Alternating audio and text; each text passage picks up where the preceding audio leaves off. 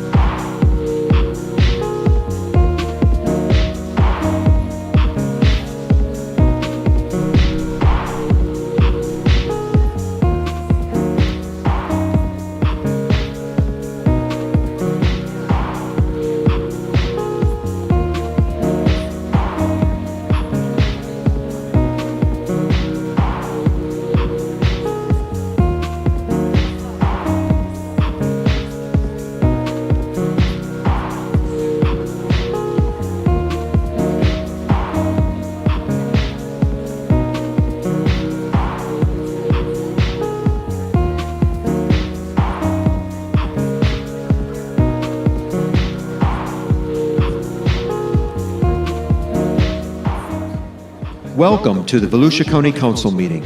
The meeting will begin in 5 minutes.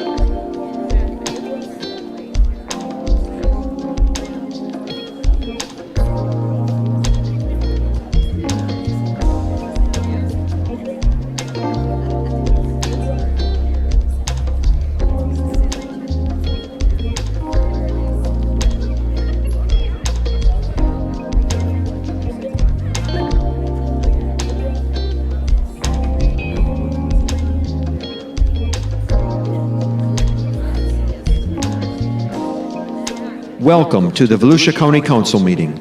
The meeting will begin in 2 minutes.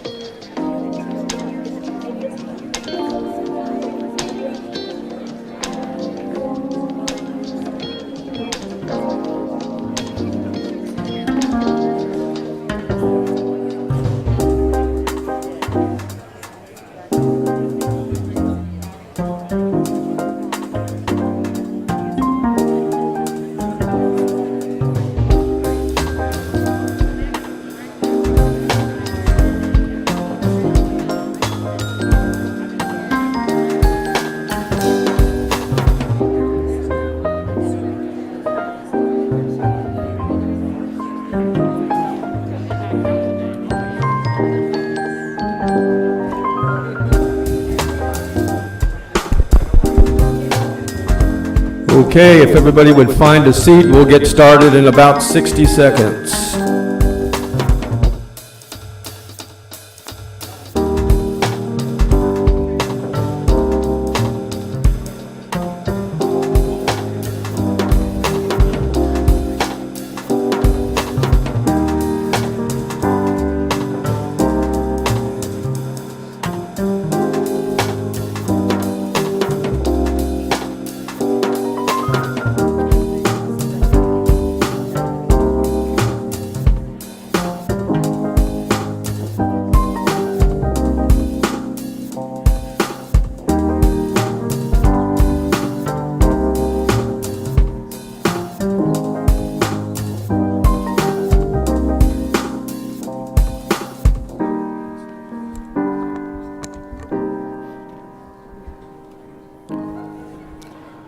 Okay, good morning, everybody. We will begin the October 3rd, 2023 Volusia County Council meeting promptly at 9 a.m. It's good to see full chambers again. That's becoming our habit. I love to see the public come out and participate in your government. Just do a couple of opening announcements. We will start the meeting as we do every meeting with an invocation and then go right into the Pledge of Allegiance. I'll ask you to stand in a minute for the invocation if you care to. The invocation is open to all faith groups in Volusia County. If you would, your faith group would like to participate, just send an email to K, the letter K, Green, at volusia.org. This is Carissa down on your right, and she will get you all the information that you need to be included in that. This morning we have the Reverend Neil Ganzel with Coquina Presbyterian Church of Ormond Beach that will open us with an invocation. If you would please stand, and Pastor Ganzel.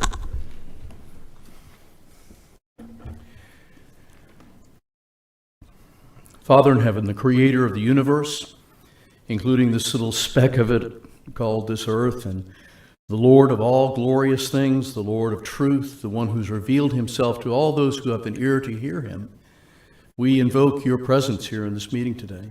We pray that all those who know you, Father, will be filled with your wisdom so that they may, in the position of sitting as commissioners or staff or all of us citizens out here, that we may speak and do things as in the very presence of the God who one day will judge the world, including every word we said, everything we did. We thank you that in all of this we have the great guidance of our Lord Jesus Christ, Father, who even gave us a prayer to pray, but also in all of our lives encouraged us to speak with you privately and publicly, seeking your help.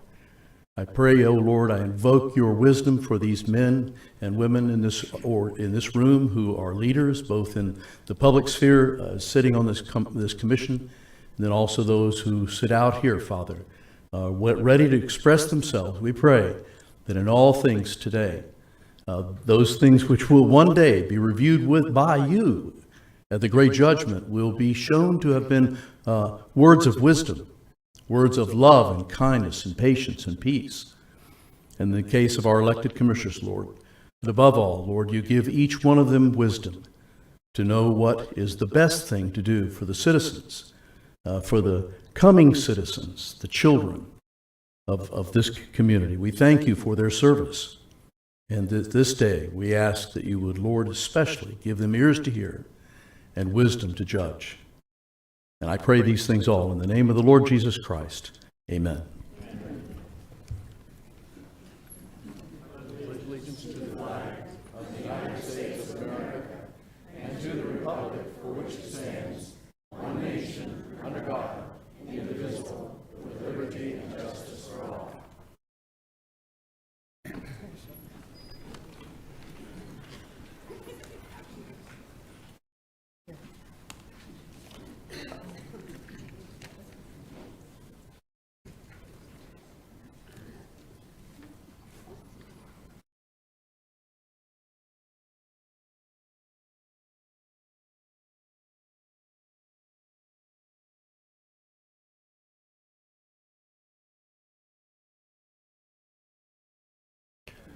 Carissa, can you call the roll? Mr. Johansson. Mr. Kent. Here. Mr. Reinhardt. Here. Mr. Robbins. Mr. Santiago. Here. Mr. Dempsey. Here. Mr. Brower. Here. We do have a quorum, full house both ways. We will start our meeting, as we always do, with public participation, which is on the way.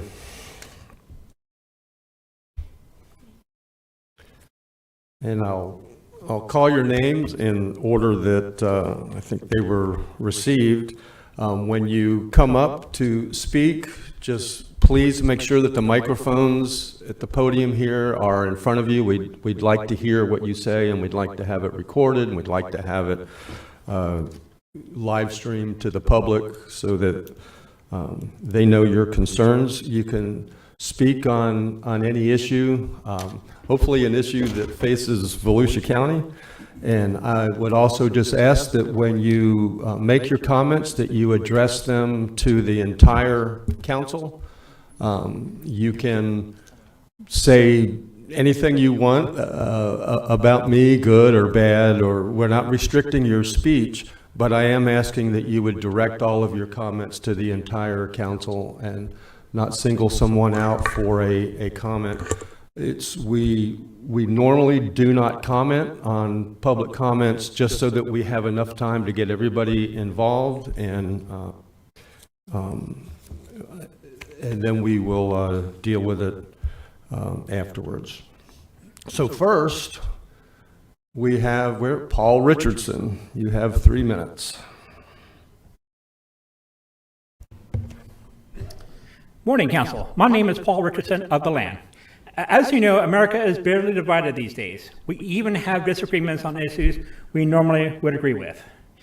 While we can have disagreements, Volusia County Council can remind the county and the country that at the end of the day, we are all Americans. The once-in-a-lifetime American milestone, the 250th 4th of July, is fast approaching in the year of our Lord, 2026, and we can be a shining example of that American unity. Again, you've probably already heard these suggestions, but let me go over them again to show you what I'm talking about. To form a 5-member committee based on the Historic Committee of 5, tasked with to write the Declaration of Independence, and to choose one person per district. The committee decides what kind of celebration, a fair, a concert, a parade, a dance, or a combination of whatever we should throw as the county. The committee doesn't take any public money from Volusia County and only takes private sponsorship money and then donates any money left over to charity or charities within the county. Again, these are all suggestions. You can take them, modify them, or leave them. I'm also available to meet with each of you individually and discuss this idea in detail. And if you don't know, I'm also an Army vet. As you can see my lapel pin. Today I have the American flag and Army. So I have a vested interest in wanting to celebrate this great milestone coming towards us. So I would love to work with you, any of you, to see if get this happen. I know it's a little bit more over 2 years away, but it's if we're going to do something like this, we need to start at least form the committee by July of next year. Just an idea, if we want to do this. And again, like I said, take no money from the county and only private sponsorship money. Just a suggestion. And that's all I have for today. You guys, God bless Volusia County and God bless America. Thank you. Just one other real quick thing. You're okay. We have actually have an overflow section downstairs. So just for the people that are down there, some of them wish to speak. So I'm going to call names a couple ahead so that the people downstairs, when we get to that point, can make their way up here to speak to the council. Next, we have Patricia Franzem. And after Patricia, Helen Taylor will be next. Good morning. My name is Patricia Franzem, and I am a homeowner in Bear Creek Village, a 55-plus community in Ormond Beach. All of you were elected to serve in the best interest of the people of Volusia County. Building a fuel farm a quarter of a mile from Bear Creek is not in our best interest. Building a fuel farm a quarter of a mile from Bear Creek will create many health and safety concerns. Building a fuel farm a quarter of a mile from Bear Creek will destroy our quality of life. Building a fuel farm on Hull Road is not in the best interest for the people of Volusia County. I understand the need and concern to follow the letter of the law in order to avoid lawsuits. However, the safety of the people should be more important. I ask you to please do everything you possibly can to stop this fuel farm from being built. Thank you for your time. Helen Taylor. And you will be followed by Mark McNamara.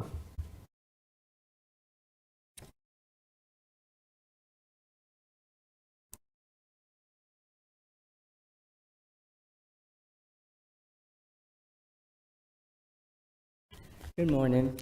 My name is Helen Taylor. I'm the owner of Buddy's Towing in Daytona Beach. I'm here to request a towing increase for the county of Volusia. We have not had a towing increase since 2002. As you know, expenses have gone up, insurance, fuel, everything else. The county has a statute of 118-98. Again, that has not been updated since 2002. If you could have a table, something about that, or at least have an increase. Flagler has increased, Orange has increased, Brevard has increased. Volusia has not. Help the family-owned towing businesses in Volusia to strive. Thank you. Mark McNamara, followed by John Rogers.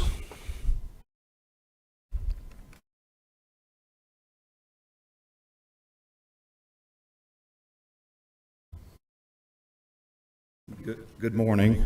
Mark McNamara, Daytona Wrecker. Also requesting an increase in the county, and this is the county towing wrecker service. So like she advised, we haven't had an increase in over 20 years. Everything's gone up exponentially, so just requesting a meeting to table it, sit down and discuss it. Thank you. John Rogers, and you will be followed by Matthew Miller.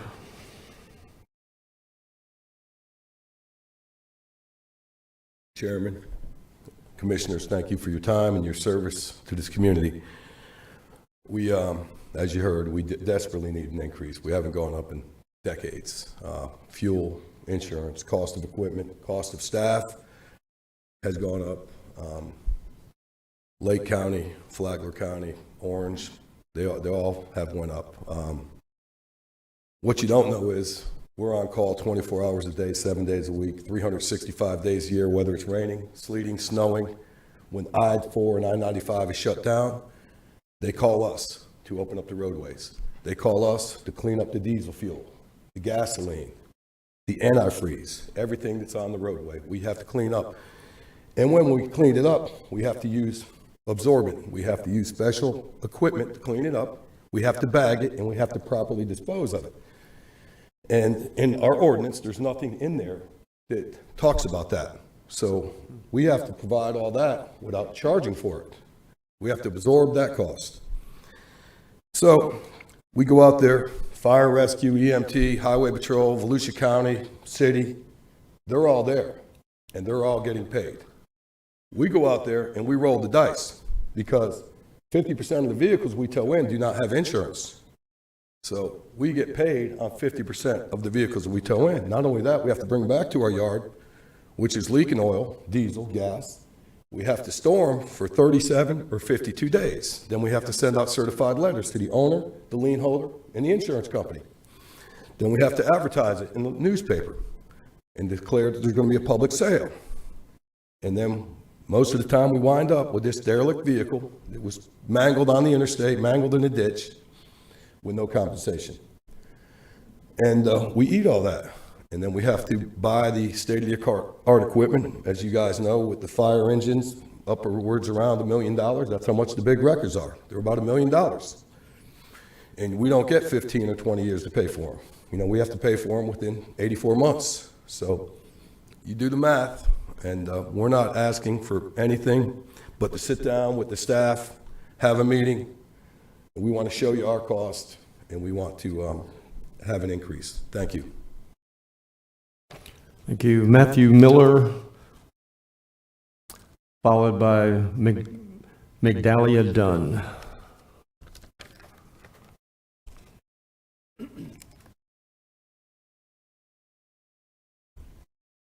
Good morning, council members. My name is Sergeant M. Miller with Volusia County Corrections. We just wanted to come here today to bring to light some of the issues that we're facing in corrections. So on Sunday, Officer Robert Clark, 42-year-old male, was killed in Georgia State Prison by an inmate who fashioned weapons to kill this officer. About a month ago, maybe 2 months ago, we had an inmate during an incident with the officer state to our management that he was going to kill one of our officers with made weapons. We're understaffed. We're working at about 60% on a daily basis, and that's scary. So the reasons why we're here. We know nationwide there's a staffing issue in corrections. We know this. But our staff is volunteering to work overtime on their days off consistently, and we're getting it done. But the real issue here is, what is Volusia County going to do so one of these men and women behind me doesn't end up being a victim? The inmates are getting more and more violent towards staff. We're putting things in place, but ultimately, we need more staff. We have 5-year officers, some of them here now, who make 20 cents over the bottom pay. County has done a good job of moving the bottom pay, but we're not keeping our 0 to 7-year officers. That is the important thing for us. If we can't keep the talent that we're training, building, sending to college to learn and become a certified officer, we can never keep retention. So we have looked, we've done our research. We know there was leftover money from the corrections budget. All we're asking is to take some of that and fix our retention so we can keep our 0 to 7-year officers. That's the one thing that's really going to help us in the future, because if we can't keep staff, we're going to keep staying in the same situation. I spoke here a few years ago about some of the issues. It's only gotten worse. I don't want to take up much of your time because I've spoke before, but all of these officers are going to talk about the real issues that are happening. Thank you for your time. Thank you.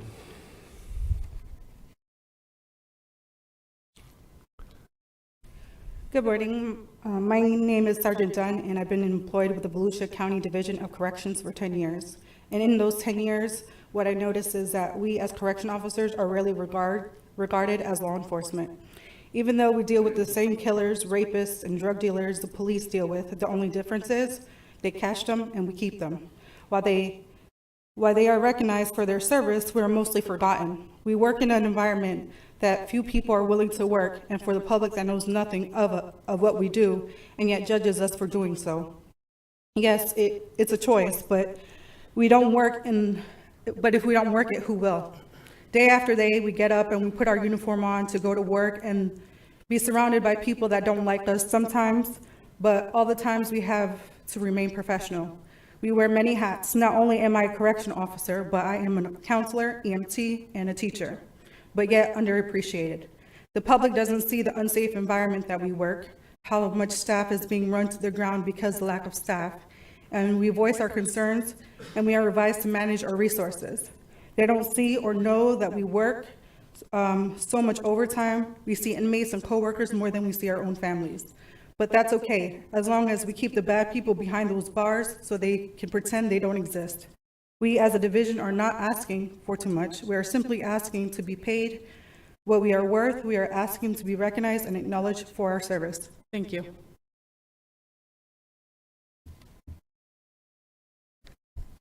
Is Chris? We'll just keep going. Okay. Hello, everybody. My name is Abdel Vasquez. I live in Daytona Beach. I am a veteran with 8 years of active duty service. I have been a correctional officer for over 18 years working at the Volusia County Jail. I am here today to make you aware of the things that are happening at the Volusia County Jail. Just to mention a few, because 3 minutes is not long enough. Number one, morale is at the lowest point ever. Number two, we are short-staffed. And because of that, I will go to number three. Number three, we are overworked. In our working environment, short staff and overwork is a recipe for disaster. Now I understand that you cannot hire people that don't want to work or are not qualified to do our job. But if you all had the slightest idea of the mental abuse we endure each and every day by our detainees, not to mention sometimes the administration, you will give us a better treatment.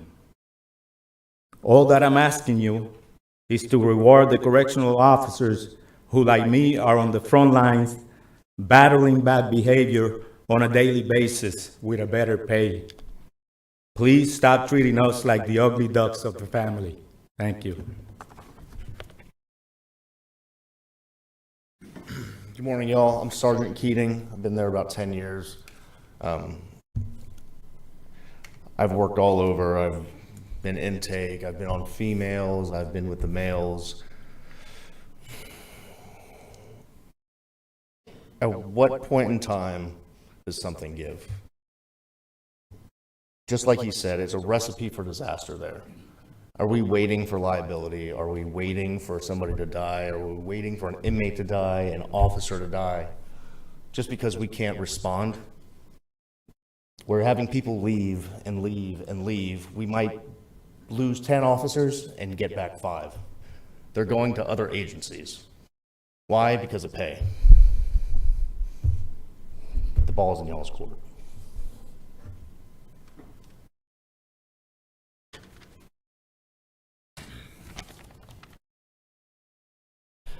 Good morning. My name is Steve Bordas. I'm a correctional officer for the Volusia County Department of Corrections. I'm reading a statement on behalf of a fellow correctional officer, Officer Enrique Cortez, who could not be present today due to being on duty at the jail. He states, "My name is Enrique Cortez, and I have been with the Volusia County Department of Corrections for a little less than 2 years. In that short period of time, I have been welcomed with open arms and truly built what I can call a family with the brothers and sisters of this department. I apologize for not being present at today's meeting. Please know that this topic is near and dear to my heart, and I appreciate my union representatives speaking on my behalf. When I first started the department, it was brought to my attention that we were desperately in need of staff.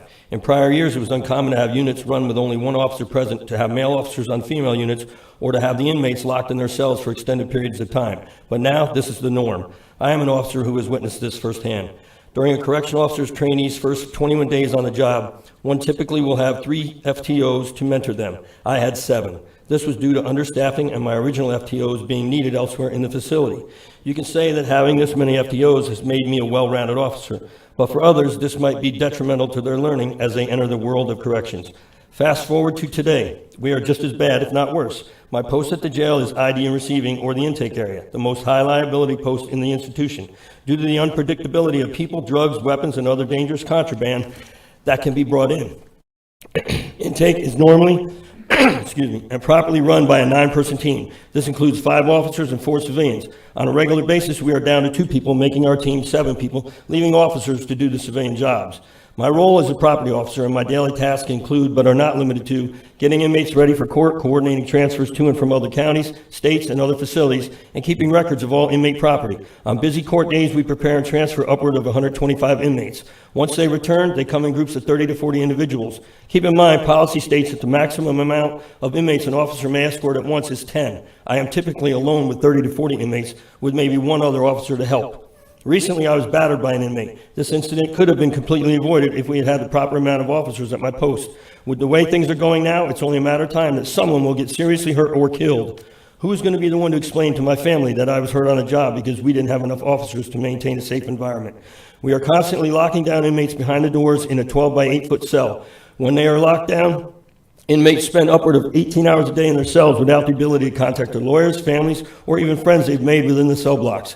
Understandably, that could drive someone crazy, and that is when gruesome behaviors become present within the facility.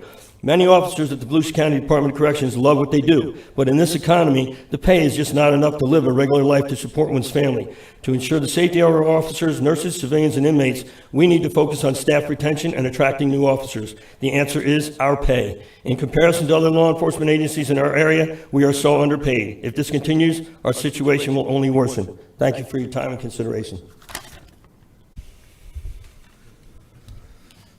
Good morning, council members. My name is Sean Bantoff, Port Orange. I currently employed in Volusia County Division of Corrections, and I've been in the county for 6 years. Our jail is at a critical breaking point. Staffing is dangerous levels. Corrections officers are overworked and burnt out. The jail has only increased the workload for officers, like requiring 30-minute rounds for intake units with no additional support. The jail is 70 plus vacant positions, and we are losing officers faster than we can fill the already vacant positions. We have male officers working female housing units in dorms.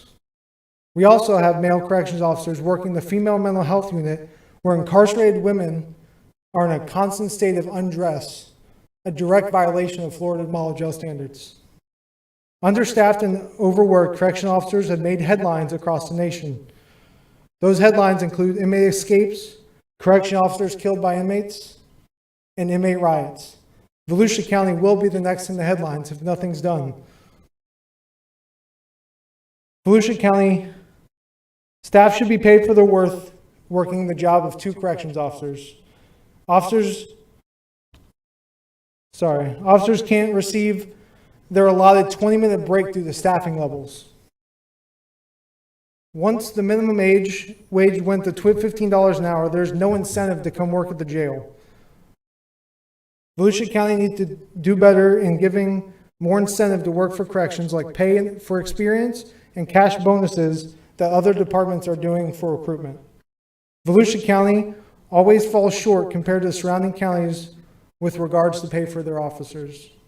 Volusia County hindered new applicants when the county established the nicotine policy for special risk positions because the state of Florida implemented Florida Statute 112.18, commonly known as the Heart and Lung Bill. The Heart and Lung Bill does not state that the protected class must be nicotine-free. Volusia County implemented the nicotine policy as punishment for the protected classes getting the benefit they deserve. Applicants that want to come work for Volusia County are turned away for simply wanting to use nicotine products, which all other county employees use. If I was Volusia County, if Volusia County was serious about looking to find new officers, I would hope that removing the nicotine policy would be a start. Staffing levels at the jail are not the responsibility of my fellow officers. It's the responsibility of the county to ensure the people of Volusia County are safe. Thank you.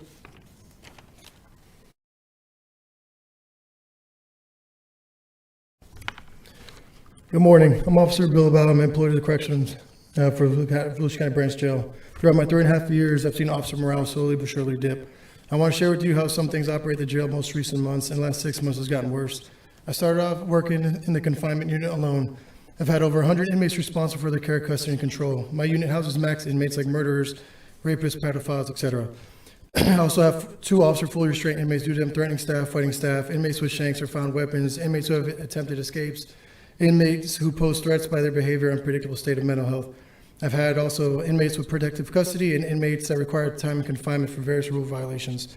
Now imagine having to run this unit alone, nobody to help with pulling inmates out of the block for outside court. having to supervise a nurse with medication, confinement mental health evaluations, getting inmates to the clinic, dentist, getting segregation rounds completed, getting GP rounds completed, getting inmates down to their attorneys or civilian staff, moving inmates to correct housings, feeding child, picking up trays and trash, and heaven forbid you have to use a bathroom. Imagine again doing all this and you're by yourself. Would you feel safe? I, along with others, try our best to leave work exactly how we came into work, not hurt. This place has become unsafe. We as staff take too many shortcuts to run this jail because of upper senior staff want to hide their comfortable offices, while us officers who work the floor get killed with the workload and unrealistic expectations set forth by them. A lot of knee-jerk reactions to isolated incidences cause and create more workload for us. We just don't have the staff. There has been times where only 5 staff members are trying to pad down over 60 inmates in the rec yard. Again, does that sound safe? Some upper senior staff will not be seen or heard of all day long. The building will run super thin on bodies, officers calling for assistance throughout the day, and only 2 sergeants and a shift commander will come around and help. We have constantly run the building on lockdown due to staff shortages and officers' call-outs or vacation and various reasons. Some lieutenants will reach out to senior staff and share with them how short we are, and they clearly don't care as they will not come in. Heaven forbid them having to give up their days off like us officers do on a weekly basis. We have emails for help, we have basically begged for help on numerous occasions, yet we're still being ignored. Officers have been spit on, slapped, bitten, headbutted, punched, kicked, and threatened numerous times by inmates. Your sons and daughters are not safe if they have to come to our jail. We do not have the manpower to effectively look after your loved ones while they're in our custody. We have turned to putting male officers to watch females in dorms, wings, and hospital duty. How easily could that turn into a sexual assault allegation or worse? Inmates are fighting and assaulting each other more rapidly due to overcrowding blocks with inmate population. Many more officers will leave here in the next few months, and it'll get worse. I feel like someday an officer will get hurt due to an inmate. So again, in conclusion, would you let your son or daughter work here under these conditions?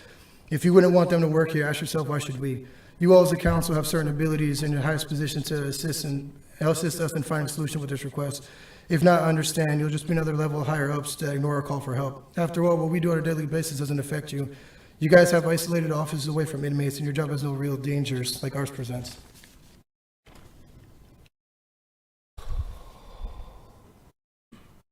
Good morning. My name is Jennifer Gray. I joked the other day with my coworkers about using the time to stand up here and just cry in front of you. And they laughed, not because it was funny, but because they understood. They understood the tiredness of being overworked and overwhelmed. The frustration of having to work a shift alone instead of having a partner. Working 12 straight hours of constantly being on your feet, doing a job you used to take 2 or 3 people to do, but now we need to figure out how to do it and survive the day. When I first started in corrections, I learned from the experience of senior officers who had 10 plus years experience on the field. I had 2 partners I worked with on the female housing units. It took 3 people to run the unit smoothly due to all that goes on in the day. The female unit is everything the branch does in 12 units, but we do it in 1. Now I am the 10-year officer experience, and I'm working with the exact same unit that I started on, only have to do it with no partners. Why? Because they all left. Because who wants to do a job that they can work at Amazon or Buc-ee's for the same amount of pay? Why would you want to come here where your life is threatened daily, where you have to constantly be on guard because you may get into a fight or be stabbed while walking in the block, where you get spit on or bit on? Because that happened to me twice this weekend. We continue to be short-staffed, but it continues to be hidden. You see, every time multiple people leave, posts are magically taken off the roster to make it look like we don't need these posts or the people. Then they just use who was working that day to magically fill the disappeared spots. But that creates us to lose a partner on a post, or creating us to work double that day or alone.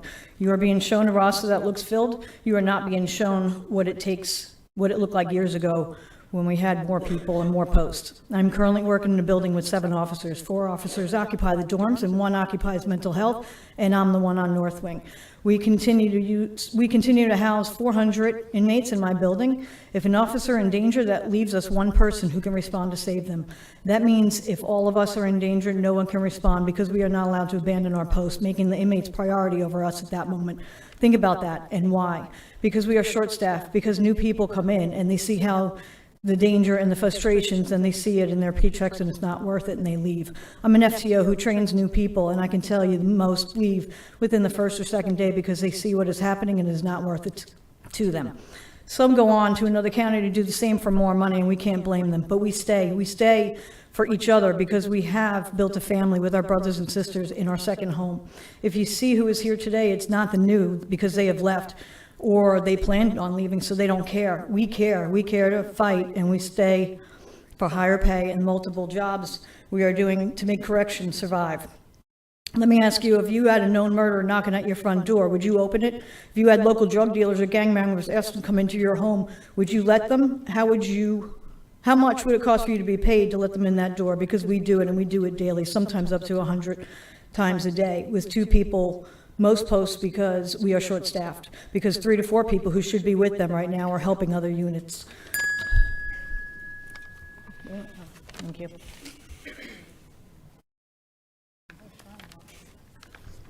Good morning. My name is Officer Clark. I've been with the county for 6 years. When I first started, everybody would ask me if I was worried or scared about my job, and to be honest, I wasn't. 20 seconds is all we had. Before if we had to call a code, 20 seconds. We had to fight for 20 seconds. That's it. Now, it's 3 to 4 minutes, and usually, at least on the female area, or who house murderers, killers, mental health patients that don't feel pain. Mental health patients that see me as the enemy. Mental health patients that are going through whatever they're going through, and they're coming at me, and they're coming at me to kill me. 3 to 4 minutes. Most of the time, ID next door gets to us before any other officer in our building, because there is no one. The other day, we had no lieutenant. We had 2 sergeants on North Wing. We had 1 person in H block, which is a mental health one, and then we had 4 of the dorm people. There was an incident, an attack against an officer. No one could go anywhere. No one could respond because 2 officers were on break. You know who got there first? Next door, 4 minutes. So if that guy wanted to kill that officer would have been dead. Luckily enough, it was sustained. My kids know. I go to work every day knowing I might die. My kids know that too. There are wills. I have a 3-year-old, I have a 12-year-old, 19-year-old, and a 22-year-old. They know that I might not come home. Every day I go to work knowing that I might not come home. It's a realistic expectation of my life. And I risk that for $22 an hour. Not only that, you have us working so hard. I like to work. I'm an overachiever. I love working. But you have us doing it daily. You have us doing 2-3 people jobs, sometimes 4 people jobs. We are taking care of the 2 officer full restraints by ourselves. 2 officers means that they have attacked us. They have tried to kill us. It is not just babysitting. It is them trying to take away our lives. They don't have anything to lose. And we do. My kids do. And you guys, I really honestly don't believe that anything's going to happen until one of us dies. And more than likely, it's going to be a female. It's a lot easier to overtake me than to overtake them. Even when I was working a male unit, it was 132 against 1 female. You think they couldn't take us? And we still had 60, 70 seconds before somebody comes and helps us? What kind of damage can 32 to 108 people do to 1 female officer? We used to have 2 people per unit. We have 1. We don't get breaks. We need something. We need more people. I want to go home and see my kids, just like you guys do.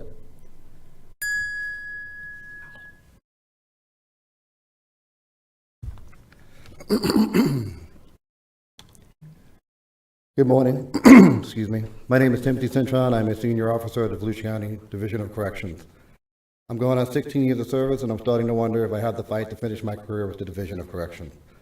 Throughout my career, I've experienced many obstacles: excessive overtime, staffing issues, threats, false allegations, false write-ups, hiring freeze, no raises, no compression, no merit raises, and surely many other things I'm just not able to remember at this time.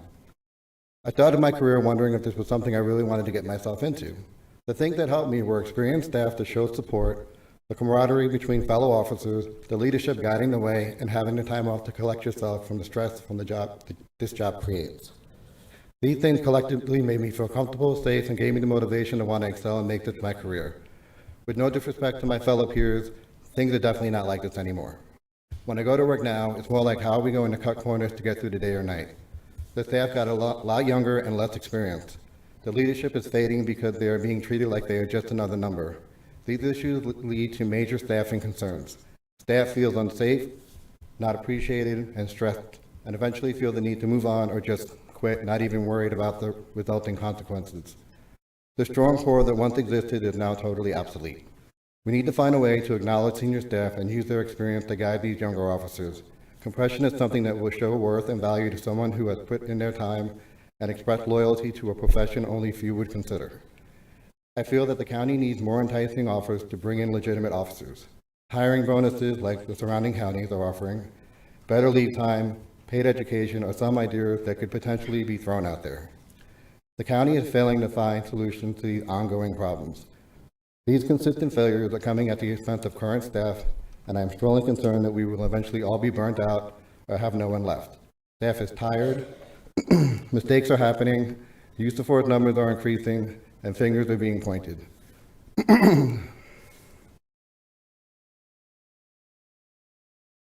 Something needs to be done because our staff is becoming a serious issue and inmates are becoming aware of our diminishing numbers. Paying staff what they're worth, compressing pay fairly, retention and hiring bonuses are just starting points to bring Volusia County Corrections back to the solid place of employment it once used to be. Small intelligent changes now will solidify the experience we have and hopefully bring in quality staff we are so desperately in need of. Thank you for allowing me to express my concerns and possible solutions.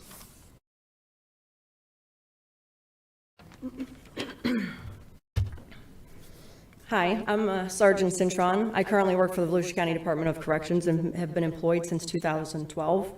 I just want to know, how can you determine my worth, my value?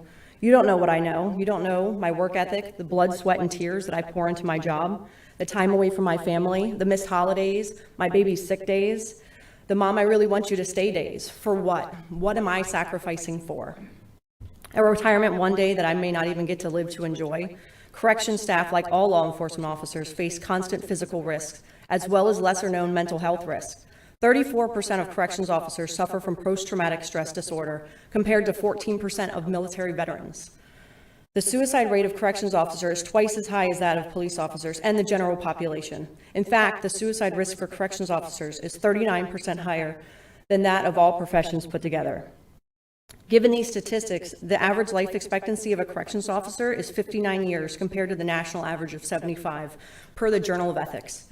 You are probably going to live to 75. Me, probably not so much. We all have committed to this career, and I feel that the County of Volusia is letting us down. Out of the 67 counties in the state of Florida, per FDLE's website, Florida Department of Law Enforcement, Volusia County is number 9 in arrests, and that is as of 2020. We are number 9, but we are paid like we are 59. Our workload has not changed since we have previously declared to you how short-staffed we are. If anything, it has only gotten worse. We are also number 15 of the 67 counties in this state for daily population of inmates, and that is as of August of 2023. And that's per the Florida Department of Corrections website. We now show up to do the work of 2 or more officers, depending on how much workload we can carry without breaking. The public and the people who sit behind desks still think that everything is running smooth and A-OK because we can manage one more day without an incident, but for how much longer? What happens when there is an incident, a major one at that? Are you going to be able to be the one to tell my babies that I'm not coming home? I want the same thing as every other corrections officer that's right here with me today. I want to be paid what I'm worth and for the sacrifices that I am making and for the effort that I put in. So my biggest question to you is, where's my 15% raise? The 2 wardens were able to secure themselves a 10% raise, followed by another 5%, while one of them has multiple open hostile work environment claims against him. The captains, lieutenants, sergeants, officers are considerably underpaid in comparison to the workload that we are required to complete daily and with limited staff. I want the same consideration that the wardens received in terms of pay. We are the ones running the building on a daily basis when most of them aren't even in it. Thank you for your time.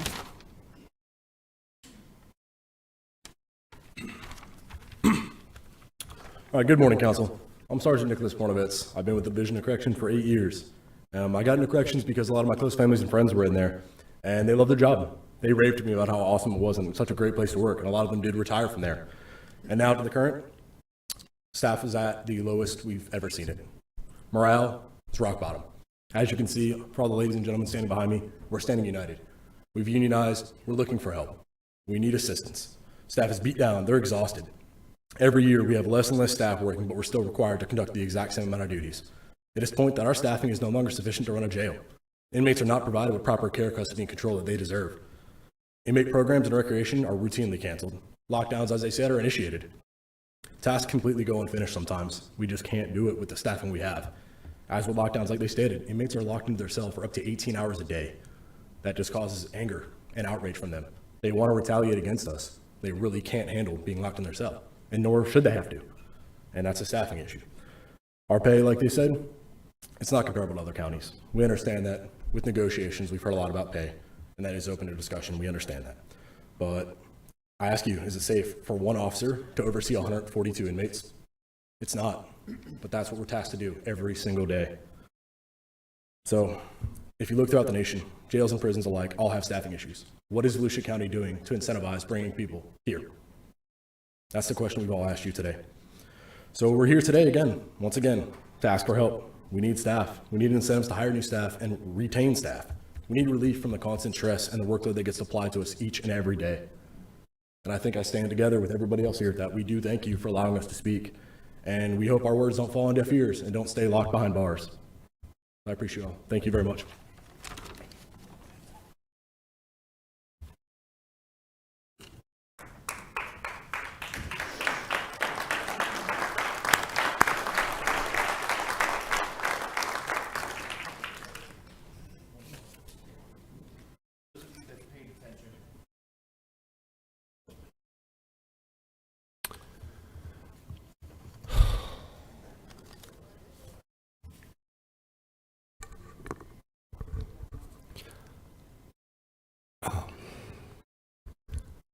Before we continue and I call the next person, I just, as you know, the council does not respond to every speaker.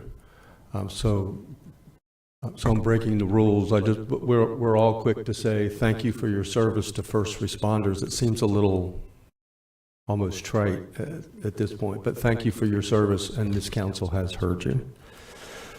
I have a couple people that says corrections, but I didn't hear your name. It was Steve Bordeaux's here?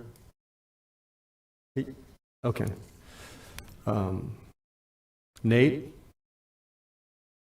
You're good? Thank you. I just didn't want to miss anybody. Thank you for coming in. Barb Gertman. Sorry to catch you to follow that. There were a lot more ahead of me. Good morning, Council. How's everyone? Thank you for having me. I'm here for something you probably don't expect me here for, and it is Domestic Violence Awareness Month. And one of the programs I work with, they have a domestic violence program. However, it's not about them. It's about the need for awareness on the west side of Volusia. We had an event last week that we participated in, a town hall. It was a great information, and it made myself and some of the commissioners from Deltona say, we need this on the west side. So on October 25th, 4:30 to 7:30, we're going to have what we're going to call a summit, but it's going to be more informal. So I'm inviting any of the council members, but also we're going to be working with, of course, Sheriff Chitwood and his advocates. We're inviting survivors, current victims, and of course, service providers. And what we're looking to do is to create that level of network where anyone who needs help can be aware of what's available in our community, because we're finding that when people need help, they don't know how to access it. They don't know where that information is. So I tell you, I'm always about connecting the quilt across our community, and this is part of that service, to make sure that there is awareness of the services that are provided. So Foundations to Freedom will be one of the hosts. Neighborhood Center will be one of the hosts, Deltona Strong, and again, we're working with the Sheriff's Office. So we're very interested in any other services that want to participate. We'll be reaching out across Volusia for anyone that serves Volusia, and I believe certainly the Beacon Center. We know they're the certified domestic violence, so we'll be reaching out to them as well. But again, it's not about any specific provider, it's about getting the service and making the awareness and letting men or women know if they need help, that there are services and resources available to help them. Because Volusia is in the top 10, and those numbers of assaults are going up, not down. So it's important that we share this information. So thank you for the opportunity, and I look forward to seeing or hearing from any of you that have an interest. Thank you. Thank you. Next, we will have Joe Sullivan, and we've got 3 people in overflow. I'm going to call their names so you can start making your way up. Glenn Landay, Kim Short, and Elena Kraft. Good morning, everyone. I'm Joe Sullivan. I'm the Executive Director of the Boys and Girls Club here for 32 years now. So about a year ago, I think everybody remembers, we had a big storm. Our club in New Smyrna Beach was flooded, 3 feet of water. We acquired it back in the year 2007. We renamed it for Aretha Bell because she made sure that we got this fire station. And we built quite a good club there. But again, I'm here really to ask for support for the Transform 386. I know a lot of federal monies come to the area, and it's really going to help us rebuild our club. And we've got great community support in New Smyrna Beach. The community's put together a pavilion. 2 of the churches come out, Coronado and St. Peter's, and volunteer with the clubs. I'm not real popular right now with the Edgewater Methodist Church because we moved all those kids from New Smyrna to Edgewater for the past year. So we have about 100 kids at that club. So our club got totally destroyed, and we've got a temporary plan to go to the, make sure I get this right, the Missionary Baptist Church across the street from the Babe James Center. So the school board has donated 2 portables to us. We're going to move those there, and we're going to do the club in the short term. So I know a lot of times there's concern with accepting money, but this is something that would really help us to rebuild our club. It's the only building, ironically, that we owned. So it got destroyed. So this funding would really help us. And just since I got a minute left, I give you a couple of testimonials. Early August, I'm driving behind the Publix, and 2 of the kids that used to be at our club were DeLand police officers dealing with a, we'll call it a street person. Then we have 2 of our club kids that run our clubs in Holly Hill, and Yvette Roman, who's at Lake Helen, started with me as a 12-year-old. And I guess probably the coolest thing that's happened to me in our organization is next year, one of my former kids will be our board president from Halifax. So he won't tell me how much he makes. He's got a lot more employees, and I'm really proud of him. So again, I'm just hoping that the county, I know maybe there's strings. I know sometimes you don't want to take these funds, but it would really help us out. So thank you. Thank you. Glenn Landay, did he make it up?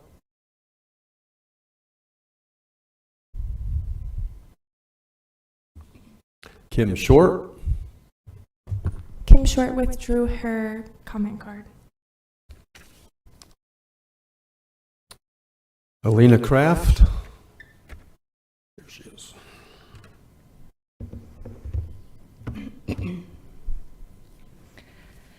All right. Good morning, everyone. My name is Elena Kraft. I am a homeowner in the beautiful community of Ormond Lakes.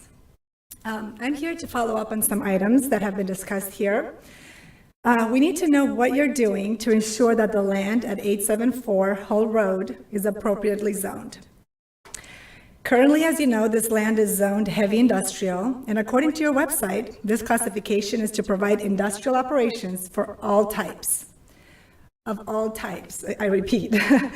So regardless of what happens with the fuel farm, I believe it is absolutely reckless to leave this area wide open to any future heavy industrial development, and thus put our health and lives at risk. The county failed us by not changing the zoning of this property as the city grew around it. We have 5,000 residents within a 2-mile radius. So it is also the county's responsibility to fix this problem, even if you have to fight it out in court. We shouldn't have to be pleading with you to do your job to protect the public. Several times we've heard you say that SB 250 prevents any rezoning of the land in question. However, after reaching out to our state representative's office, I was told that it is up to county officials, and I quote, to interpret this bill and apply it to the fuel farm circumstance. So I have reached out to Mr. Dyer here to gain a better understanding of how the county is interpreting this law, but have gotten no response.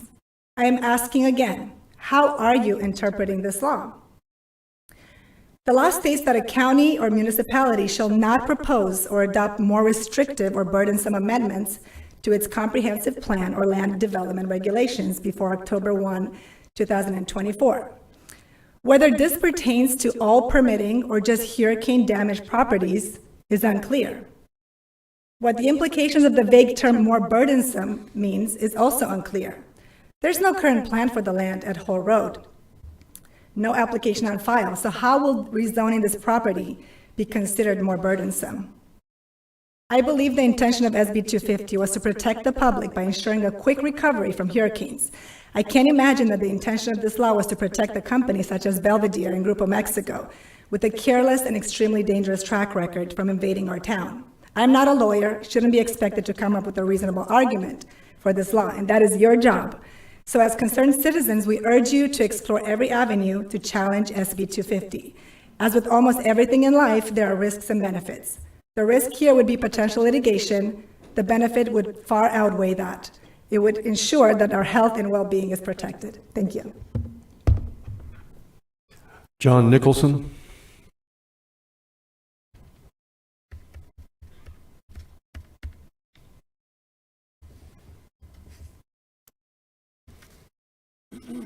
You'll be followed by Michelle Utter and then Craig Smith.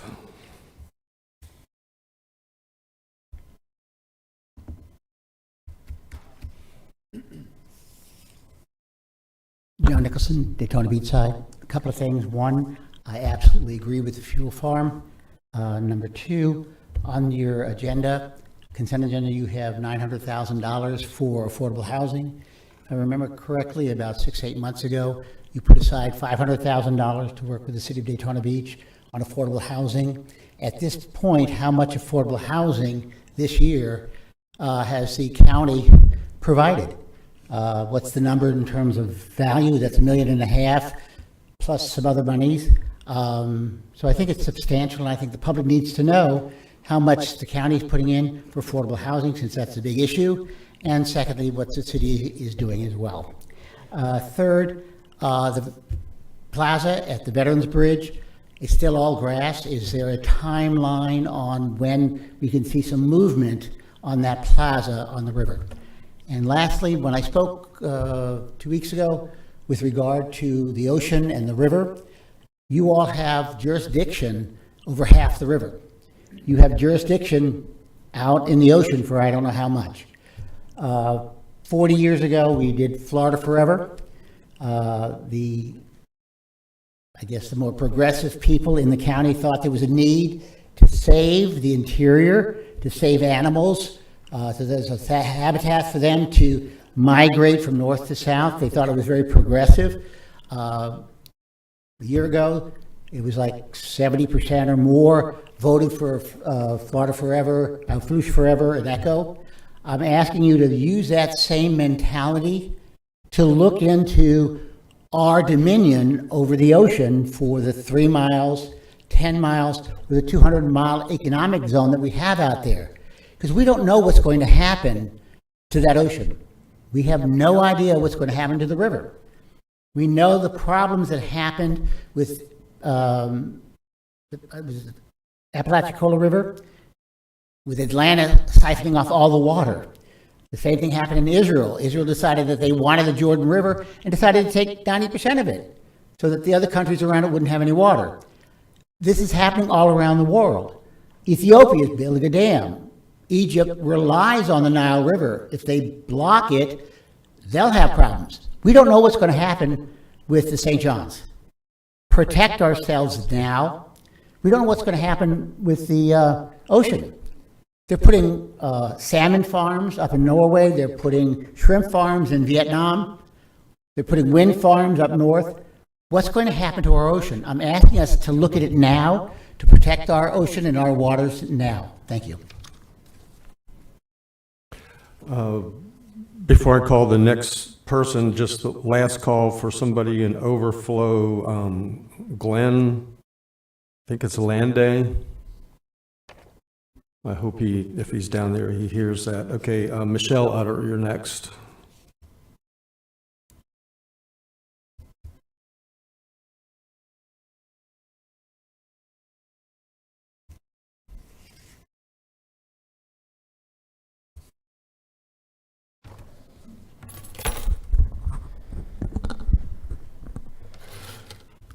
Good morning, everyone. It's nice to see you. I didn't want you to miss me this week, so I decided to bless you with my presence. I wanted to let you know that October is Vaccine Injury Awareness. Although I've come here and spoke many times, I'm letting everyone know that these vaccines, the COVID-19 vaccines, are not safe and effective. I have been injured by Pfizer since January 11th, 2021. I have been going this week, I go 29 months of infusions, of IVIG infusions, because I have CIDP, which is chronic inflammation, demyelation, polyneuropathy. I have vascular issues. I have tremors. I have other things that are going on with me. But these are just some of the things that happen from the COVID vaccine. I have contacted all of you, and you have replied back to me, and I appreciate it, including the attorney that sent me a message 10 minutes after I walked out of here, and I addressed that no one had gotten back to me. I have been directed to all kinds of offices. I've had automatic replies from Rubio. I've had replies, even though I have been on Governor DeSantis' roundtable in Latipo, their offices are not contacting me or any other vaccine injured that have served on their roundtables. I've been to Walt's office, and then Corey Mills, which all of you told me to get in contact with. I got an automatic reply. I consistently talked to them. I did have 2 people that did reply back to me, not in the manner that I thought they should. I do not expect, I'm sorry, I'll pray for you, because there's no treatment for what I have. I don't even know how long I have. I don't even know if I'll see my grandchildren or great-grandchildren, but I'm speaking out for future generations, and I will speak out as much as I can. I have been to Publix, Walmart, Target, all kinds of pharmacies. Each one of them are continuing to give out the vaccine because they say that they're only doing what corporate does, but they already know that vaccine injuries and deaths have happened. I will no longer stand and watch my family and friends that have been vaccine injured or lost their loved ones. I have heard them cry. Do you know how many people that have committed suicide because they cannot take the injury or the gaslighting from the doctors, especially from Volusia County, because I have to go 2 hours away because no one will address it. These doctors have taken an oath and they are not doing it.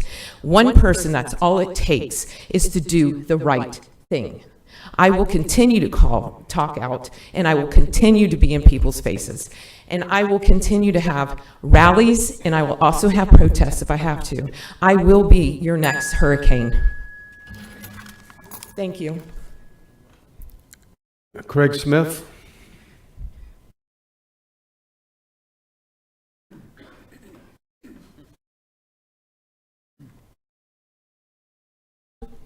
Good morning, Council. My name is Craig Smith, and I'm a resident of Ormond Beach, and I'm here to speak in opposition of the fuel farm storage facility. Just a couple of points, and I'll be as brief as I can. At the last county commission meeting, it was my understanding that during the permitting application that there weren't any council members nor directors at that meeting. So my question is that, because there's been a lot of dialogue since that meeting, And I would like, if you would, please confirm that that was an accurate disclosure to the public. And then also to understand what can be done in the future, because, you know, you're the elected officials, not staff. And it's really important that you are representing us as elected officials and being aware of all these projects that are a detriment to the community while we have a chance to fight them.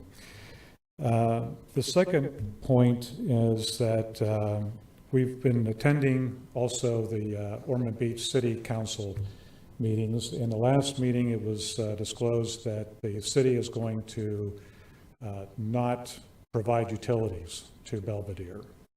And I think it's important that's a very good step to fight this.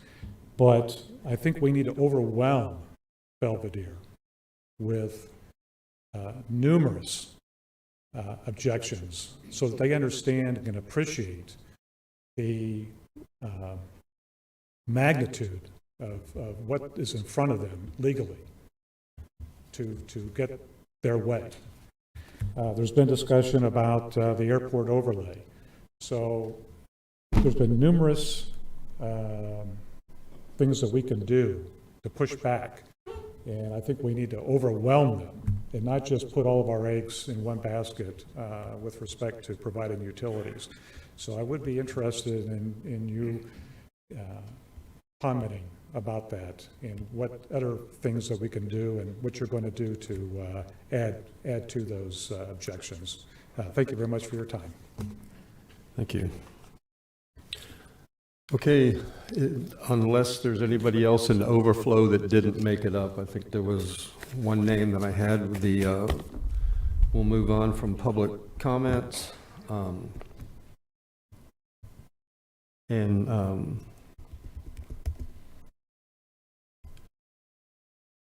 And go to the first item. Actually, before I do it, I wanted to ask the council, since the question has come up, if the situation with Belvedere is likely to go on for, you know, maybe years. The public is obviously they're here every meeting asking questions. I'd like to know what the will of the council would be, just so the public gets timely information and doesn't feel like we're ignoring them. We did begin a web page last week, or after the last meeting, that you can go to. I think it would be a good idea, though, that at the end of public comments, and when we go to item 1, the consent agenda, maybe before that, that we have on the agenda each meeting the ability for any council member that wants to update the public on the fuel farm situation. We might not want to do that forever, because like I said, this is going to go on for years, most likely. Is there any, what's your feeling on that, about putting this on as a regular agenda item immediately following public comments? Danny Robbins. Excuse me. Thank you, Chair. Your concerns, Chairman, are ours as well. We're taking necessary steps with this. We've instructed our county manager and staff to do certain things with the web page and updating it with whatever live real-time information. The public has our emails. If we want to talk about it further, I'd prefer, however this council feels, to do it at council comments. But all this stuff can be done through email and through, in my opinion, the measures that we have set forth just for efficiency and effectiveness. We also have other agenda items to do it every time. I believe is going to get redundant and inefficient. David Santiago. I just wanted to, Mr. Chairman, I agree with Councilmember Robbins' comments. We put processes in place right now to inform them. As we get new developments, it'll be in that website. So I think that's sufficient at this point. and especially given the fact that we still don't have any application that's been filed with the city, nothing, excuse me, with the county. There's nothing formal in place from a request from the potential applicant. So I think we have the right protocols. Councilman Reinhardt. I have to agree also, and Mr. Santiago hit on, we have not received anything as far as a permit to this office for us to comment on, but I think that we talked extensively for quite some time at the last meeting, at which you brought up, and Mr. Johansson brought up, other people are here to hear other issues. I don't want to delay that anymore as well. So I have to agree. Vice Chair Robbins. And Chairman, I'll make the motion to address any of these concerns during council comments, and furthermore, let the process go as we have already agreed, and that's my motion. We have a motion from Vice Chair Robbins to address anything on the fuel farm during final council comments, second by David Santiago. Any discussion before I call the vote? Jake Johansson. I can't help myself. So, since this was very impromptu, I'm not for it either. However, if at a later time you want to discuss having comments on public comments in general, that might be something to discuss during rules and procedures at a later date. But I can't limit it to one. There's somebody out there that's got very important feelings about corrections, about towing increases, and to just talk about the fuel farm would leave those people out. And having said all that, again, we could talk for hours on what the public's just commented on. So I believe the best way forward is to do it during council comments at the end. Thank you. Councilman Reinhardt. Thank you, Chair. One more thing with respect to that, because I, for one, wanted to address the corrections. Everybody knows my background, and I wanted to, and I will at council comments for that very reason. But I entertain the same idea. If that's something we want to look at down the road as far as rules, especially when you have topics such as Belvedere, such as corrections, such as the issue that was brought up by the tow truck drivers. All these things are important to them. So I'd be willing to entertain that at a later date as well. Okay, thank you. I understand everybody's feeling. When I look at this situation, I don't see anything that has captured the public's attention and fear of anything like that we've ever dealt with. So that was my consideration. And when we only address it during council comments, usually by the time we get to council comments, the chambers are empty. Everybody doesn't hang out for 5 minutes. I will tell the public, as you know, hopefully you know, these meetings are recorded and they're archived, and you can go back and listen to them anytime at volusia.org. So with that, I will call the vote. The vote is to, the motion on the floor is to address the fuel farm issue during closing comments by council members. Motion by Vice Chair Robbins, second by David Santiago. All in favor, say aye. Aye. Any opposed? And I'll be the one opposed. So motion carries 6-1. That takes us to item 1, the consent agenda. Does anyone have an item they would like to pull for comment or for a vote?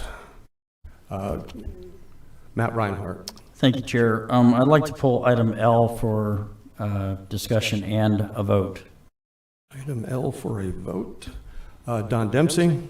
Item Q, I guess for a vote, depending on how the discussion goes.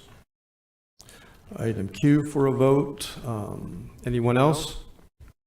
Chairman, motion to approve the consent agenda as presented, absent items L and Q. Second.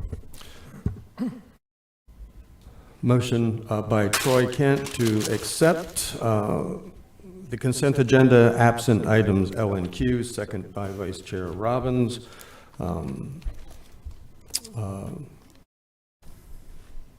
Why don't we, I see Matt and Don up. Can we have the vote first and then go yeah, that? Or did you absolutely. have Oh, no, discussion? no, I'm sorry. That's fine. Okay. All in favor of approving the consent agenda absent L and Q, say aye. Aye. Any opposed? Consent agenda is passed 7 to Mr. Brower, can you please clarify who the second was on that for me? The second was Vice Chair Robbins. Okay, for discussion on, I see your name up, Don. You were item Q, correct? Yes. All right, you want to start with that? Yes. I just want to make sure it's clear.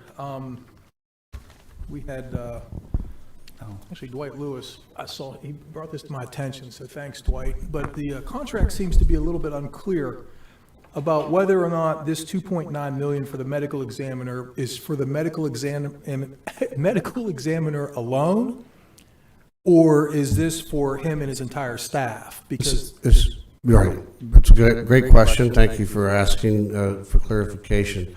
It is for the entire operation. In our case and other counties, this is a privatized office. This is something we chose to do, the council chose to do about 5-6 years ago. It's been, I think, very, very successful. But yeah, the amount you're seeing there is for Dr. Fulcher, all of his other doctors, his entire staff, supplies, body delivery, just about everything of a day-to-day nature within that facility. is that pretty well set out in the contract, or? Yep. We've been under that same contract now for 5 years. For the first 4 of the 5, it was the same amount, and we last year added body livery to the contract, and then this year he is trying to deal with wage increases and the recruitment of another doctor. Okay. All right, thank you.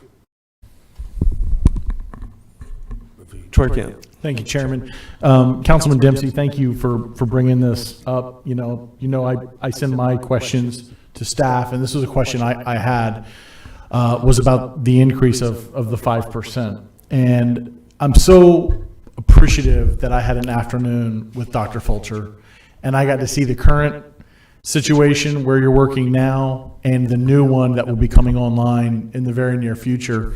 And before any of us were on the council, but I'm sure we remember from some of the headlines, the medical examiner's office had some issues in Volusia County. And Dr. Fulcher, I applaud you for your professionalism, how you cleaned things up, your ability to recruit because of your teaching is just another feather in the cap of Volusia County. I'm extremely appreciative of that aspect, which I don't think we kind of pound enough up here to let the community know.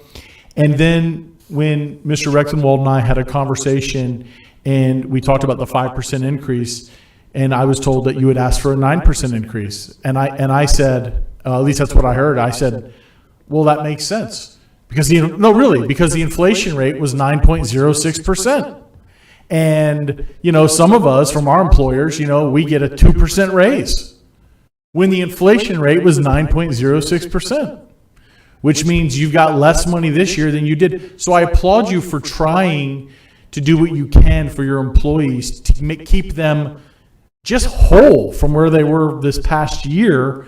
But thank you for negotiating down to the 5% as well. So that's why I'm in favor of it, Mr. Dempsey. Dr. Fulcher, you are here. I don't know if you would care to briefly comment because this is up for a vote now. Of course. Last time I spoke to you, this increase largely goes to going to shift work for my investigators. Right now they do an on-call schedule, which is very hard on them. They're up at all hours of the night, and we're going to go to a strict shift work. It allows me to reduce my overtime budget and to have a more consistent pay structure for everybody. It's kind of the industry standard, and we should have been doing it a long time ago.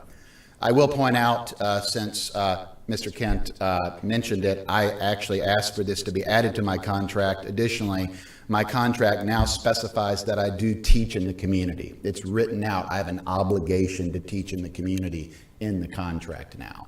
So, well, and you bring that up with the UF program. I've got people banging on the door to get these positions. So, and you know, and a few years ago, we were combing the country. Tell them how many people graduate a year into this profession. profession. It's only about 45 to 50, and we're at about 50% staffing overall in the country. But we have some really good people coming, both investigators, and we're doing much better with our search for a doctor too. So I've got some really top candidates there as well. And Chairman and Dr. Fulcher, if you don't mind, it doesn't surprise me because honestly, because when you have a good teacher, and absolutely, your boss can make or break your day. Sure. And they know what they're getting with you, and that's impactful and it's important. And thank you. Thank you. I would point out just briefly that we're expediting and doing a lot more at the Sheriff's Academy. I will tell you that the new recruits coming out of his office have had practical exercises and are observing bodies and autopsies. So the first dead person they see out in the field isn't the real thing.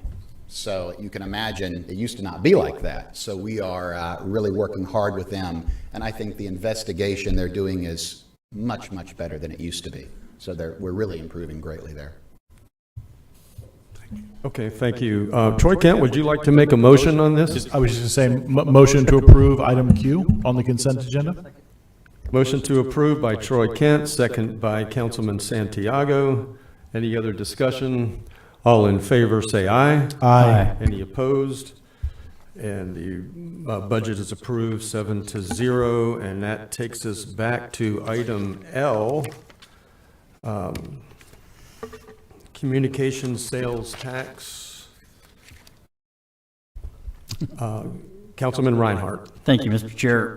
I pulled this item in for a vote. I'm sure my colleagues have received numerous phone calls, emails regarding this.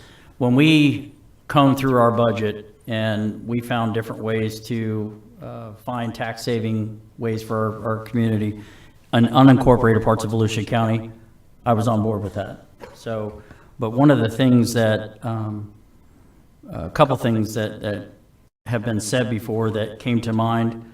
I know, Councilman Santiago, you're not in favor of resolutions. You have made that comment. This is in fact a resolution to kind of ask, and all we're doing is asking the cities to see if they would agree to the same thing. And I got that, I truly did. But not one, but several of those individuals from those other cities have made a comment about the fact that they know that I'm in favor of home rule. And I'm a big advocate of home rule. And I guess that's what they were comparing it to. The fact that we don't like when the state tells us what to do. We're not telling them what to do. We're just merely recommending. I get that. But it gives the impression that we are. And I guess that's what I want to stay away from. Doing something formal of a letter, asking them to do that. They know what we did. They know what we did to our budget. These are dollars that they have use for. I'm not going to tear into their budget. It's a big enough job for us to look at our budget of $1.4 billion or $1.3 billion. So I don't need to go into each cities. There are 5 cities within my district. All 5 of them have reached out to me, in addition to 3 others that are outside that have reached out. And I'm sure you have received those calls as well. So that being said, they're aware of the fact of what we did. They have that option. They have that opportunity to do the same thing. It wouldn't take place until next year because they have already formulated their budgets. So that's something they have to look at next year. That's a call they have to make. But I'm not in favor of us doing anything formal, sending a letter to them, asking them. That's just where I stand unless somebody can convince me otherwise. Okay, let me ask a question. Does anybody have, any council member have a question for staff on this?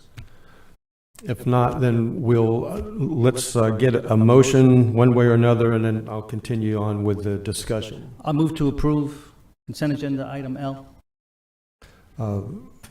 David Santiago moves to approve consent item L. I will second it for discussion. and seconded by Troy Kent for discussion, and we will now have discussion. Councilman Santiago. Thank you, Mr. Chairman. And you're right, Matt. Generally speaking, I think I opened when I recommended this resolution a few weeks ago, probably about a month ago, I think. Generally speaking, I've never been a big fan of resolutions because it's really, there's nothing binding about it, right? It's just basically a letter saying, hey, you know, this is what it's important to us. And in this particular case, it's a letter suggesting cities, municipalities to look at this and consider following actions that we've taken. I'm kind of glad that it got pulled because we've all been very conservative speaking and talking about things up here about how do we give people tax relief, right? And so now we can put that on the record, right? And what I mean by that is that what the public needs to know, this is basically a letter to the 16 municipalities asking them to follow suit to eliminate a tax that I think has always been unjust. It's the communication services tax. This council has unanimously approved to eliminate that for unincorporated areas. This letter is mainly saying to the 16 cities, next year when you look at your budget, consider eliminating this tax also. Now, I'm willing to modify the resolution to, if the body agrees, to say consider reducing or eliminating, right? And this is merely a suggestion to bring attention to, I think, a tax that has been very unjust. When I served in the legislature, I've always advocating for eliminating this tax. What we often hear when we do our tax year here, people come out and look at our millage rate. They come and say, don't raise my taxes and fight against the millage rate. What most people don't know is all of the other kind of hidden taxes that you all pay that you probably ignore almost every month.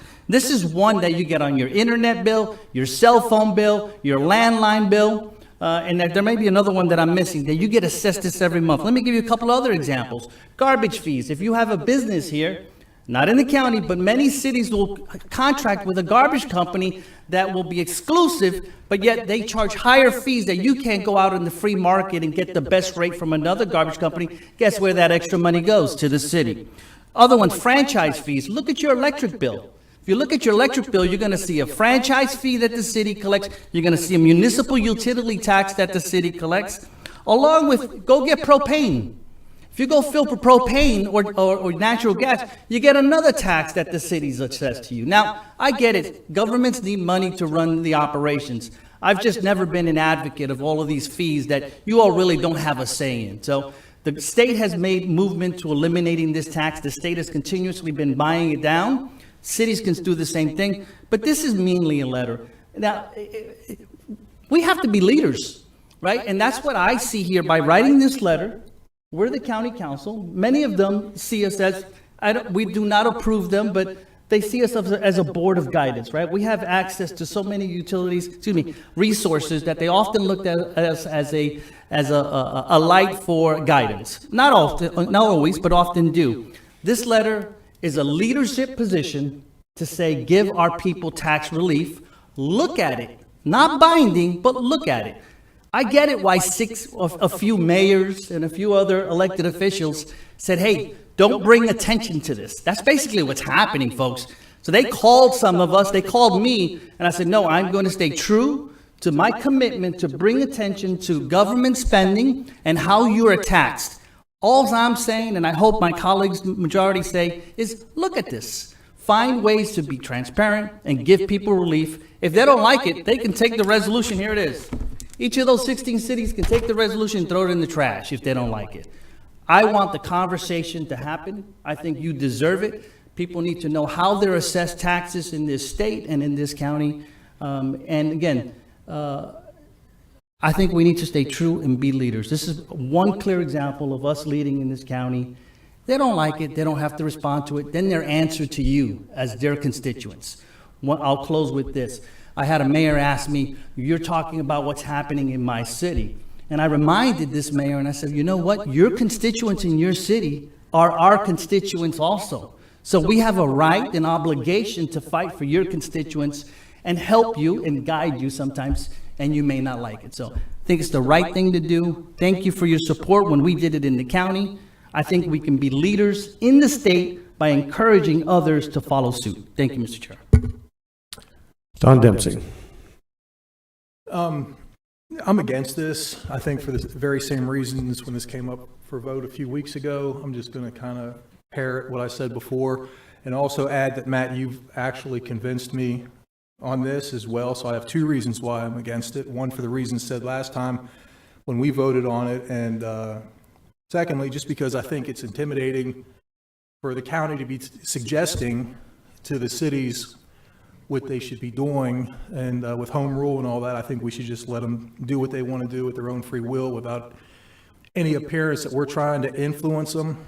I mean, the only thing maybe more influencing is if we tied the letter to a rock and threw it through the city hall window or something. But I don't think we should be in the business of trying to tell them how to run their business. I think that's, should be left up to them. And then just for the reasons I said last time, I'm all about cutting taxes, but unfortunately taxes are a necessary evil in government. So we have to have a revenue source from somewhere.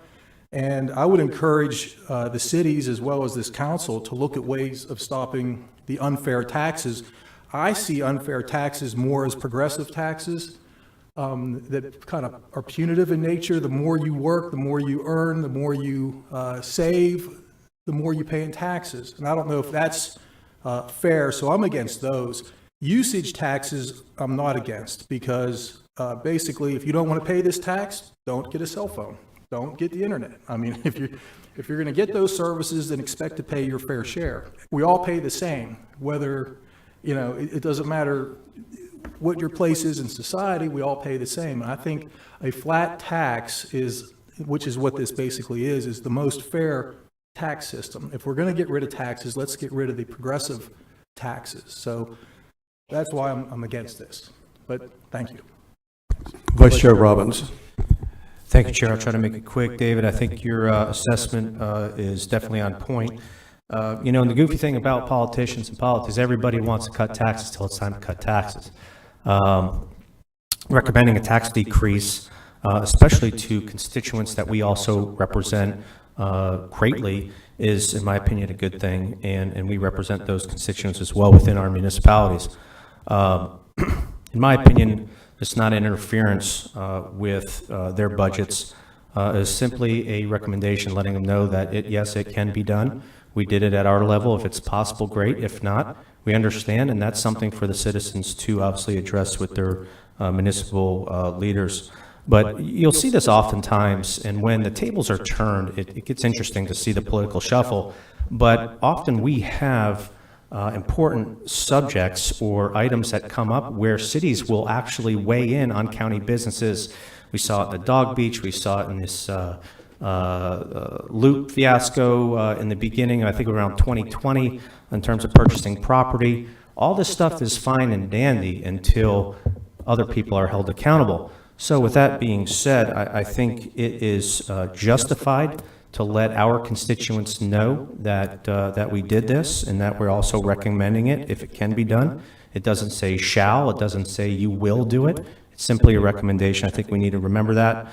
But, other than that, David, I think that's leadership. So thank you for bringing this up. I'll support you, and you have my support. Thank you. Councilman Johansson. Thank you, Chairman. A couple of things here, and I'm kind of torn on this as well, but a couple of things I want to talk about. First of all is what Mr. Reinhardt talked about, the home rule. This isn't a mandate, but I consider a resolution a formal, last step formality toward a city. And one of the things that I campaigned on and I want to keep trying to do is work with our 16 cities informally, collaboratively, to try to make things work. If we had discussed this with the cities through the city and county manager network, through the roundtable, and our conversations with the mayors, this would have gone a lot easier. But these formal letters back and forth, we got a few from the fuel farm. We got this rezo getting shot across the bow formally. I think working with our cities to to come up with good ways of either streamlining the taxes that are paid by our citizens or coming up with collaborative ways to decrease them is important. We didn't send a reso to them last year saying, we're going to roll back, you ought to consider it too, yet it's a tax as well. As far as leadership, we led by example by cutting the communication service tax. I think it's noted by the cities. I know it was noted because the first thing that one of them said to me is, that's $1.3 million that we can't afford to get rid of because we don't have as many revenue streams as the county does, and it's harder for us to deal without having that money. So what happens if they do get rid of a communication service tax? They have to up their millage rate. I think at this point the message has been sent, and the reso at their request probably, in my opinion, doesn't need to be sent. Thank you. Councilman Kent. Thank you. And I am so appreciative that I was able to listen to almost everyone up here on the dais and hear their viewpoint. And Councilman Santiago, we know, you came from the state, but you also came as a city commissioner from Deltona. And, Mr. Johansson, as a former city manager, I was glad that I put my name in after you because I wanted to hear what you had to say as well. And I think that there's some good points from both different views here. And I'll just say, as far as leadership goes, if not now, when? If not us, who? The one thing, Councilman Santiago, that I would like to see with this, as you mentioned it earlier, is to change the wording to say repeal to reduce or repeal. I think that would go a little bit longer of a way with me, and I respect every elected official that I've personally met, and those are almost all exclusively to Volusia County. They are hardworking women and men. They put themselves out there for a job where, they get beat up, and they're doing the best they can within the budgetary constraints that they have to work with. When this came up, I didn't have George Rechtenwald call me and say, yes, take $3 million out of our budget, please do that. But he also didn't call me and say, this is going to be detrimental in a way that we can't recover from it. Because he listened to his 7 bosses up here under the leadership really that came from you, Councilman Santiago. So this is not a mandate. This is a recommendation, and I'm okay with a recommendation. If it was a mandate, I would be screaming against it because I came from representing a city. And, no one likes anything shoved down their throat and being told what to do and how to do it. This is just simply a recommendation. And it's not, you mentioned earlier that maybe someone had said, it might make someone look bad. I don't want anybody to look bad. But that leadership piece, I think, is important that you mentioned. And it's important for our residents to know, because if you remember, there was one thing I didn't like about us repealing this communication service tax.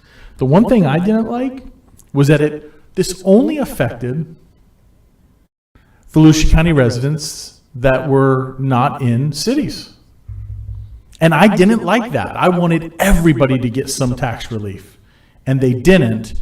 And I think maybe because of that conversation, that's where, I don't know, where your idea came from. Well, hey, let's just send out a recommendation to the 16 municipalities of, we'd like for you to, if you can, repeal it. And if you can't, that's okay. I understand it. I get it. This is my first go around with a $1.2 billion budget. Ormond had a $100 million budget. I think Holly Hill has a $35 million budget. So, in different cities, when you start looking at cutting and taking from them, where are they going to make that up? And it's a real problem. It's a real concern. And my last minute here, I'll just say, my first meeting with George Rechtenwald, one of my priorities that I talked to him about was better relationships with cities in Volusia County, all 16 of them. And I said, this is just my viewpoint, coming from the city of Ormond Beach, how it felt. And I want it to be better for all cities. And I don't have enough information or evidence in front of me that this is going to hurt those relationships. If it was, I'd be out of it. I'd say, because I don't want to hurt any relationships. But I think the leadership piece is an important one, and I'm okay as long as we change it from repeal to reduce or repeal. Thank you. Councilman Santiago.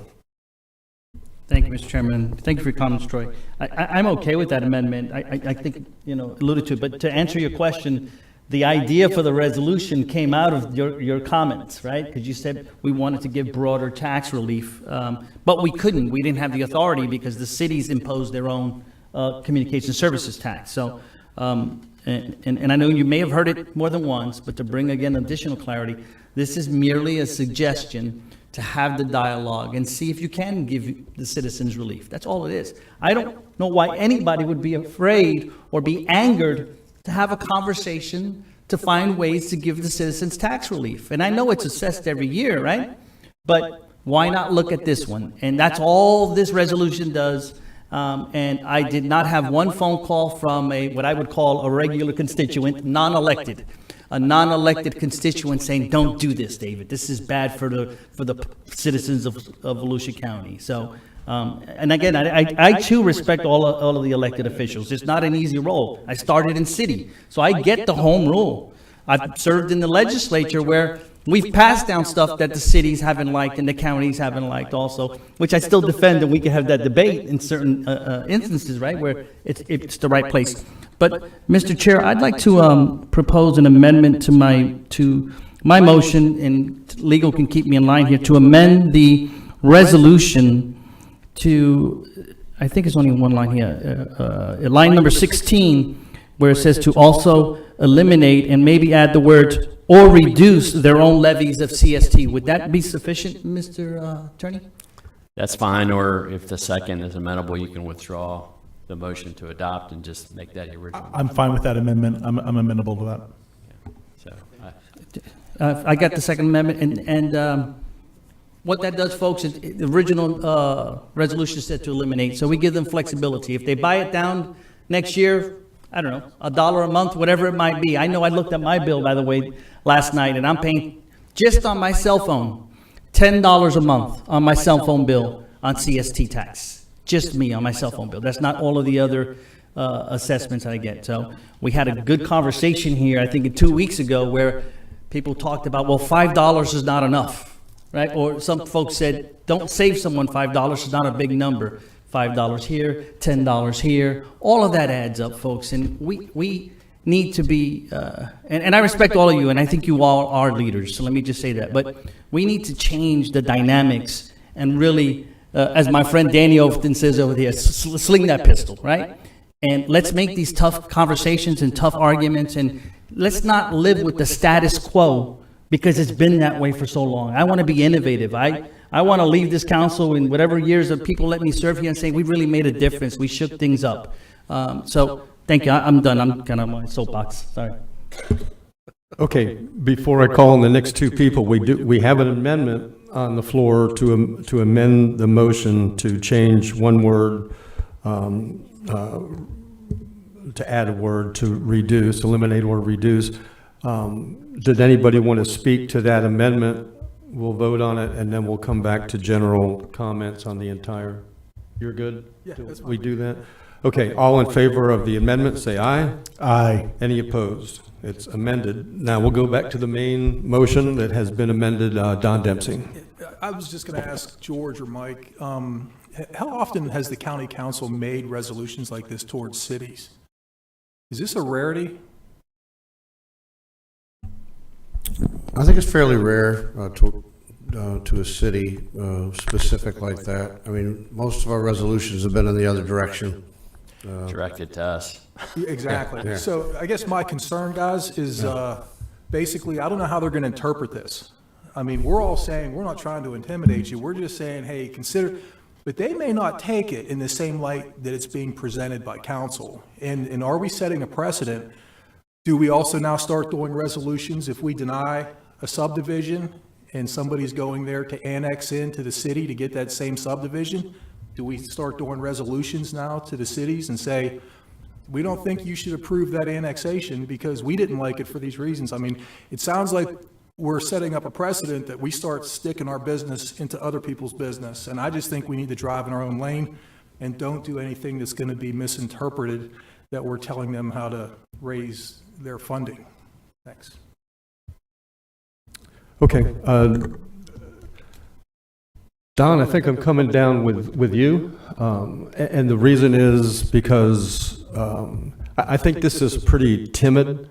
I don't think it's coercing. I don't think we're twisting any arms, Councilman Santiago. But I despise intervention so much, preemption from the state. We've heard it from the cities here. When we talked about the arts bill, we had mayors come in and tell us to double our fee. But because I don't like that, I don't want to turn around and do it to them. And I think they're plenty aware of what we're doing and that we've done this, and they will take it up in their own chambers if they care to. Vice Chair Robbins. And thank you, Chair. Just to close it, I think, Don, to your point, what you're talking about respectfully is the difference between policy and opinion. It would just be the opinion of this board to recommend this. The other stuff is a policy thing, so there is a separation of government there. We're not getting involved in it.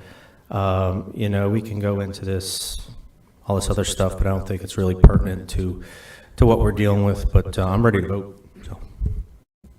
Okay. Is Chris over there? Can somebody call the roll? Because only for the reason that I have no idea where this is going. I'm not trying to put anybody on the spot. It's this motion will be, if you vote yes, it will be to send a letter asking the cities to consider this, to reduce it. It's not a mandate, but. Mr. Johansson? No. Mr. Kent? Yes. Mr. Reinhardt? No. Mr. Robbins? Yes. Mr. Santiago? Yes. Mr. Dempsey? No. Mr. Brower? No. 4-3. And we have 4 noes, 3 yeses, so the motion fails. It was a noble attempt.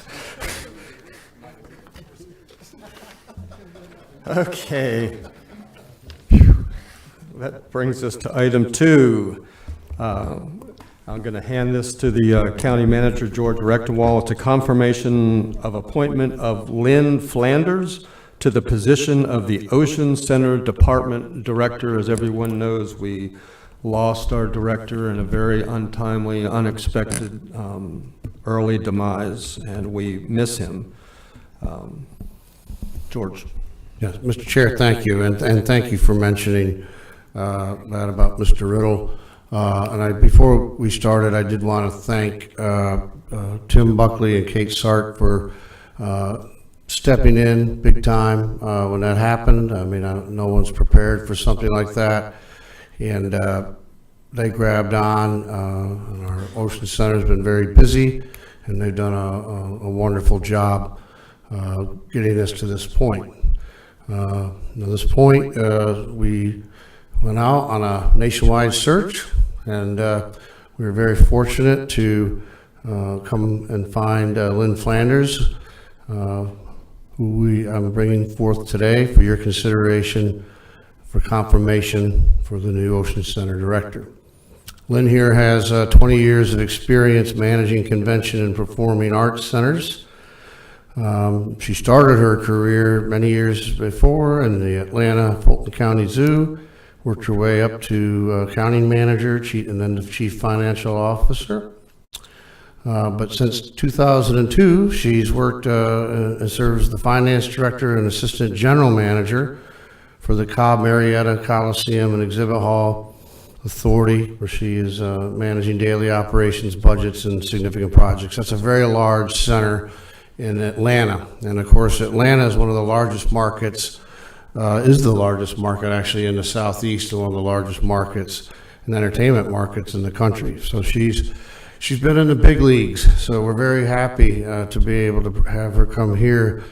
Her work is, she's done everything from supervising budgets, managing property, planning big events, think like Super Bowls, things of that nature. Of course, we have our own Super Bowl here, so she's going to be, I think, really a big part of our community. She's overseen the contracts, leasing agreements, and has definite experience with the entertainment business, which I know is another added component of our Ocean Center, and certainly up there as they have a nice performing arts center up in Atlanta. She has a degree in accounting from Mercer, and she also is a CPA. She's got great skills, and I think the other part that it's hard to put on a piece of paper, but she's well known in the industry, and that is big in that industry. If you are well known, you end up getting things that you may not normally get from other places. So, and I think once you get to know Lynn, it doesn't take very long to understand and feel what a great personality, and I think what a great asset to the community she is going to be. So, present Lynn for your confirmation. Thank you. Before I go to council, would you like to say something, please? And welcome to Volusia County. Yes, thank you for offering me this position. It's an honor to be here, and I have so enjoyed working with George and Suzanne, Dana, the entire team throughout this process. You're very blessed to have them as your leaders in this county. I am new to Daytona, will be new to Daytona after living years and years of generations in Atlanta. However, there is a tie to Daytona that I would like for you all to know, and why it does have a special place in my heart.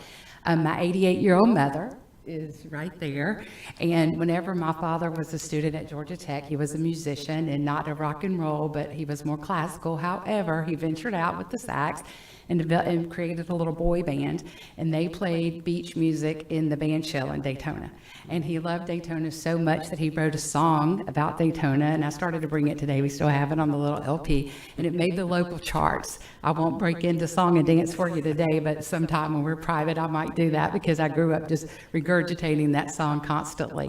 We would come here every summer to vacation. We stayed at the Howard Johnson's, and it was just something we looked forward to every single year. So whenever I came down for my interview, I walked out and went to the band shell, and I was just like, I have been here so many times and really embraced this city and what it actually means to putting Florida on the map, even years ago whenever I was a little girl. So thank you for the opportunity, and I want to be a community asset as well as an asset to the actual Ocean Center. So I thank you for the opportunity.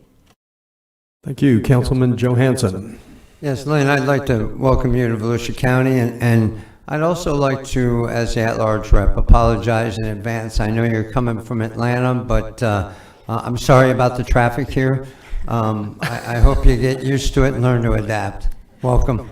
Thank you. I'm an hour and 41 minutes right now to drive 28 miles since 285 is under construction. So every day I have a countdown in my car, hoping this confirmation is positive, because I know I only have 15 more days to do it. So thank you.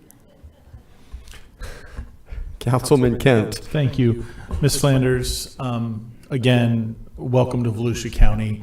And I love that you shared a little personal story about your connection to the Daytona Beach band shell, which if you get confirmed, you'll be able to walk there and have lunch there every day if you'd like, because it's so close.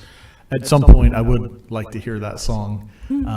So I'll make it a point to swing by the Ocean Center and visit you and listen to the song that your father wrote. Yes, my father. That ended up making it to made it onto the charts.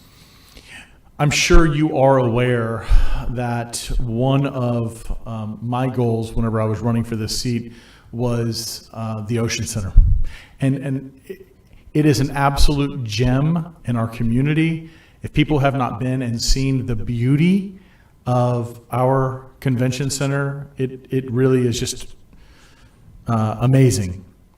That being said, I have always felt like for many years it is underutilized. And I talked about it before, and I'll say it again. I don't like that I've got to take my wife and children to the St. Augustine Amphitheater to see somebody we want to listen to in a band. I don't like that I've got to drive to Orlando to go listen to a musical act or venue that we want to see. We've got this beautiful center right here. It should be utilized to its fullest. And we should be bringing people into our area and having them spend their dollars on our food and our hotels and really enjoying the beauty of Volusia County that we have. So I'm not going to put you on the spot now. A head nod would be fine. Just that you understand that there is a plan in place. This council, it was either 7-0 vote or a 6-1 vote to make sure that we are bringing in musical acts and or comedians. Cat Williams, the Ocean Center just brought in. He may not be everybody's flavor, but he sold over 4,000 tickets, and they hadn't done something like that in I don't know how long. I want the Ocean Center to be more than just a place to go to a high school graduation. And our loving boy Wyatt graduates, his senior year this year in May. So we'll be there for that, but it's got to be more than just that.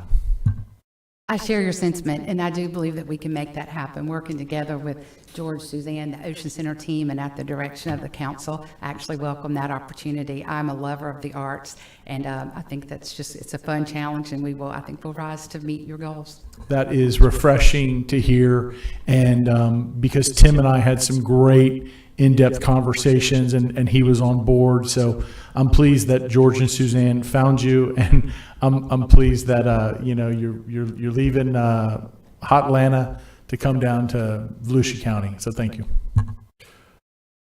So while Councilman Kent said he didn't want to put on too much pressure, I want to support him in what he just said, not to put on pressure, but just to extend. And I think what he said is a feeling of the council. I just got an early birthday present to go see Leonard Skinner in St. Augustine, and I'd much prefer to go see him in our Ocean Center. Most of the people in my era of music are dying off, so please hurry. And I will. And get some good acts here. And we will support you. Look forward to working with you. When I went over your background with George, I just had to sit back in my chair and say, wow, what a great find. I'm really pleased with the extent of the search and that they came up with you. And I'm really pleased that you accepted. I think you'll love it here with your mother, your daughter. So you probably know how I'm going to vote. Matt Reinhardt. Thank you, Chair. Ms. Lendersink, welcome to Daytona. And just so you know, the Ocean Center is in the best district. So just thought I'd throw that out there. I commend George and Suzanne and them that went out on this extensive search to do this. When I did a little background reading, I'm very excited to see what you're able to do. And the sentiment is equal. I don't like going to St. Augustine either. Suzanne will be down there saying, listen, there's a place in Ormond I keep telling you about. But it is right down the street, so I'm looking forward to seeing welcome, and you pretty much can gather where we're going with this. So, thank you. Chairman, I agree with everything Councilman Reinhardt said, except for best district. I just wanted that on record. This is how we are. Okay, do I have a motion to confirm the appointment of Lynn Flanders? Motion to approve. Johansson. Oh, Johansson. Motion to approve by Jake? Yep, and second. And second by Matt Reinhardt. All in favor, say aye. Aye. Any opposed? And you are confirmed, 7-0. Welcome. Thank you so much.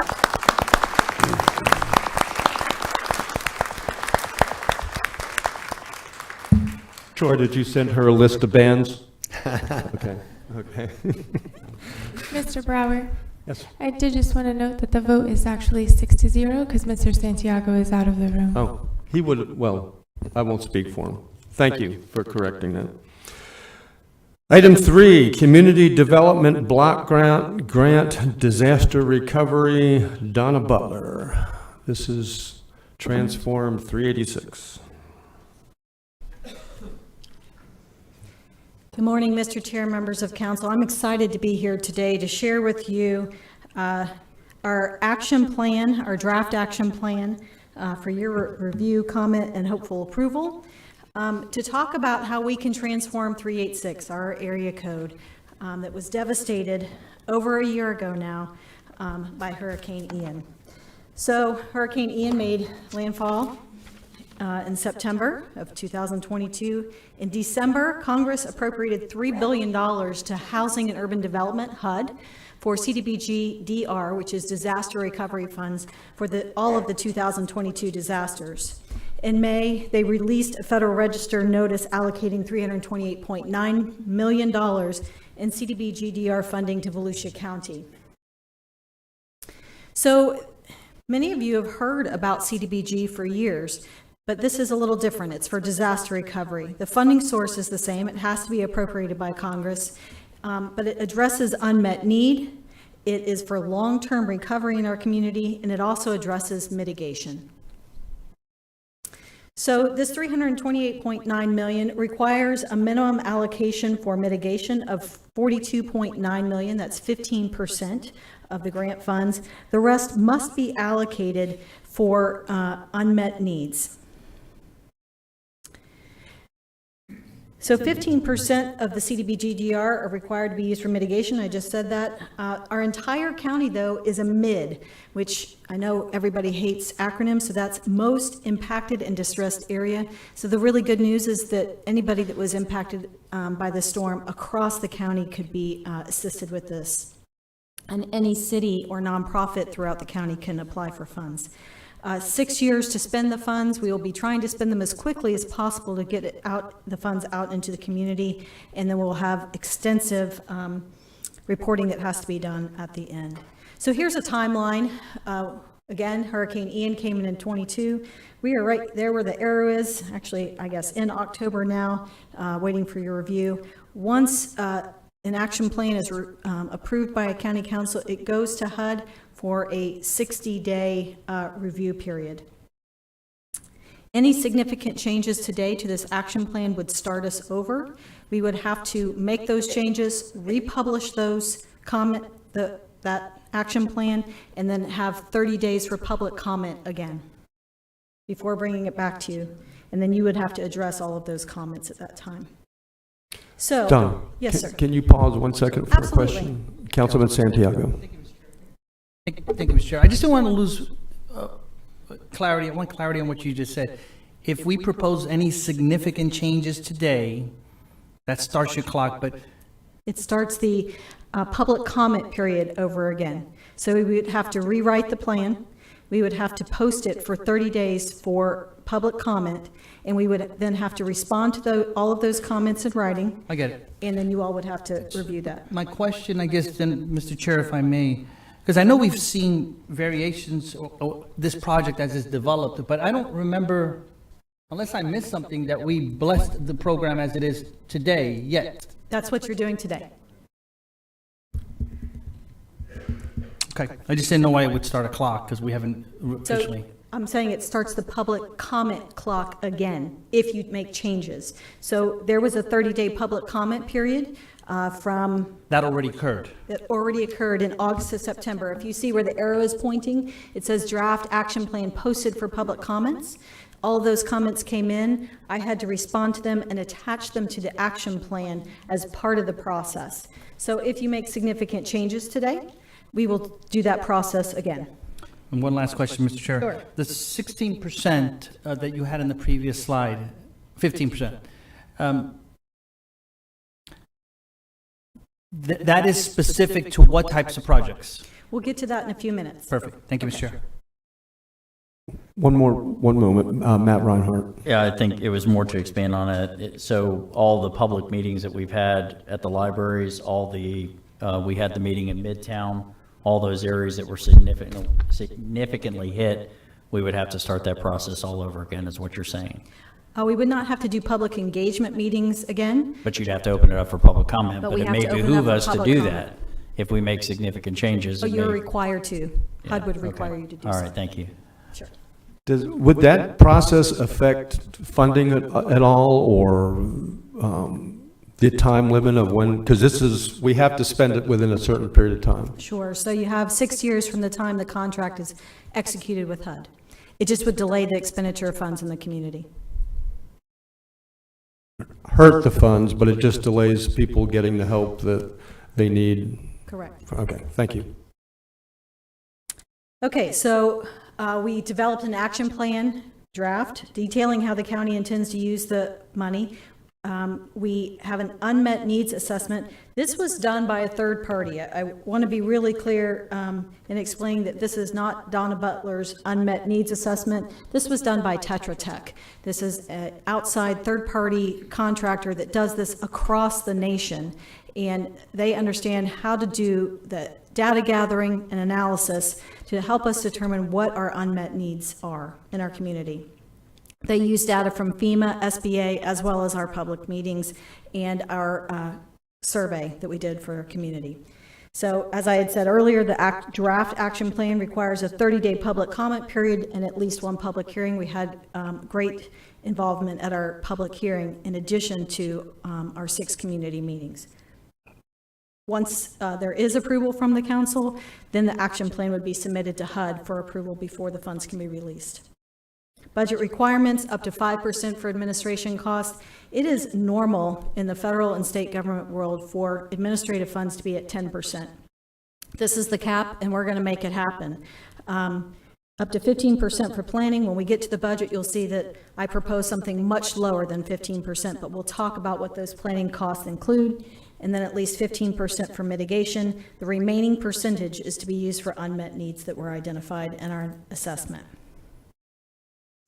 So, eligible use, address an unmet need where no other funding source is available, meet a HUD national objective, and have a direct or indirect tie back to Hurricane Ian. Just to clarify again, this is only for Hurricane Ian. It does not include Hurricane Nicole. So, HUD national objectives, benefit to low and moderate income persons, meet a need having a particular urgency or urgent need, and aid in the prevention or elimination of slum and blight. So at least 70% of these funds, this is really key in understanding this action plan, must be used to benefit low to moderate income persons. Excuse me. Attached here is a chart that shows household size and income for 0 to 80%. It's broken into 2 different blocks. So if you're a household of 3, you cannot have more than $55,750 to qualify under this program. Duplication of benefits. Frequently, folks are concerned that, we're just putting all of the money into a project. CDBG HUD requires that we do a duplication of benefits analysis, so we have to look at all of the other funding that they have received. Private insurance, FEMA, SBA, private loans, and finally, at the end of that, comes the CDBG DR funds. So, talks about the unmet needs assessment. What is the recovery need? What available resources can cover those needs? And that equals, you take that away and that gets the unmet needs assessment. And then there's a mitigation needs assessment as well. So here's where we get into the eligible activities that you were referring to, Mr. Santiago. Housing, here's all of the different components under housing. Infrastructure, improvements, reconstruction, or repair of damaged public facilities, including but not limited to bridges, water treatment facilities, so on. Economic revitalization, job training, other things of that nature. Mitigation, activities that improve the resiliency of an area, infrastructure, home, or facility against future hazards. Reimbursement for disaster-related costs incurred prior to the award of funding if they are eligible. Unmet needs survey. So we had over 800 folks that responded to the survey, 90% from citizens, and you can see the rest there. Housing was very high, mitigation was high, infrastructure and rehabilitation was the highest percentage under housing. So let's talk a little bit about the unmet housing needs. 64,000 families in our community registered for FEMA housing assistance. Of that, 35,000 were owners with the primary residence. There were folks that had secondary residences, but this is just focused on primary residence. We did an estimated total of approximately 4,700 individuals that might be CDBG-DR eligible by doing an overlay with our census tract data. The 78,000 is an estimate from previous storms across the country that Tetra Tech brought to the table as a possible amount per unit that was needed to repair. Renters, primary residents, over 26,000, almost 27,000. Again, CDBG-DR eligible, about 2,300, and the cost for repairing a rental unit was 30,000 per unit. So the homeowner housing unmet need was calculated at 370,000. There was a 25% market increase for construction, because we have seen, as we have consistently put things out on the street here in Volusia County, there is an additional cost every single time we put it up. The costs are higher and higher, and we have seen those in our bids that have come back. Rental housing unmet need, calculated like above. The HMGP housing unmet need, that is specifically for those individuals that have applied through emergency management's hurricane mitigation grant program, and that is the need of that 25% that they are supposed to bring to the table to get their homes elevated. PHA, that's Public Housing Authority. If you're not aware, both in Midtown and the historic area of New Smyrna Beach, they had historic losses in their public housing authorities. So that is the need that they have reported to us. And then an additional 15% for mitigation. And you'll see on the infrastructure side that we took 15% from there to make that even. So that came out to $661 million as unmet needs for housing in our community. Infrastructure needs, hazard mitigation, wastewater improvements, transportation improvements, and flood control, housing rehabilitation and elevation. That's $125 million. We took out the $24 million that we had added to the other because it was mitigation, so that gives $101 million. So I wanted to show side by side, and we'll get into the program allocation proposed budget a little bit, but from our remaining unmet need, the total was $804 million. 82% of that is housing. We have proposed a reduction from that 82% of 60.8% because we recognize that infrastructure is very important so that we don't have repetitive flooding loss. But I did want to share with you that I spoke to Mr. Meacham yesterday, our emergency management director, because I know it's a little concerning. It says approximately $93 million is being set aside for infrastructure and mitigation. But we are receiving $48,425,392, so a little over $48 million, which brings that total to $141 million that we spent in our community on mitigation and infrastructure. So that's pretty significant. Prioritization. So HUD requires that we prioritize how we would expend these funds. We have prioritized age-dependent and disabled as two priorities that HUD recognizes as extremely important. So the first priority would go to 30% AMI or below, as well as having age-dependent. Age-dependent means 17 or children with 17 and younger, as well as 65 and older, or disabled. They don't get to stack those for multiple priority there, but that's the first priority, then second, and moves on through the process. And so here's the proposed 6-year budget. This is 6 years for start to finish. Administration is 5%, a little over 16 million. That seems a little bit large until you divide it by 6, and that's 2.6 million per year. That has to cover all of the staff, any vehicles. We're working really hard to fit all of our staff in this building wherever possible, and then some other county buildings once we get trained and out in the community at Wholesome back and at other county buildings, so that we're not having to spend any money on leasing space.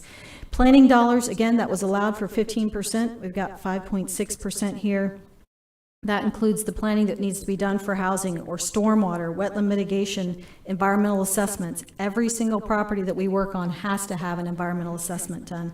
We'll do a countywide one, but then each individual property. So housing is a total 60.8%. That's $200,000, but it's broken down into 3 different categories. Single family repair and replacement, $145 million. Rental repair, $5 million.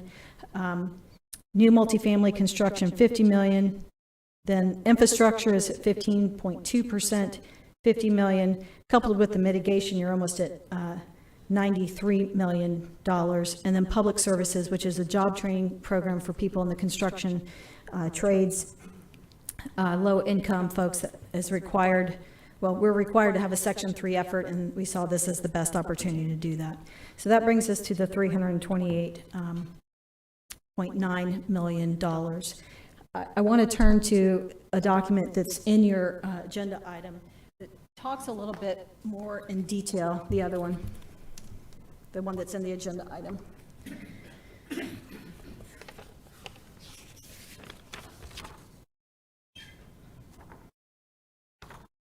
This.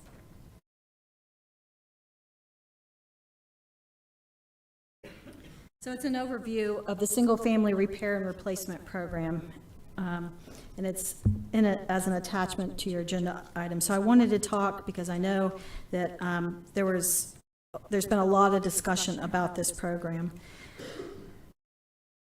So the types of assistance that are being offered in this proposed plan are up to $100,000 in home rehabilitation. That's the proposed cap in the action plan for home rehabilitation.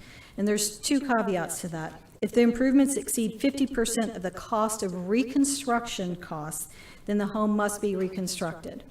If the cost of the home repairs exceeds 50% of the assessed just market value of the home, and the home is in the 100-year floodplain, then the elevation must be raised 3 feet. And then, let's see, up to $200,000 for mobile home replacements and up to $275,000 for reconstruction of standard non-mobile home units. If we can go to that other item that you just had up. I was asked yesterday, where do we stand compared to the state and the other counties? So we quickly did some research, and I wanted to share that. So at the top, you'll see Volusia, state of Florida, Lee County, and Sarasota County. We all received appropriations through HUD's Federal Register notice. And the housing budget for each of those is there with the percentage of the total grant funds provided is listed there.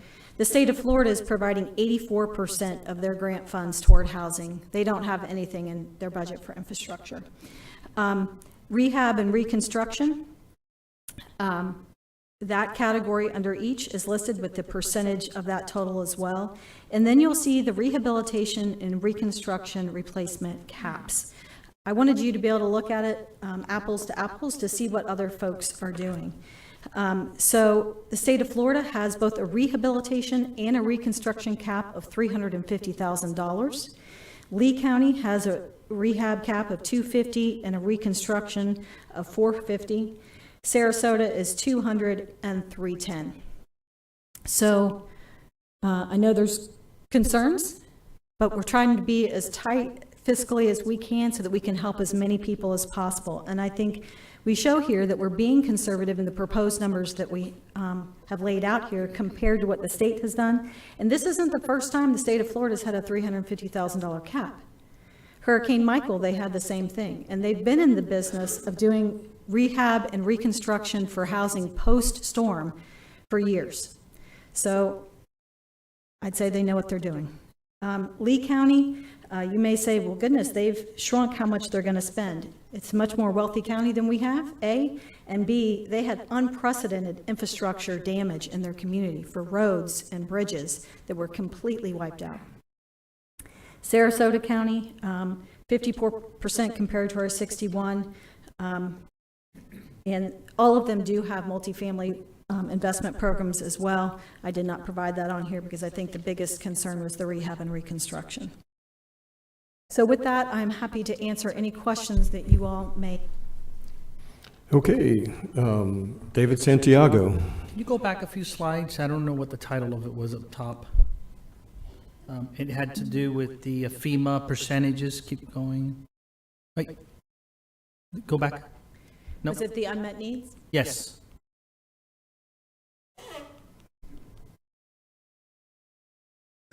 No, must have gone too far. Hang on.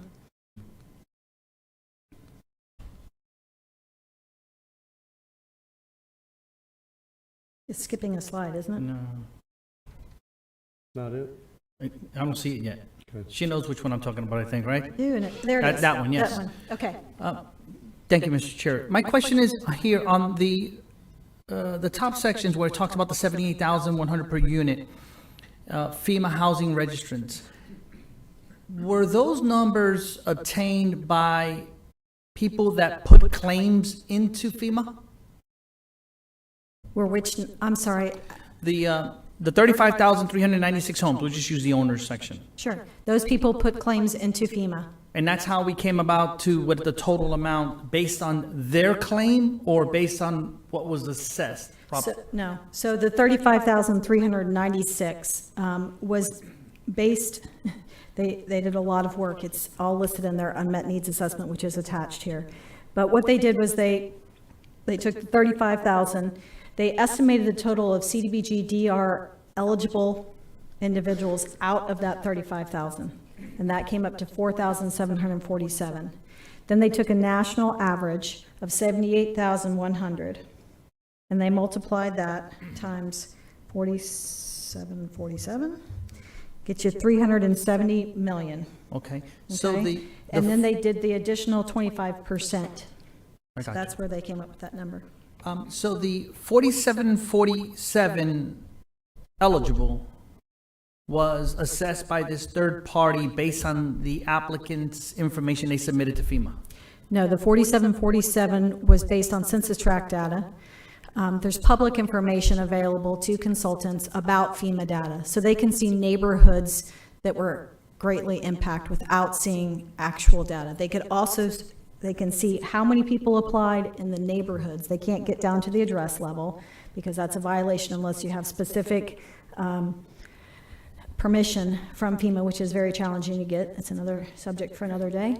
And so they took that best guess based on census tract data to determine whether or not someone was DR eligible. So this data is not home specific to Volusia County, basically, correct? Well, it is area neighborhood specific. So, for example, in Midtown, they would have taken that census tract data, they would have seen that that neighborhood was greatly impacted, and they would have used that census tract data to determine, hey, there's this many residents in this census tract, this entire area suffered from flooding. They would have done that in Deltona, they would have done it throughout the entire county to make a determination how many people, and it is approximate, it is not exact, but approximately this many people were impacted and were potentially CDBG eligible. And on the FEMA applications, in order for an individual homeowner to be eligible for this program, as it currently sits before us, would they have to have applied for FEMA assistance? No. It is preferred. It helps us with our duplication of benefits analysis. It helps us to be the last money in, but it is not a requirement. Right. And can you briefly highlight of the allocations that you have, wherever you go to the allocations section of the way you're breaking it out? You want it with the I think that works. Okay. Can you identify in these categories which ones are mandated by the federal government that we meet I'll just say the word minimum contribution amount to allocate for it? Sure, and I'm going to pull up the Federal Register notice and get a little techie on you here. So the only thing that is absolutely mandated at a minimum percentage is the mitigation dollars at 15%. Okay? However, in the Federal Register notice in Section 2A, it states that a CDBG-DR action plan must demonstrate a reasonably proportionate allocation of resources relative to areas and categories, i.e. housing, economic revitalization, and infrastructure of greatest needs identified in the grantee's impact and unmet needs assessment, or provide an acceptable justification for disproportional allocation. So they gave barriers there too, okay. I'll just have, so one last question, Mr. Chair. On the needs assessment,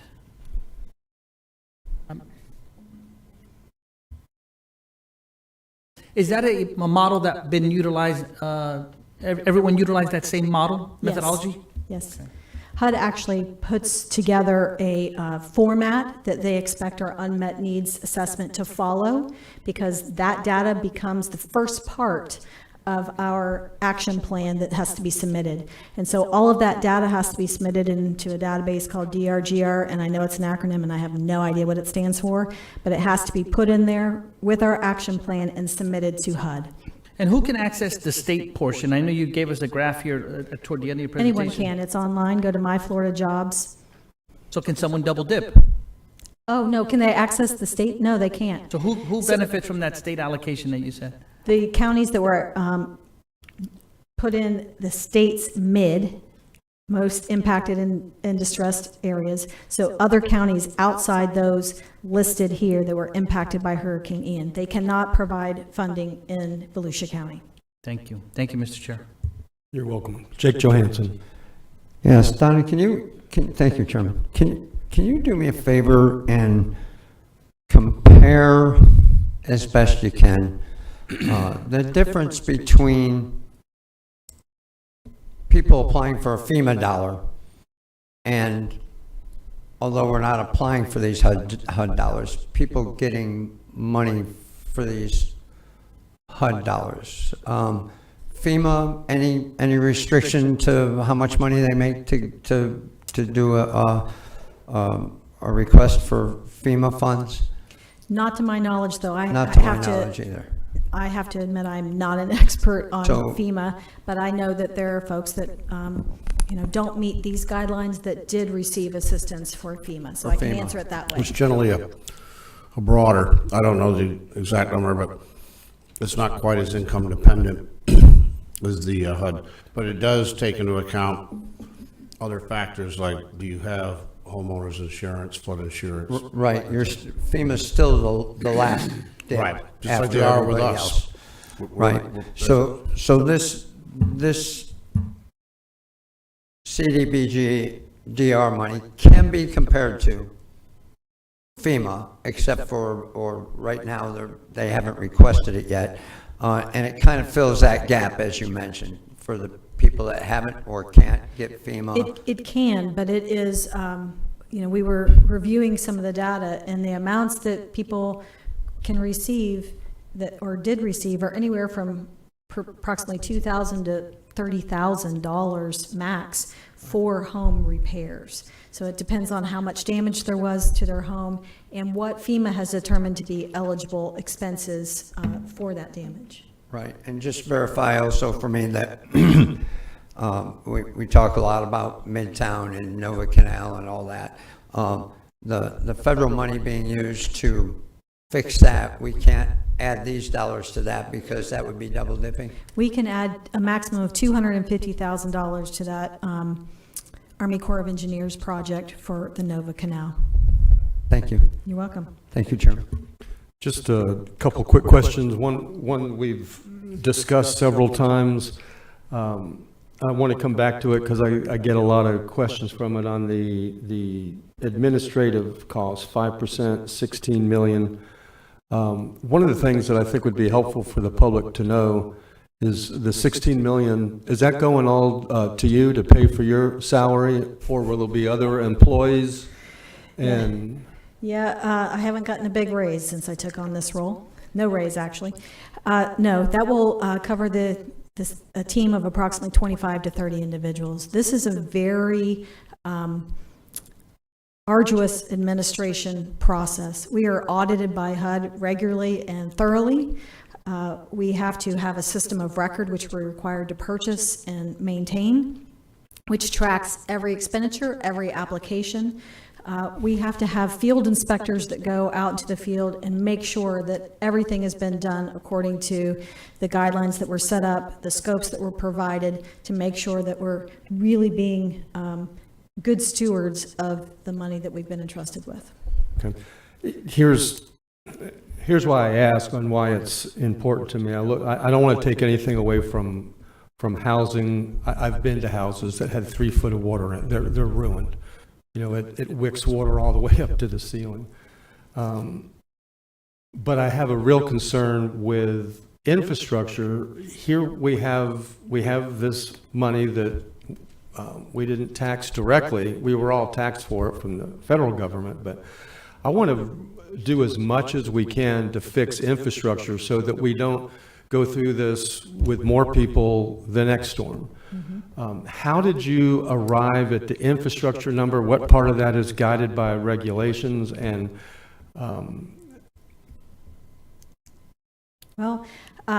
so there's nothing guided by regulations other than what I read you from the Federal Register notice, and that said to is closely align yourself with your unmet needs assessment. So it's really good that we're right here. So our unmet needs assessment, though we know this is probably low, it's 12.6%. Yeah. And that does not include any mitigation. So when you combine the 15.2% at the 50 million, which is higher than 12.6, but that's 15% of the smaller total. When you're looking at 50 plus 42.9, plus you've got the hazard mitigation grant program, you're at 144 million. And keep in mind, and that's really going to help those dollars go a lot further because it's providing the local government's match there.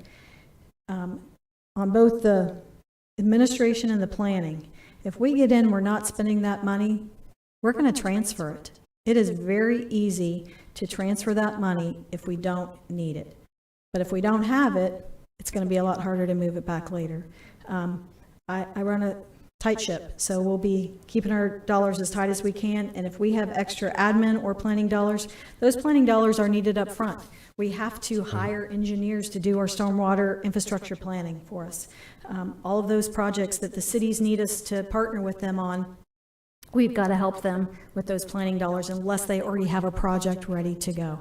So as soon as we know that we're done spending those, we will transfer those funds to infrastructure and or mitigation, whatever the preference at the time. I'm glad that you added that because it's, you know, the public looks at that, they see $16.4 million. That's a lot of roads, that's a lot of stormwater ditches, that's a lot of housing, right. A lot of repairs. Which is why I put it here. It's a 6-year budget. It's not a 1-year budget. Get it if it was a 1-year budget, but it's 6 years, and that's $2.6 million a year, which while that sounds like a lot, 25 to 30 staff will eat that up pretty quickly. Right. Well, my last question on the infrastructure projects that come up.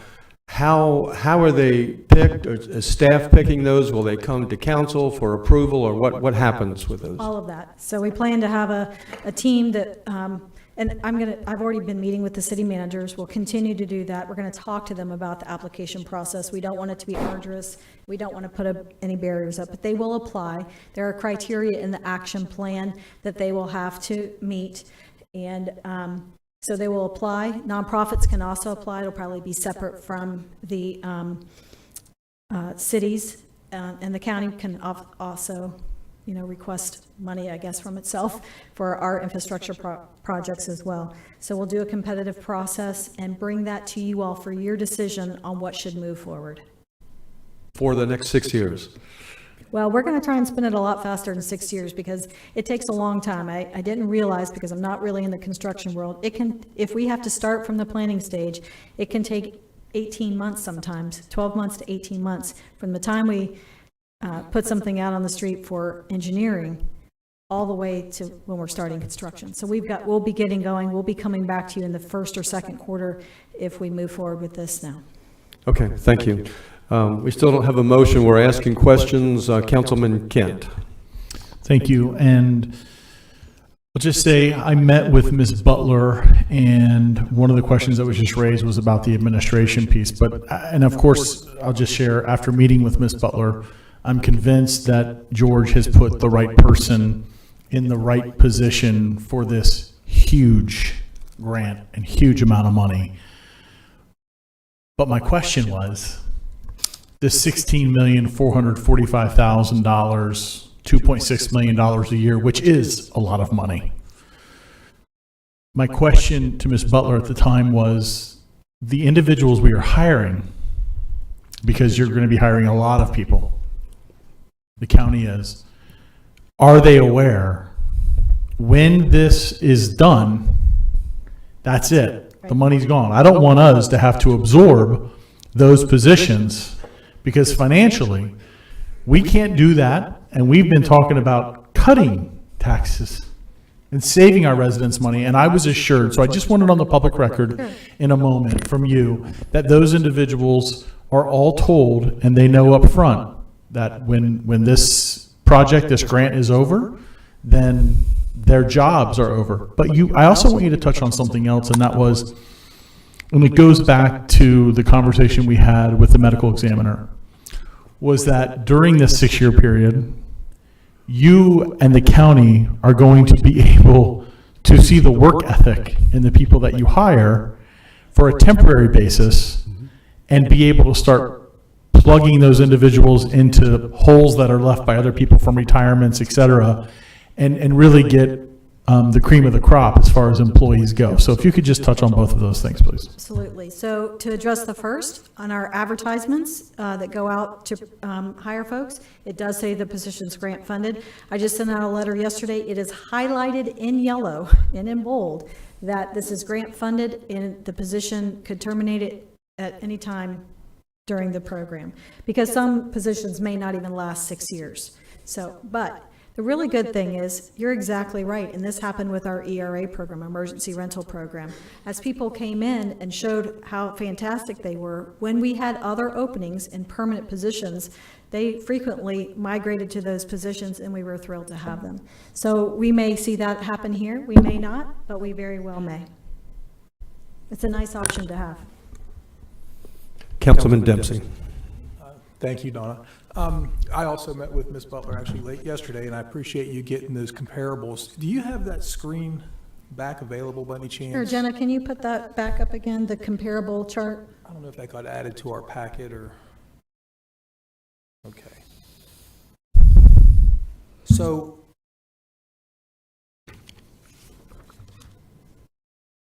it seems like... let me get rid of this. It seems like we're spending a higher percentage of the grant, basically 66% of our grant towards the housing, rehab, and reconstruction budget, if I'm reading this right. And the state of Florida, Lee County, and Sarasota are, like Sarasota, spending half of their grant, if I'm reading this right, on the housing. Are we proposing to spend a higher percentage of this grant than these comparables on housing? Well, actually, the state of Florida is spending 84%, and they're not spending anything on infrastructure. Okay. So they're spending 84% of their funds on housing. The rest is going to economic revitalization. Volusia's at 61. Lee County's at 59%, so just 2 percentage points difference. Okay. And Sarasota is 5% below ours. I can't answer as to why they allocated those percentages the way they did, but going back to the chart that compared the unmet needs, we were at 82%, and we're proposing to spend 60.8%. Okay, and again, thank you for getting this with such Absolutely. little notice. The other thing, I shared the chairman's concern about infrastructure, and I noticed we have an unmet needs remaining of $101 million, but yet we're only allocating half that much towards trying to repair these unmet needs at $50 million. I mean, could we shift some of this money around and put more towards the infrastructure so that we could meet the unmet needs of infrastructure? I mean, just this past week, we've got a lot of rain, and I know on the west side, and I know the chair is very active in driving these neighborhoods that are flooded and posting stuff on social media about the flooding issues that we have, and I appreciate that. And I know people who are still affected by, and this isn't even a hurricane that we had this past week, but yet we've had a lot of rainfall, and there's still more flooding. So I know on the west side, although fixing the houses is a priority, we also want to get more of this drainage issue resolved so that we don't have as much flooding and standing water in these neighborhoods. Would that be a problem with HUD if we just went ahead and shuffled some of the money around and put $101 million to meeting the needs of infrastructure? I mean, would they just... So are you suggesting we would take $50 million from the $200 million? Possibly, yes, because there's still houses. I mean, these places that are flooded are neighborhoods, and we're going to fix them, but yet the problem still stands when we have another rainfall. We're going to have more flooding and more issues. I mean, I think we need to address fixing the problem than the individual houses, although that's still a priority. The other thing is I noticed that there is an unmet need for economic revitalization, and from your slides it says basically that goes to the downtown areas and businesses, and I know DeLand has some areas in the commercial districts that flood routinely, and I noticed we don't have any money allocated towards repairing the commercial districts. So that would be infrastructure and mitigation. Economic revitalization is actually funding businesses that had losses. Is that okay? Well, it says here, economic revitalization, under your chart, the second bullet point says improvements to commercial and retail districts. So I don't know. I think that's page 145 on the slide. Okay. So, the second bullet point under economic revitalization, improvements to commercial and retail districts, that wouldn't... So that's in reference to, can you go back? Do I no longer have control? Okay. So that refers back to aid in the prevention of elimination of slum and blight. So that's for blighted or slum downtown kind of things. If you're talking about infrastructure or mitigation or downtown, that's a little bit different. That's not economic revitalization. Economic revitalization is helping businesses to be revitalized after they were damaged by the storm. Their business itself was damaged by the storm. And is there, I see there's a $41 million need. I would imagine that a lot of restaurants lost a lot of their inventory due to the power being turned off and all that. I mean, is that... It's not something that we contemplated in the plan. Okay. It is something very, very hard to track and can be very challenging to deal with in our community. Okay. And then the mitigation. Yep.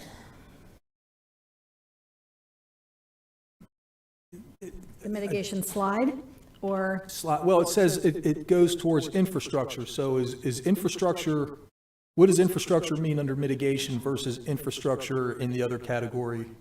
So if we had flooding that occurred and we want to mitigate against that flooding in the future, that can be mitigation.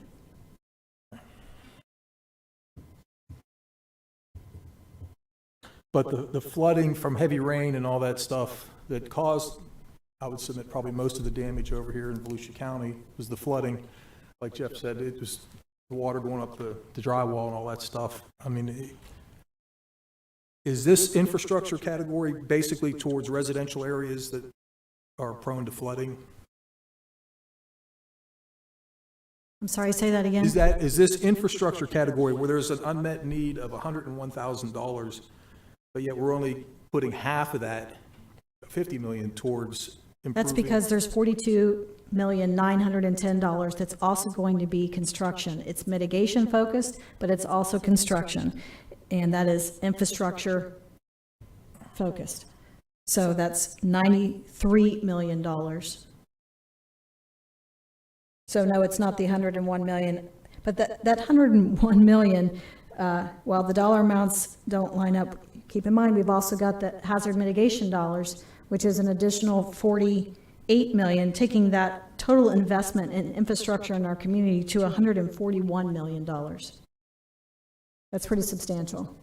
And it therefore exceeds the remaining unmet need of 101 Okay, all right, thank you. by 40 million.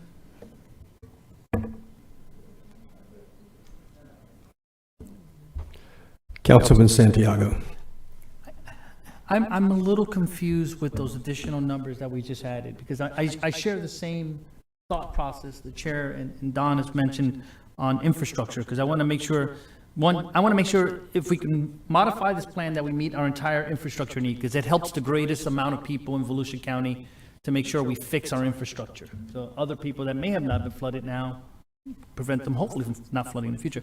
Please explain the current proposed number in your plan, and where those other two numbers I think you mentioned come from, and what are the boundaries around those additional numbers? Okay, 1 second. I'm not really good at math, so I'm trying to get some help here to figure out what our new percentage would be. 1 second, if we were to do these things. All right. Gotta watch out. Our vice chair may gavel you. That's right. I'm joking. So you're wanting to understand a little bit better about infrastructure and mitigation, and those $2 plus the hazard mitigation funds that I was referring to? Yeah, I think you referenced two different dollar amounts that would bring us over the top of the 101. So infrastructure is currently budgeted at 50 million.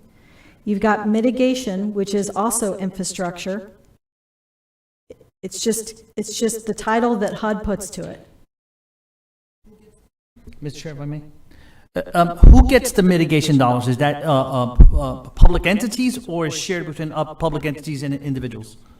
No, so we plan to put out $92,910,000 for grants to our cities and nonprofits and the county as well to put infrastructure and mitigation measures in place. And you mentioned another number, I believe. So that's the hazard mitigation grant program, and part of what the state uses their allocation for is to fund their program. And so that is $48,425,392. And when you round up 93 and round down 48, that takes you to 141 million total investment in infrastructure and mitigation in our community. Okay. Thank you. Thanks for clarifying that. Absolutely. Thank you, Mr. Chair. Councilman Reinhardt. Thank you, Mr. Chair. I'd like to make a motion to approve the community development. Or go ahead. Oh, I thought you were getting ready to say something. Block grant disaster recovery action plan as presented. Second, Johansson. Okay, we have a motion to approve the community development block grant as presented. Second by, the motion was by Matt Reinhardt, second by Jake Johansson.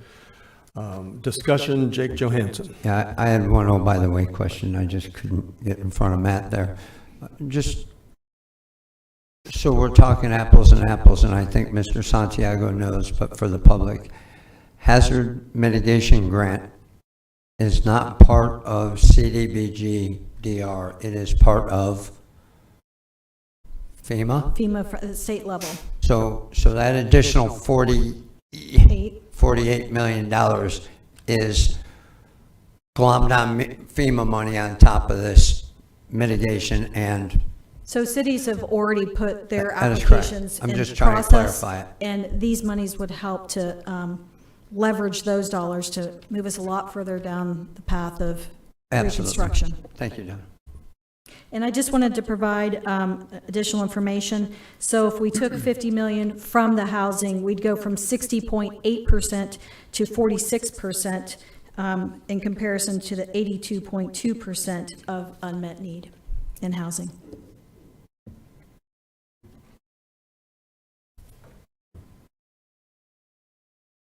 Okay. If we don't have any other questions yet or discussion, you'll have another opportunity. We do have quite a few members of the public that would like to speak to this, and then I'll come back to council if you have other discussion points. Call your name, just come down to the front, please, and you will have 3 minutes. Chris Edwards. Second will be Teresa Pope, and then David Morgan. Good morning, Mr. Chair, council members. Bring you greetings from the city of New Smyrna Beach. I am the director of CRA and economic development for the city. I'm here today to ask for your support, funding support for the Housing Authority Live Oak Homes disaster recovery.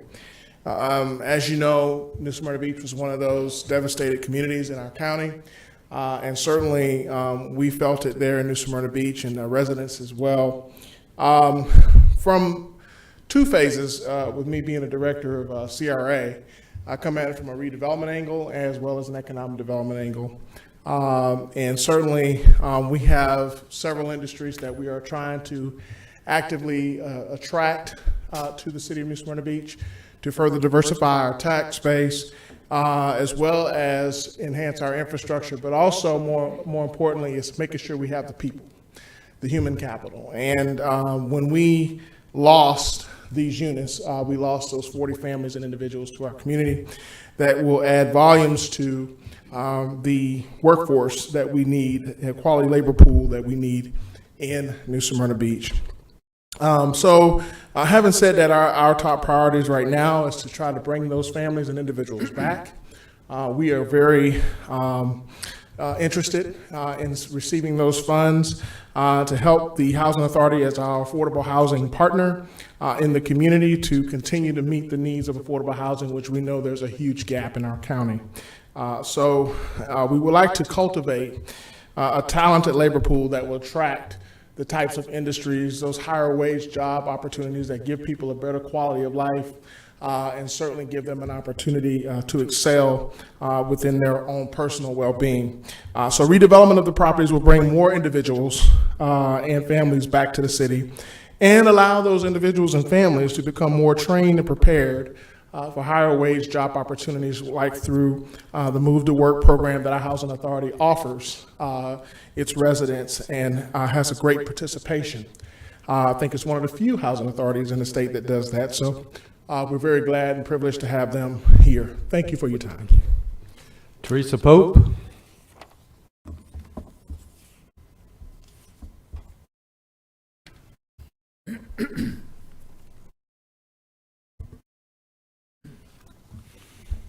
Good morning.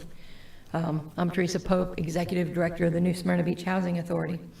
And thank you for taking the time to let us speak on the devastation of Hurricane Ian and its catastrophic impact to New Smyrna Beach's affordable housing. Due to this event, the Housing Authority experienced 4 foot of flooding on this property that is a public housing property that consists of 40 units. 38 of those units were infiltrated with flood waters up to 2 feet inside the units. And over 100 other affordable housing families were also forced out of their homes in New Smyrna Beach. Live Oak Homes is a public housing community. It consists of the lowest income families in the city, and tenants pay 30% of their income for rent. These units consisted of 66 individuals. 21 of those were children whose lives were turned upside down when they were forced to relocate. All these units tested positive for mold and previously mitigated asbestos in the original floor tile that sat in standing water for 72 hours has now been disturbed. Due to the extensive damage, the units will be demolished. Today, for safety and security reasons, the units are boarded up. The Department of HUD has been on site to assess the damage to the property. The agency will not be rebuilding public housing, but will be replacing it with new affordable housing and infrastructure. The agency has been recognized by the Jacksonville Field Office for a proactive approach to the relocation of the residents and the security of the units. By not providing resources to build affordable housing in New Smyrna Beach, the effects impact our workforce that includes our emergency workers, bus drivers, cafeteria workers, teachers, and many others that cannot afford the cost of living in our area. We thank you for your time and listening, and look forward to another partnership with the county in rebuilding our affordable housing stock. Thank you. David Morgan.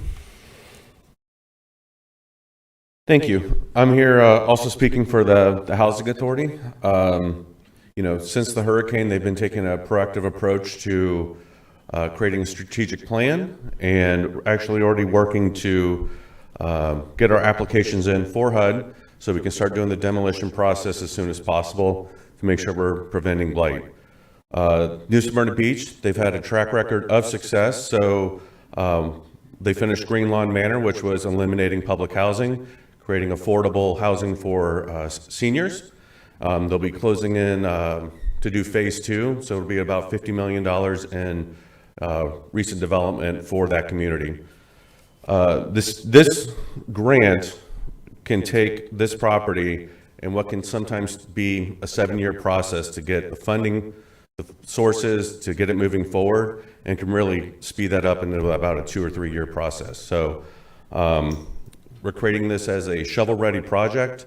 And as you're moving forward with the budgets, I just want you to really think of the New Smyrna Beach Housing Authority and as one of their partners. Thank you. Thank you. Buck James. Could you have a card up?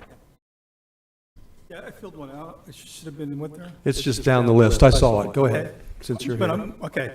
Randy Hartman, Vice Mayor, New Smyrna Beach, Mr. Chair, County Council, staff members, certainly appreciate this opportunity to speak to you today.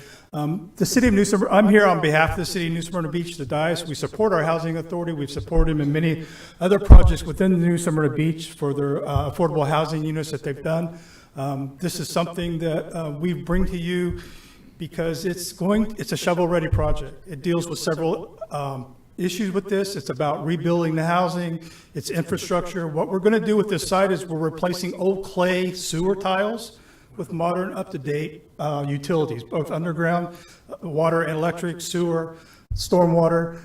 We already have a stormwater plan that we're working on. We have been working for several years now. It's about 90% completed for a portion of this area of the city that will enhance our stormwater retention and also improve our stormwater moving of the water.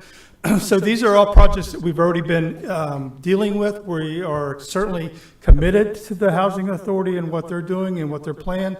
So we urge you to approve this action plan and also consider the New Smyrna Beach Housing Authority's application in this process. Thank you very much for your time. Thank you. Buck James. Buck James, Ormond Beach, representing Halifax Urban Ministries.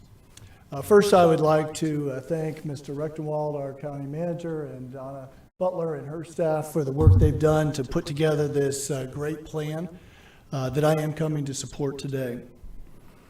They've invited input from individuals and organizations throughout the county and produced an excellent plan. Halifax Urban Ministries has feet on the ground every day, working with individuals and families who are housing insecure. It's a challenging job in the best of times. And we do not have enough affordable housing inventory to meet the need. Escalation of costs for both rentals and purchases in recent years have made this situation even worse. Hurricane Ian had a devastating impact on our housing inventory. Each year, the University of Florida Schimberg Center for Housing Studies produces a report focusing on the housing needs of renter households that are low income, with incomes at or below 60% in the area of median income, and cost burdened, paying at least 40% of income towards gross rent. The most recent report, dated June 2022, does not reflect the negative impact of Hurricane Ian. At the time of the June 22 report, Volusia County had 20,980 low-income, cost-burdened renters. More than a third of these renters are headed by someone 55 or older. The Schimberg study also looks at the extent at which the community provides housing that is both affordable and available. An affordable unit is any unit which a household would pay no more than 30% of their income in order to rent.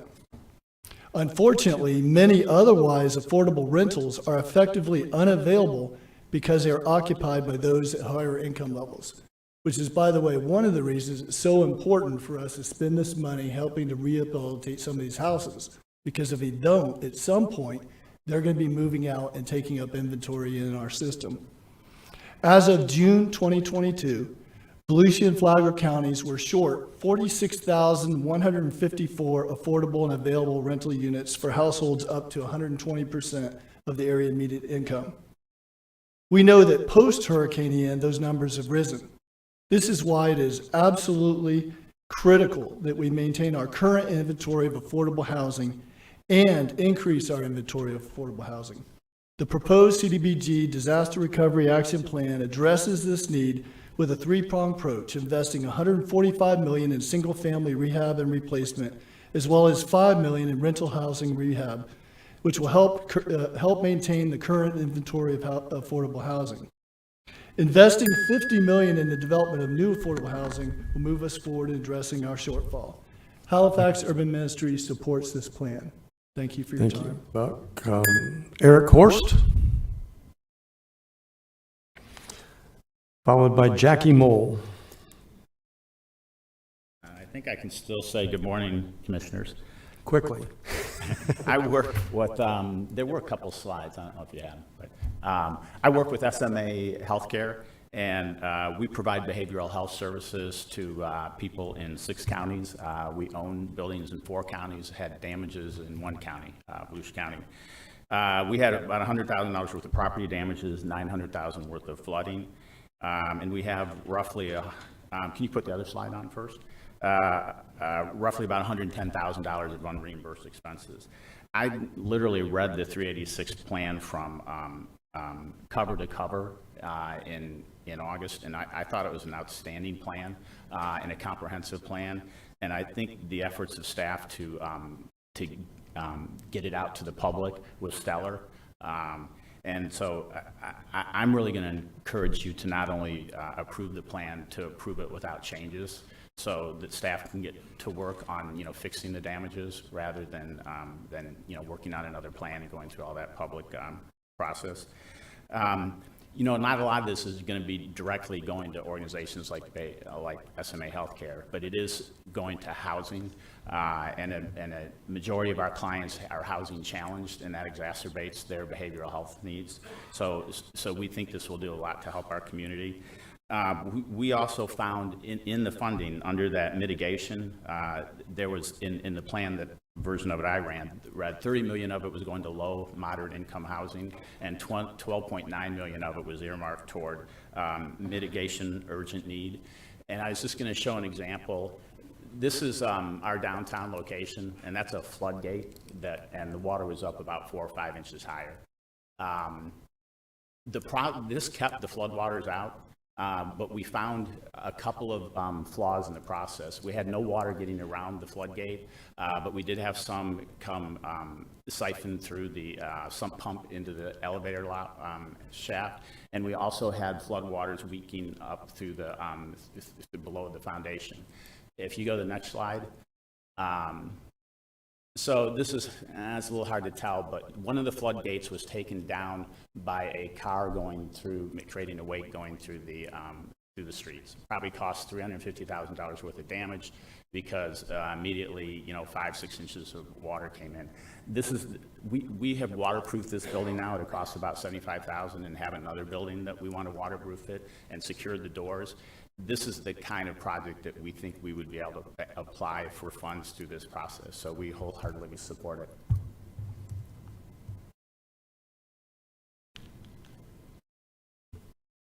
Jackie Mole, followed by Matt Mello.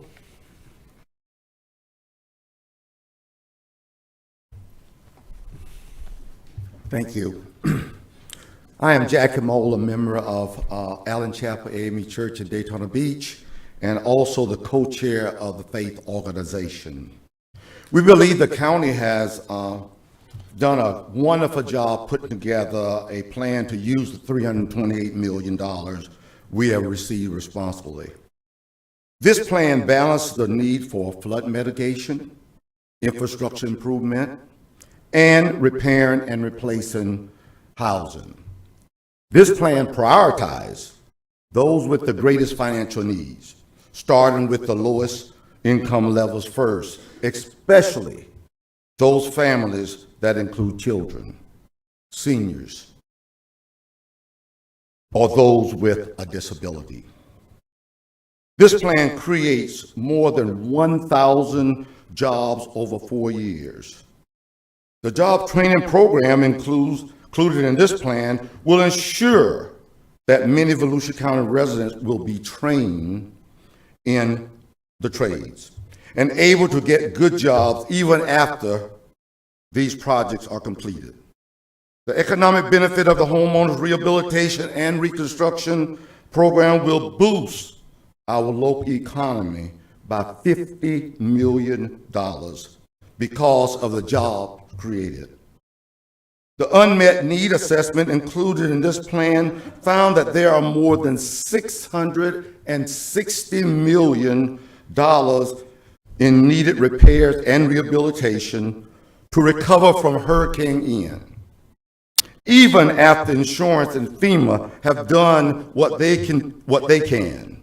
Faith has been pushing for the creation of more affordable housing for 5 years, because before the hurricane and the storms, our community was already more than 12,000 affordable rental units behind what is needed in our community. The $200 million spent on housing in this plan only seeks to help get closer to where we were before the storm. Our concern is that if our plan does not address some of those unmet needs demonstrated in the assessment, HUD will reject our plan. Similarly, given the housing is a key HUD priority, we are concerned that if the provisions for rehabilitation housing and creating a more affordable rental units is not included in the plan, HUD will reject, and the money intended for our community will go elsewhere. In concluding, this is our dollars. This is our federal tax money, and we want it to come here, not go somewhere else. Thank you. Matt Mello, followed by Virginia Bennett.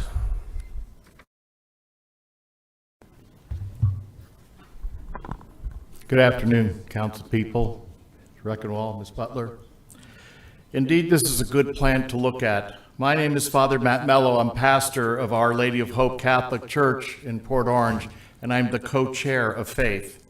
Every year, Faith congregations have house meetings where we get together to discuss what community problems are affecting us personally. Before the disastrous flooding that Hurricane Ian brought, we had already had an affordable housing crisis in this community. This year, at one of the 5 meetings that my church hosted, one of my members talked about how her young adult daughter had to move back in because she could not afford rent. At a house meeting last year, there were 10 seniors incredibly worried that they could no longer afford to live in their mobile home parks in Port Orange and South Daytona Beach because of the rising cost of lot fees. This is not the community we want to live in, where 90-year-olds worry about fear of being homeless. You see, my church is a part of Faith, and Faith is a part of churches organized because we can't do this by ourselves. And you ask a very valid question, then what are you doing about it, Father? What are your congregations doing? We've built several tiny homes over the past years, and we have given out over 70,000 meals from our food pantry, and it's still not enough. There are estimated 26,000 families in our county who are paying more than half their income on rent. Even if all the churches in the county spent every dime they had on housing, it would not be enough. That's why we are here asking for help in systemic change. We look to our elected officials to see that our tax money is being spent in ways that improve the community for everyone. For the past 5 years, Faith has been working to address the problem of affordable housing. In Volusia, a third of all renter households are paying over half their income on rent. To afford median one-bedroom apartments on the market today, a full-time worker would need to earn $23 an hour for it to be affordable. Yet the average renter in Volusia County makes only $14 an hour.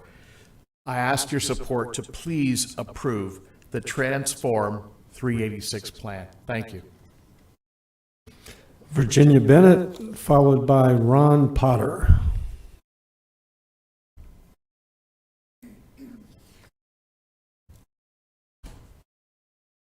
My name is Virginia Bennett, and I attend the Church of the Epiphany.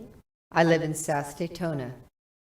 My congregation is a member of Faith. I'm here today because my home and my son's home were terribly flooded in Hurricane Ian last fall, along with the rest of the neighborhood in Big Tree Village. Gesundheit. Our family had to live all together in my daughter's home next door with 11 people in a 3-bedroom house for months, because there was nothing affordable to rent. My son and his family of 3 rented for 2 days in a motel you wouldn't put a dog in. And they left and came back. But we worked very hard repairing our rooms until 2 a.m. and 3 a.m. many nights.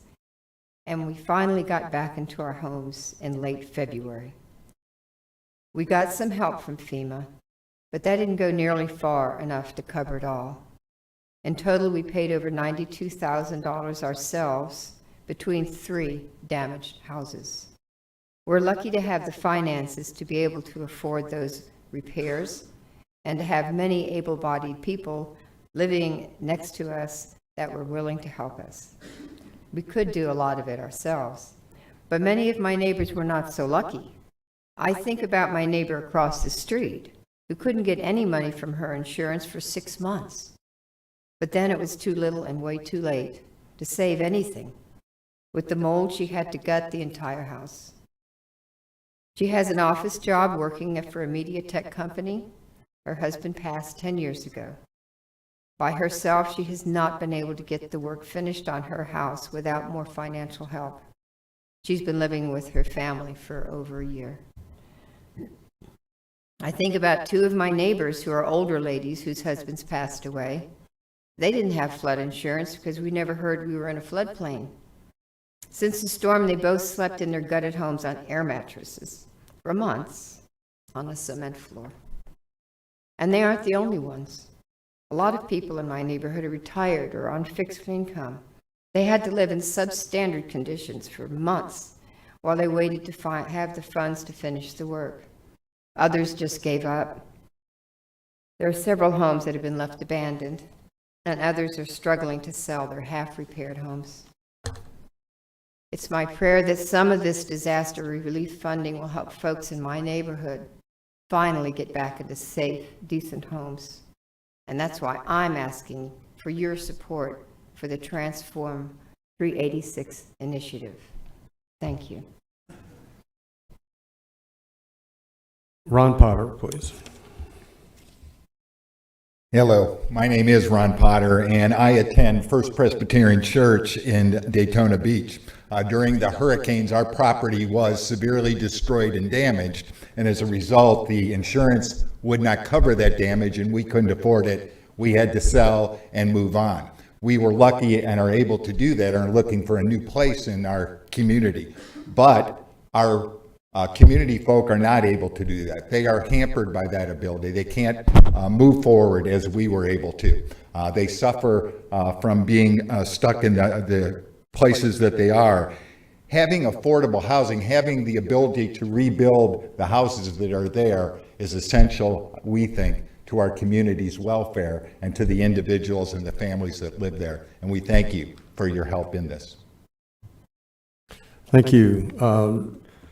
Reverend Floyd, pastor of the historic New Bethel AME, would you come up here and tell me your last name, please? Good afternoon to all of you. Thank you all for being your servants for this community. My name is the Reverend Floyd Lindsay Narcisse. I am the senior pastor of historic New Bethel African Methodist Episcopal Church in the city of Ormond Beach, Florida. For the past 5 years, Faith has also been working to address the problem of affordable housing. In Volusia County, a third of all renter households are paying over half of their income on rent. That means they are almost certainly having to make choices between paying rent or having something to eat.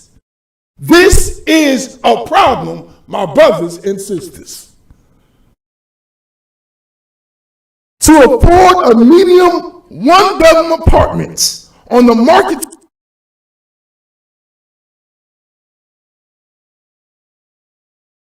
an hour for just to make ends meet. My brothers and sisters, we are at a path of impact that we need help. This community need help. We have voted for you all to make the right decisions to help all people, not black people, not white people, but all people of all social incomes. I have a member who is a Volusia County school teacher who lost everything because of the economic ability in this country, in this city of Daytona Beach, or because they did not have the proper accommodations for housing. Your residents are struggling, not because they are being taxed to death, as some of you have suggested, but because wages are low and housing is expensive. I got 1 more minute.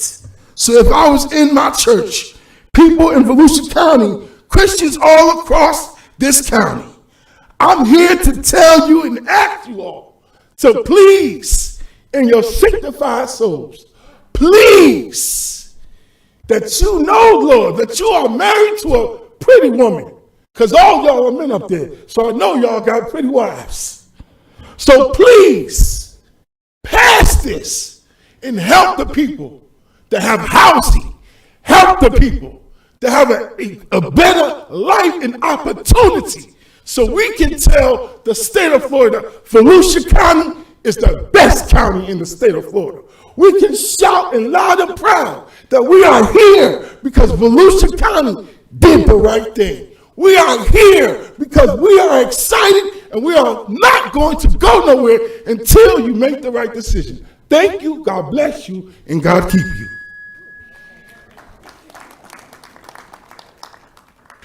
Perfect timing. Cynthia Slater.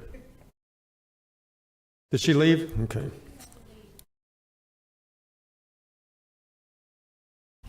Am I calling you? I didn't see you in here. Karen Delisle? And while she's coming down, I'll tell you, I've seen these men's wives. You're absolutely right. Good afternoon. My name is Karen Delisle, and I'm speaking to you to share my personal experience and perspective. I live in Ormond Beach, right off the loop, and am co-chair for the past 5 years of FACE Affordable Housing Committee. FACE is an acronym for Fighting Against Injustice Toward Harmony. I support the Transform 386 grant as proposed by county staff. Allow me to tell you my personal story as a child who tumbled from a life of affluence to huge financial struggle. My life started out good. My dad served in the South Pacific in World War II. He came home, and 9 months later, I was born. He owned an advertising agency in Manhattan, but his dream was always to live in Florida. So in 1957, we moved to Fort Lauderdale, where over the next several years, he lost his wealth due to a corrupt builder and to his own poor business investments. My mom went from having a maid to becoming a maid to support us. Our home was foreclosed on, and our journey into low-cost rental housing was steep, ending up in a crime and drug-riddled neighborhood in West Fort Lauderdale. As a child and a teen, witnessing my family's steep financial descent was scary. Seeing a once happy marriage spin out of control with stress, blame, and acrimony was confusing and heartbreaking. Trying to ignore it, then trying to calm the tension became my routine. And in fact, it led me to a career as a psychiatric nurse. Fast forward today, and the seniors, the families, the children here in Volusia County have lost their homes due to hurricanes last year. Imagine them seeing the storm, hearing the storm, seeing the floodwaters rise, being displaced, losing belongings, losing their homes, their neighbors, experiencing instability. Imagine the fear and the worry. And thankfully, through the diligent work of county staff, Transform 386 was awarded, took shape, and could be implemented to restore and transform the lives of the hardest hit adults and children in our community. The good news is the grant was for $328.9 million. The bad news is the damage is $661 million. I have watched the Transform 386 video multiple times. I've met with Ms. Butler 3 times with the League of Women Voters and Faith. I understand the plan, I endorse it, and I appreciate that the most vulnerable in our county will be served. I heartily endorse this plan and hope you will too. The storms were about a year ago, but the trauma continues daily for these displaced victims. Thank you. Thank you. Father Chris Hoffman. Father Hoffman, are you here? Had to leave? Okay. Jerry Durham.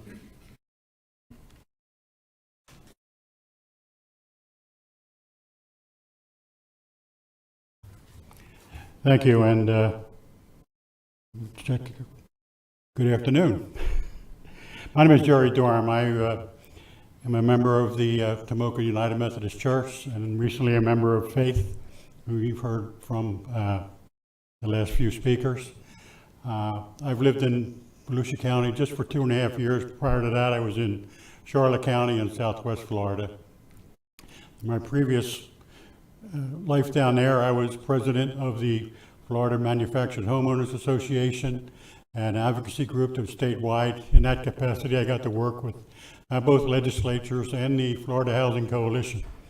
You've all heard today about the statistics, that the important need for Florida housing, affordable housing here in the state of Florida, particularly in Volusia County, has been my observation. We have, I think the problem with affordable housing when we talk about it publicly usually has negative connotations. It usually means people perceive it as having low income or welfare homes being built in my community. But actually what this is and what the primary need is workforce housing.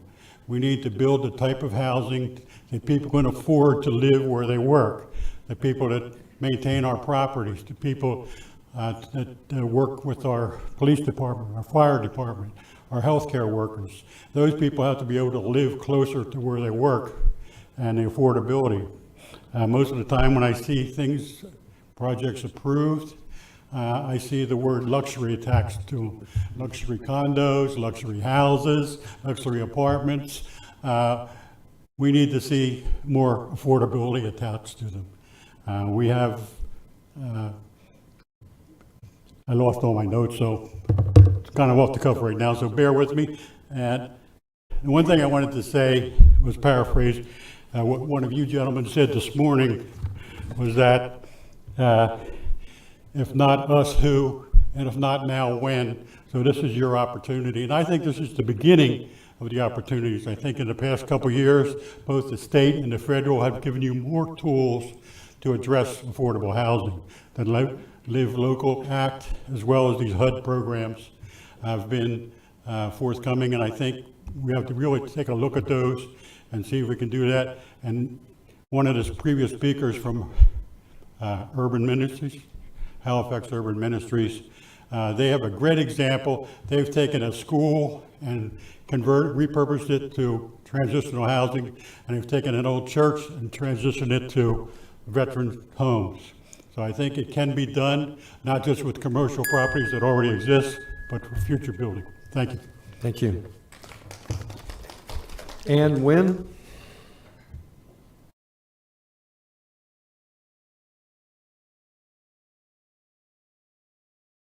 Good job. My name is Ann Wynn, and I attend Trinity United Methodist Church here in DeLand, but I live in Deltona. Yeah, Deltona. Okay, I'm sorry. I was actually looking for the names. There you go. Okay, I would like to address a couple of things that have to do with communications, and then I'm going to move forward.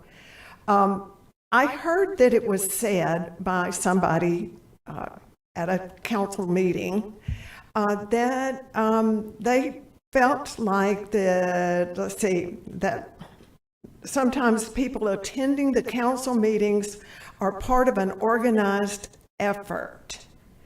And with that, there was sort of the implication that it was that we were people that weren't everyday working people making up our community. That's bad PR, any way you look at it. I live here. I vote here. I am a person, and I am a retired teacher. Now, as you may well know, I am not wealthy. And so that means that I live now, because I'm retired, on a fixed, very fixed, never to change ever, unless Social Security gives me a raise of $15. Okay, so why don't we agree that the people that have attended here today and have talked today, which were the people from the prison, the officers from the prison, that they have given us a point. They are an organized group. The man that stood up and talked about the Boys and Girls Club, he's with an organized group of people. The woman that came up and talked about the women's battering community, she's with an organized group. So there's nothing wrong with organized groups. All right. My main thing that I wanted to say, which I want to piggyback on what my colleagues have said, is that we support that Trans 386 plan. It's a good plan. It's a solid plan. It has been, nothing is perfect, but we can't wait for it to be perfect for it to be approved. So I would like you to know that I support it, and I would wish that you would also support it. Thank you. Steve Tonjes?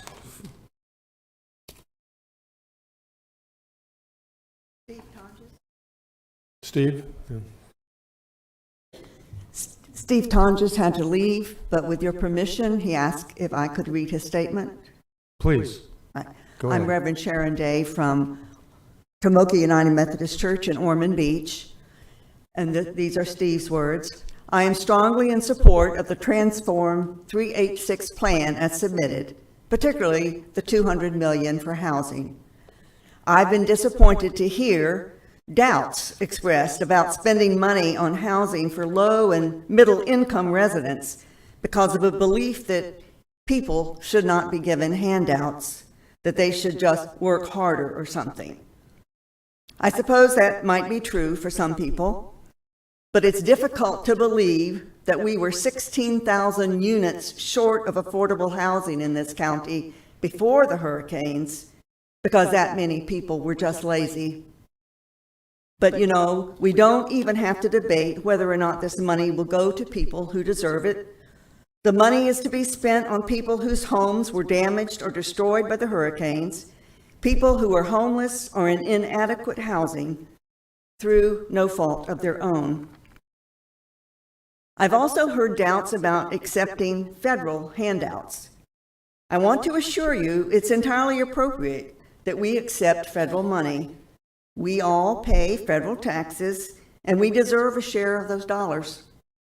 In fact, we couldn't get along without federal money. On average, all state budgets, including Florida's, are about 1/3 federal money. For example, I saw yesterday morning on the Community Connector that Volusia County will be receiving about $148,000 in federal dollars from the Florida Department of Law Enforcement. You will eventually be approving recommended projects to use those dollars to benefit our justice system. You now have an excellent plan before you to use federal disaster relief money to benefit residents who are often disproportionately impacted by storms and flooding. Please approve this plan. It is both morally right and fiscally prudent to restore people to their homes. Thank you. Cynthia Qualwasser, followed by Barb Gertman.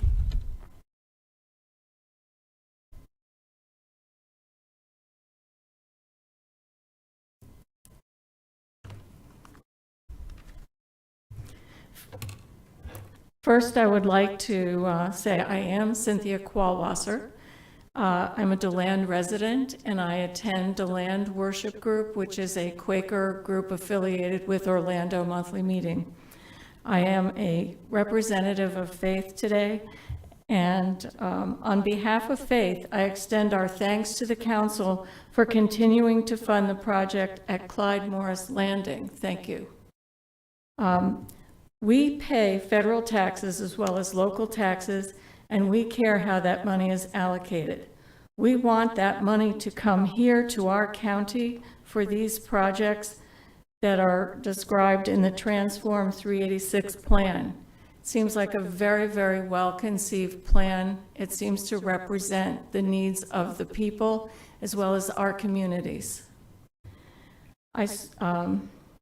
I strongly support the county council in using the $328 million federal dollars from HUD for flood mitigation, infrastructure improvement, and disaster recovery for our most vulnerable homeowners, renters, and county residents. We support the recommended allocations of funds that this well-conceived plan defines. We agree with the chair and other council members that infrastructure is important, and that is why we also want to encourage you to work with us, Faith, and meet with us and Wendy Anderson about the low-impact development bill we are working on. It will help with flooding. It will help our communities a great deal. We support the Transform 386 plan. Please also support it. Thank you very much. Barb Gertman, followed by Robert Reinhagen. Hi again, Council. I'm not going to rehash anything that's already been said. I think Donna and staff have done a great job really going deep into meeting the needs for infrastructure as well as housing. So I just really want to commend you for the work that you've done, the outreach into the community, and I just support the Transform 386. Cynthia Slater left me with her message.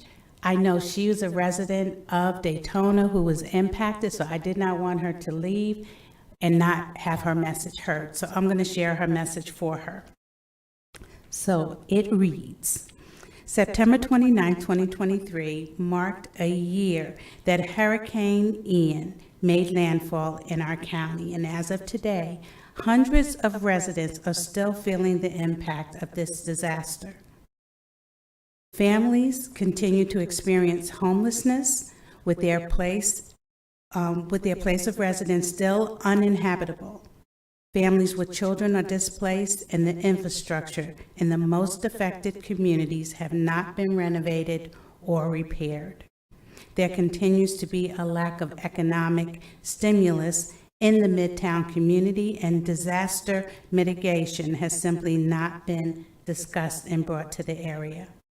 This includes planning, zoning, floodplain protection, property acquisition, relocation, or public outreach projects. Preparedness actions for disaster have been put in place, such as installing disaster warning systems, purchasing radio communication equipment, or other conducted emergency response training has also not occurred. Our communities are in great need of these recovery funds, and there appears to be, she's saying, little movement from this council. Whatever the objectives are for the use of these funds, it is her belief that it must be utilized for the purpose that it was granted for, and that this aid must be impacted for the most impacted, distressed areas of our county as declared by the President. Your responsibility is to your constituents, that is every resident in the county, and in particular, this grant is designated to relieve the suffering that of our most vulnerable constituents and those that are facing the harshest challenge. This council has that opportunity and that responsibility. So it is her challenge to this council that you take the input from residents and approve Transform 386. Thank you. Thank you.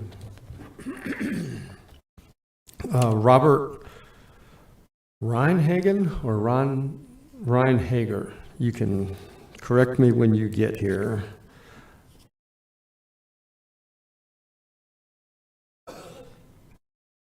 Council members, Robert Reinhagen, Port Orange. I thank you for letting me speak today. My experience that I want to talk about has to do with what I've seen happening in Port Orange. Some of the comments have added clarification, others have just added to my confusion.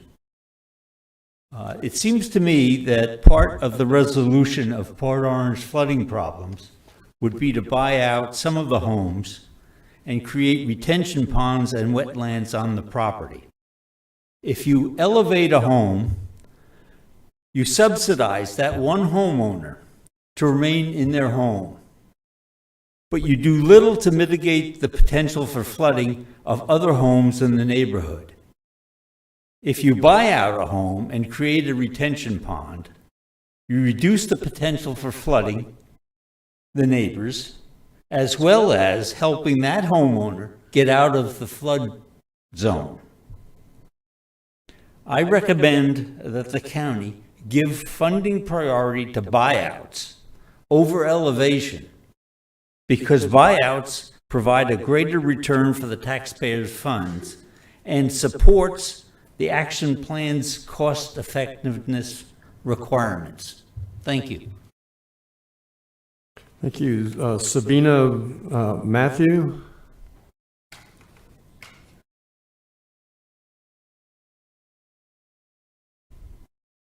And you'll be followed by Charles Woodyard.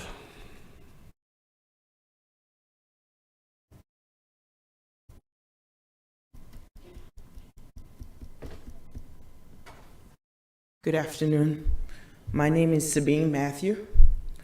I'm a single mother, a Navy veteran, disabled. I have a 10-year-old boy, and last year my house was damaged by the flood. I live there. I stay in there because my neighbor helped me take the water out of the house because I had nowhere to go. And then in order to keep living in the house, I have to keep spraying bleach because of mold and everything else. I have very limited funds in order to repair my house. That's why I stay in it this way during the whole time.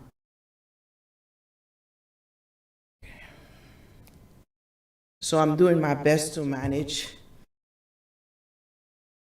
but I'm asking for help in order to make the necessary repair for the house. Thank you. Okay, what it is, like she said, she's a single parent. My name is Lisa Stafford. You might know me from the city of Vern City, but she's in Deltona. So I'm not a politician. I'm a people person. And she is in dire need of assistance. This is why the bill Transform 386 is so important. She really needs the help. She's a single parent. She is a disabled veteran. She's a proud person because of her military training, because of her upbringing. She hates asking anybody for anything, okay? But when I found this young lady, and I saw this young lady, and please forgive me, I don't mean to become so passionate about it, but she's a person that's in need of help. She's living in a home with a 10-year-old child, and when my daughter and her became friends is when I found out about her. She has mold and mildew. She can't do, the military is sending her a care person to help her, but she's doing the best she can because her home was flooded. It was flooded, it was impacted. She had big impact on this. And this is why she's here. She needs Transform 386. I met with Donna and I explained it to Donna. She told me, Miss Butler, I'm sorry. She told me to come and let her speak. Because nobody can tell her story like she can tell her story. And time's almost up. But the other thing is, she's in this home, she needs the assistant. The only thing that I asked about Transform 386, if Donna would, is consider the flood insurance because she is on a set income and she's not going to be able to pay $212 a month for flood insurance. And so in that pack, please consider it. Thank you.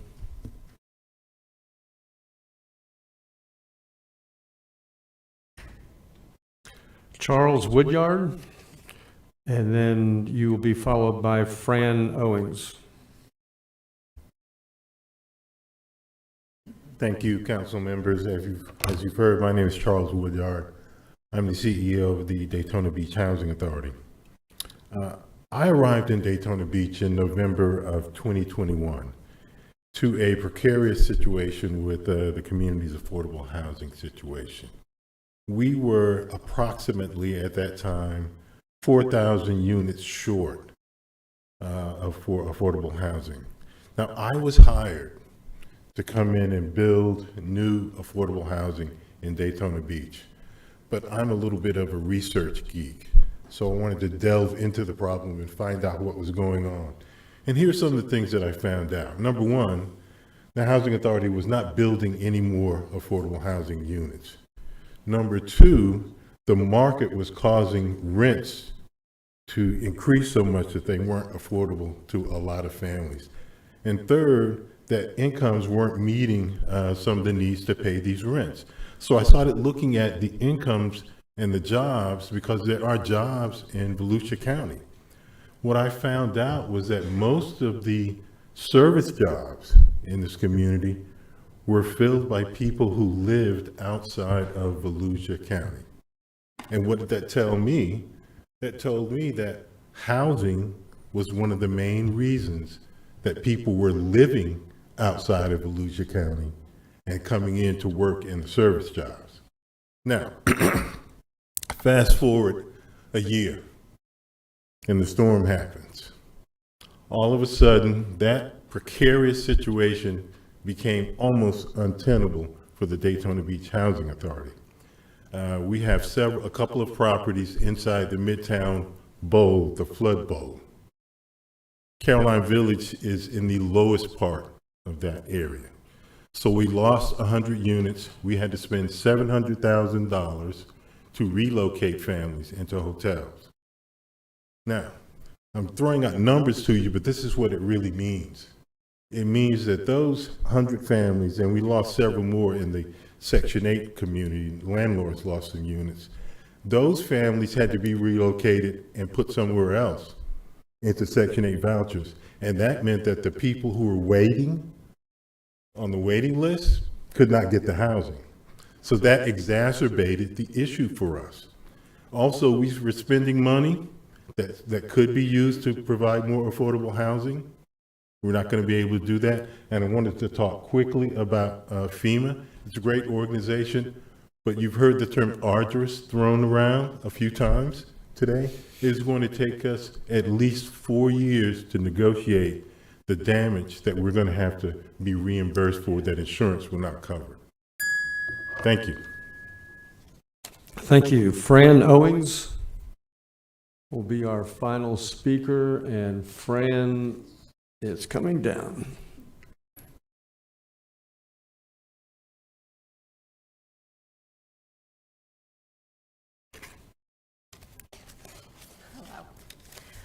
My name is Fran Owings, and I live in Port Orange, and I attend Our Lady of Lourdes Church, and I am a member of Faith.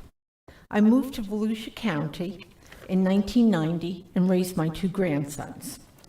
I want to talk to you about how flooding and the lack of affordable housing in our community has impacted my life. A few years ago, I was living in an apartment along the river. Just like almost every year, we were bracing for a hurricane. Since there was no evacuation order and management in my apartment said there was no flooding, they never got any flooding, I decided to stay put. When I got up in the middle of the night, I realized my entire apartment was flooding with water coming up to just below my knees. And I was rescued by a military truck. And I was so happy to see them there. FEMA did help. The financial and emotional impact was long-lasting, and I moved to an apartment in Port Orange with my grandson. Ever since we moved in, the roof was leaking, and there was mold throughout the unit. Despite multiple requests, management would not fix the problem. We stayed there for nearly a year because we couldn't afford any place else to live. My grandson does earn money from working full-time, and I have $1,357 a month. After months of no action by management and the mold continuing to make us sick, we refused to pay the rent and were evicted. Because we couldn't afford anywhere else to live, we were forced to move into a hotel and rely on help from family members. We stayed at my sister's house, who passed away from COVID, and we stayed there until the house was sold. Once it was sold, we still had no place else to go because the rent was too expensive everywhere we looked. My grandson moved in and to his grandfather's house, and I lived in my car for 6 months. Did you know it's illegal to sleep in your car? I didn't know that. But the police came over at 3 o'clock in the morning and wanted to know if I was okay. And I was grateful for their help. But they would ask me for my driver's license, which they ran. There was never any problem with my driver's license. So I could not stay there. They told me to move. One night, I ended up in the emergency room, then into surgery for 2 stents to my heart. Please support the Transform 386 plan and help residents. Thank you for your time. Thank you. That concludes the public input of this. Vice Chair Robbins? Chair, I just had some comments. I didn't want to interrupt you. Are you there where we can discuss it? No. Good. Thank you, Chairman. I just wanted to go ahead and just highlight a couple of things. About 2 years ago, give or take, I had requested some information from staff, and I have some numbers here. I want the community to know that we are doing a lot in affordable housing, and I'm going to highlight some of that. And this is from Carmen Hall, Ms. Carmen Hall, Community Assistance Director. Over the last 5 years, fiscal year 16-17, and this actually report was good through 2021, counties expended over $60 million. It's actually $60,798,448 on affordable housing through various federal and state grant programs and general fund. That's the key. This does include the last 2 years of emergency expenditures due to COVID relief funds. The breakdown is homeowner housing, just shy of 11 million, rental housing, just shy of 14 million, emergency rental and mortgages, just shy of 36 million. Of the total amount of funds expended in all categories, over 10 million has been funded or expended in the creation of affordable housing units. These categories are highlighted in yellow on the attached spreadsheet. In addition to the affordable housing expenditures, we have expended over 8 million in utility assistance through federal and state grant programs. Real quick, I'd like to go over just this couple highlights. Emergency repair, over 2 million, 2.6 million in those several years. It's going to be much higher now. Home buyer assistance program, 4.5 million, much higher now. Wind and hazard mitigation, close to 600,000. Disaster relief, 1.2 million as of 2021. Homeowner construction, almost 2 million. Also programs for rental housing acquisition, rehabilitation, and development, just shy of 3 million. Housing choice voucher Section 8 programs, just shy of 9 million. Homelessness prevention, just shy of 600,000. Rapid rehousing, just shy of 700,000. Also to the ARPA Atlantic Housing Committed Funds, just shy of $1 million we assigned to that. Rental affordable housing totals, you're looking at just shy of 14 million. But total, you know, it goes over 61 million, and I'll be able to be more than happy to provide that if necessary. But really, you know, where my head's at is, I think there's a much bigger issue here, and I think that's what's making, I see some hesitation in some of this, and why I'm a little hesitant is the reason of why do we have the lack of affordable housing. And I think that's a very important question. Why do we lack better paying jobs? Why do we lack low wages? And if anybody has ever read our Chapter 52 and Chapter 72 of Land Development Code and all the bureaucracy and red tape, to understand why on a bigger scale, because it's a deterrent. And we all know for the most part that when we get rid of these laws and all this nonsense, we create a better economy. You take away the regulations, you have a robust and thriving, or a better thriving economy. So, you know, I think we need to look at this too at all angles. And I think we find ourselves at a crossroads with this situation, because we want to do it. We want to address a multitude of our concerns, but are we throwing money at something just to throw money at something? I mean, we avoid our transportation discussions like the plague. I'm not saying that just to, that's not my dry humor. I'm just being honest with you on how we pay for it, how do we address it. And now with this program, it's almost like, although good on the surface, and I think it does do a lot of good, but it's almost like, you know, I don't know if ultimatum is the right word for it, or being strong-armed, but, you know, we're dealing with inflation. We're dealing with runaway spending. We're dealing with printing money like it's going out of style. Does that have any contribution to our wages and housing issues in Volusia County? And I think it's all the above. So what I really want to do is be part of a solution and not a much greater problem. And are we enabling, or are we creating more dependence instead of independence of a much larger society problem? I don't know, and I don't mean to get deep on everybody, but this is where my head's at on making this decision. And I want to make, and I'm afraid, you know, I want to make the right decision. Can I get an additional minute? You can take it off my back time. In creating bridges and not a parking lot in society. And I say that in the most respectful word, because we have to remember, we're also taking from others at a large scale. We're taking from some and giving it to others. I don't know. I don't know if that's right. I would just like us to all consider why we're at where we're at, and how do we get out of this mess, and how we start solving some real issues so we don't have to keep going through this. Councilman Don Dempsey. Well said. Danny. I agree with you 100%. The one main concern, well, first of all, let me say I'm very appreciative that the federal government is giving this amount of money to help fix our problems. But I agree with Danny. I mean, we got to find a solution to a lot of these issues. Now, I'm not on the east side as much as maybe I'd like to be, but I know over here on the west side, this flooding issue is still a huge problem.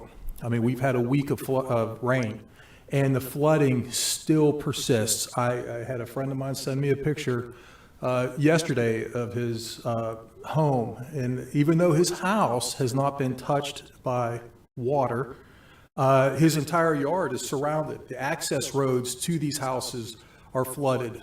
Those in Lake Gertie area have that problem. There's a significant number of people who are affected by the flooding, but their house in and of itself is not affected by the flooding because the waters only rise so high, but their houses are inaccessible, or they have to drive through high water. I know Mr. Chairman Brower, after the hurricanes, was posting all kinds of videos of driving through these flooded roads in southeast or southwest Volusia County, as well as other areas in the land, and it's still a problem. So my concern, I'm glad we've got the $328 million, but I'd like to see more of that money go towards infrastructure. I noticed that we only have half of it here earmarked. Out of the $101 million, only 50 is earmarked towards infrastructure. I'd like to see us maximize the infrastructure funding. I'd like us to do mitigation as it relates to the cities and the businesses. I know that director of the hospital or the healthcare facility showed us the pictures of his business being flooded. I want to help those as well, because that also impacts people when they can't get to their healthcare facility because it's flooded, and it affects people's ability to get to work. And I also would like to see the cap lowered on the allocation. As it's presented right now, potentially, I think it was on the slide, but I wrote it down here, only 1,150 estimated units will benefit from the replacement financing. We got 100,000 allocated towards the repair and rehabilitation of houses. The replacement allocation is $275,000 towards houses, and I believe what was said was if the cost of repairing that is over 50% of the value of the house, then we have to tear down and build them a new house to the tune of up to $275,000. And that seems like a lot of money to me. And mobile homes up to $200,000. I would like to see that all cut in half, that whole chart cut in half. Limit the rehab and repair to $50,000. Limit the replacement to $137,500. Limit the mobile home replacement to $100,000.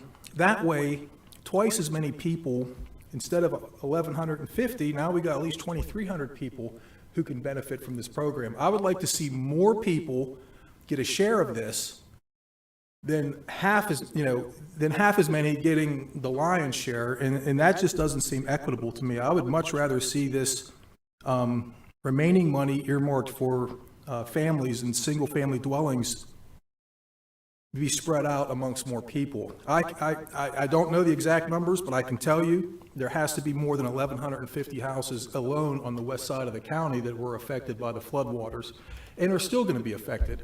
I'm sure there's people right now who are suffering just from this week-long rain. So that's where I'm at on this. As written, I'm against it, but I am definitely in favor of tweaking it to spread the wealth more amongst homeowners and put much more money towards the maximum amount of money towards infrastructure development against flooding. Thanks. Thank you. Councilman Johansson. Yes, Mr. Chairman. Is there a motion? There is. There is a motion and a second to approve as written. Thank you. Discussion for me is I think some good points have been raised, and what we need to realize is this money is for unmet needs. There are plenty of homes out there that are flooded. Plenty of homes on the west side, Mr. Dempsey, plenty of homes on the east side. There's multiple funding sources to fix those homes, some of them which have already been done, some of them which haven't. These are the people that have fallen through the cracks: FEMA, insurance, and whatnot. So just because the homes were flooded doesn't mean they're not being taken care of. And for those that haven't, this is an opportunity to take care of them. Number two, our building code doesn't say you have to raise your 20 acres above the flood zone. It says you need to raise your house above the flood zone. That's why the houses haven't flooded in some cases, but their driveways and the roads have. We cannot raise Volusia County above the flood zone in a week. Venice, Italy wasn't built in a day. So if that's where we want to go, raising the whole county, that's a complex plan. So let's get started at the cost of our sister counties where all our water will go. In this day and age, I think we have to accept flooding in certain public areas to save our homes. That's just me. A lot of cities use roadways as stormwater conveyance. Yes, County Manager. So that's something that's kind of a given, or at least in this civil engineering planning. As far as this money goes, I love that we are going to have control of this money. That Donna and her team can direct where it goes. I have asked Donna and harped on it every week that this is not the kind of money that you peanut butter spread across the whole county so everybody gets $1. If I give everybody here $1, you can't get lunch, but I can pick a few people that can't afford lunch and give them the money, and they can go out and eat, and we can all eat. I think that's the way this has to go.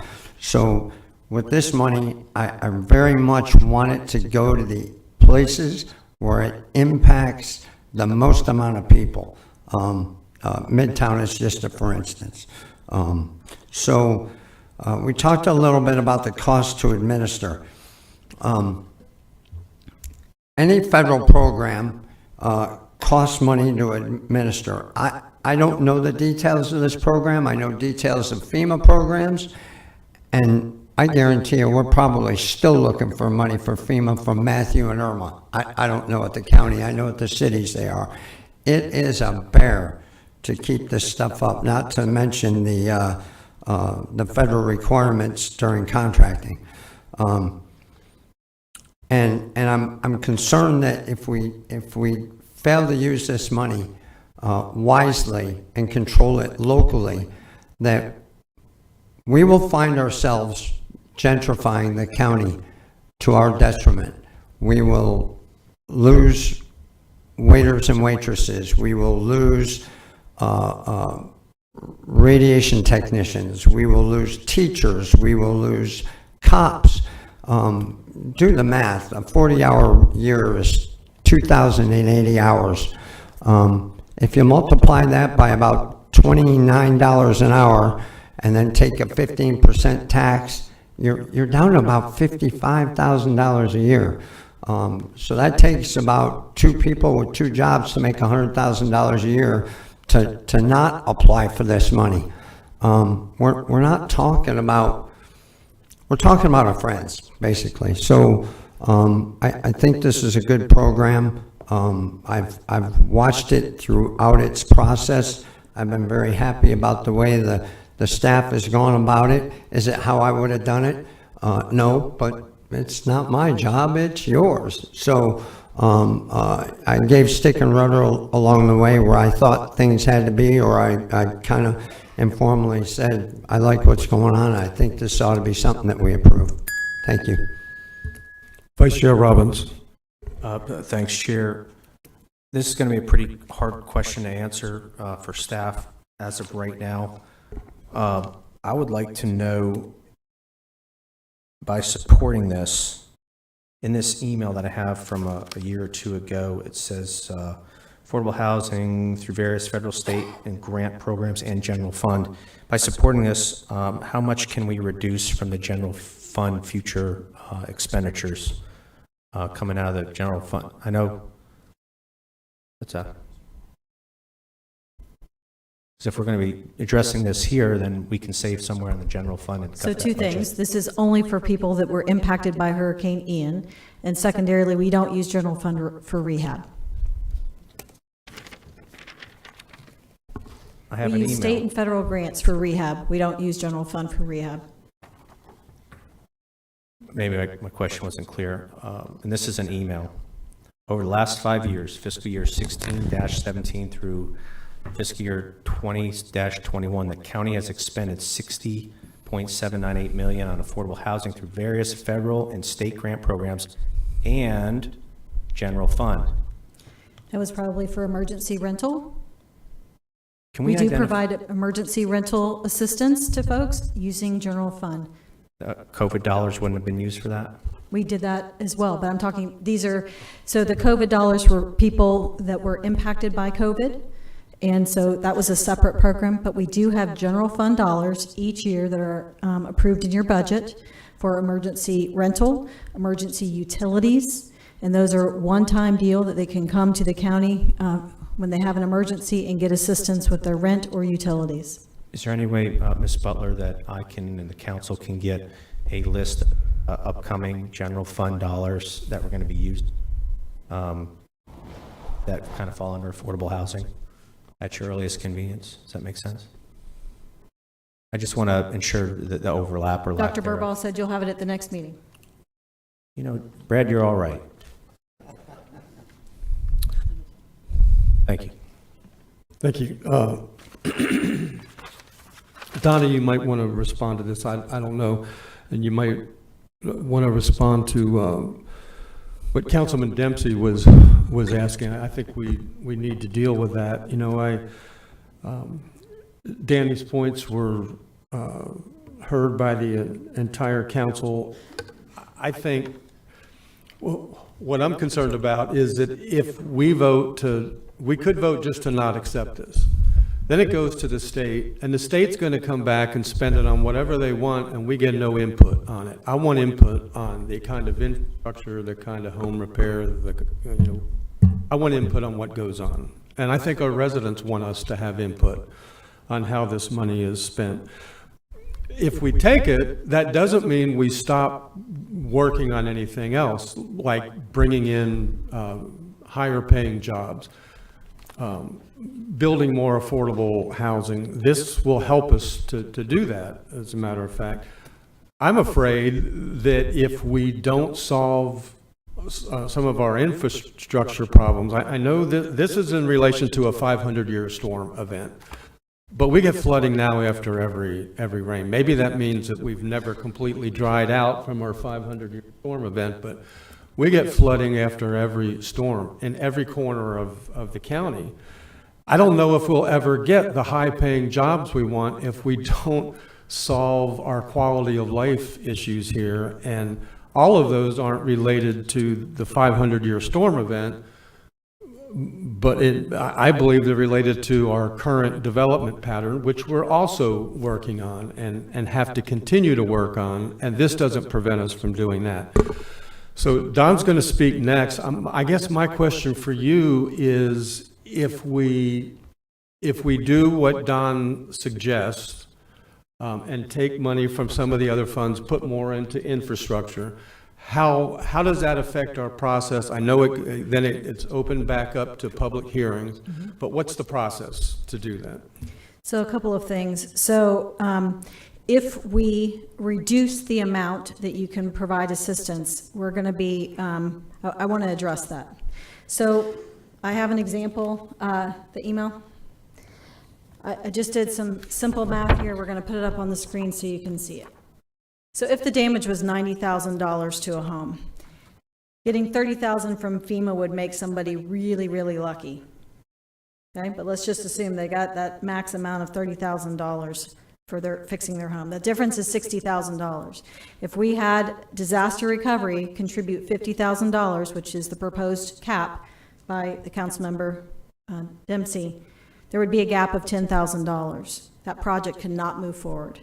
That means all of those homes that fall into like situations would not be repaired. And so what happens to those homes? That's the question that we all collectively need to answer, is what is going to happen to those homes? There are folks that are at the very low income levels, 0 to 30% of area median income, that do not have that $10,000 gap to provide. And it could be any, that's just an example, it could be any amount of numbers. So I can't answer the infrastructure. If you all want to move money, we will rewrite the plan, and we will put it back out on the street for public comment, for them to provide public comment for 30 days. I will then create a document that takes all of their comments and provide answers to all of those comments, and then provide it to you for your consideration in deciding whether you're going to go forward with your amended plan. Okay. Thank you. Councilman Dempsey. Yes, just as a follow-up, and Donna, if you could stay there. I mean, it's a follow-up to Mr. Robbins' questions, but the infrastructure allotment that we would be getting under this would save us from the general fund, right? I mean, we spend infrastructure, we spend money from the general fund to repair infrastructure, flooding issues within the county and all that. Almost none. I'm sorry? Almost none. Almost all of our infrastructure is done through either transportation trust and our roads, and stuff is tied in with our roads, or our stormwater utility. So very little general fund money goes into to infrastructure. Okay, and how much is our annual allotment towards infrastructure? We know. I had to scour in the budget to find, because it would only be parts of like other projects, like, and again, like you get into, well, take the jail, for instance. I would consider the, rehabilitations and modernizations we're doing at the jail, jail infrastructure that we're repairing. Well, I'm talking but it doesn't get into the flood area or the stuff you're talking about. It would almost all fall into either transportation or would fall into the stormwater utility. Okay. Well, how much would $100 million boost our ability to repair a lot of these flooding issues on the west side?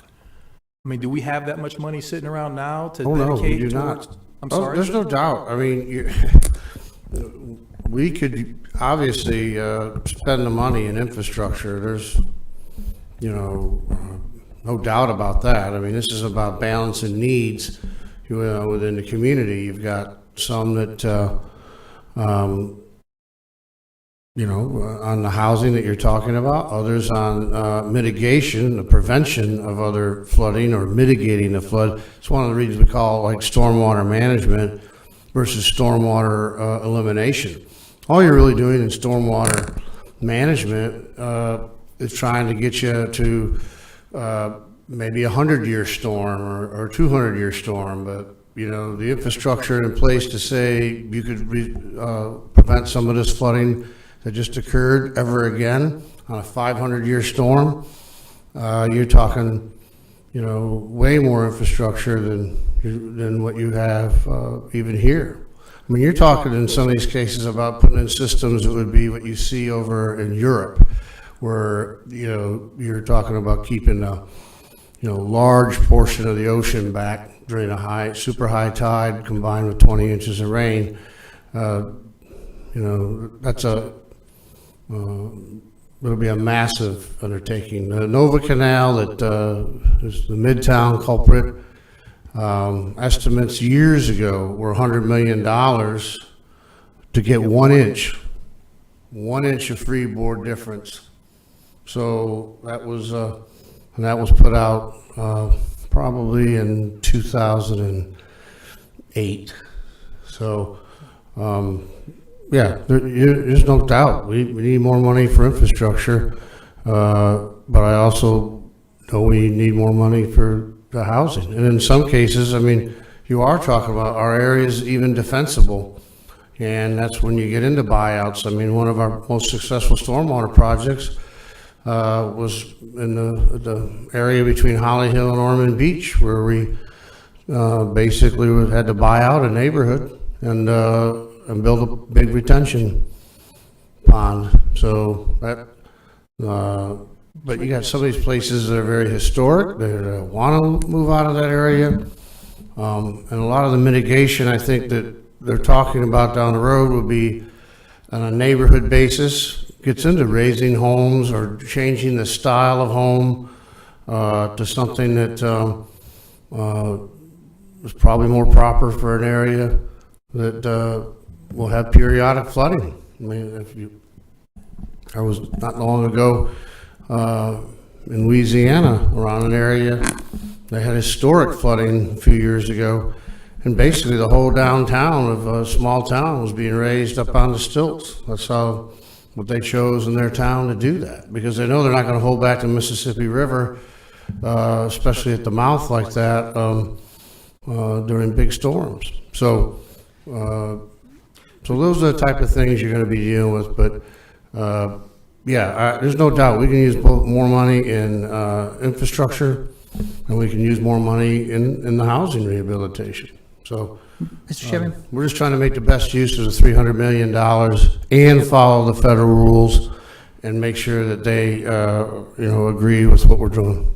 So Mr. Chairman, the board is lighting up again. And this horse, I think, might be dead with most of us. I'd like to call the question. You want to call the question? That means he wants to vote right now. I'm on the list. I would give up my. Okay, you're good. I think so. Dick Johansson. Okay. Can you take me off? Can you take? Okay.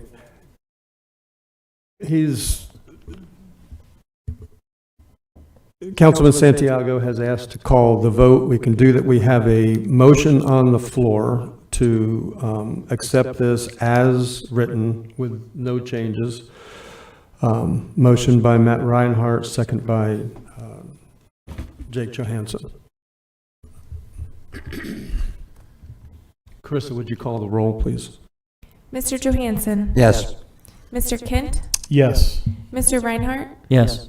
Mr. Robbins? No.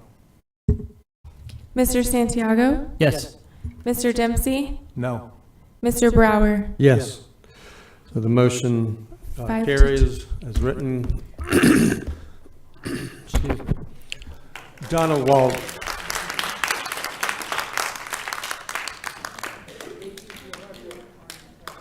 Okay.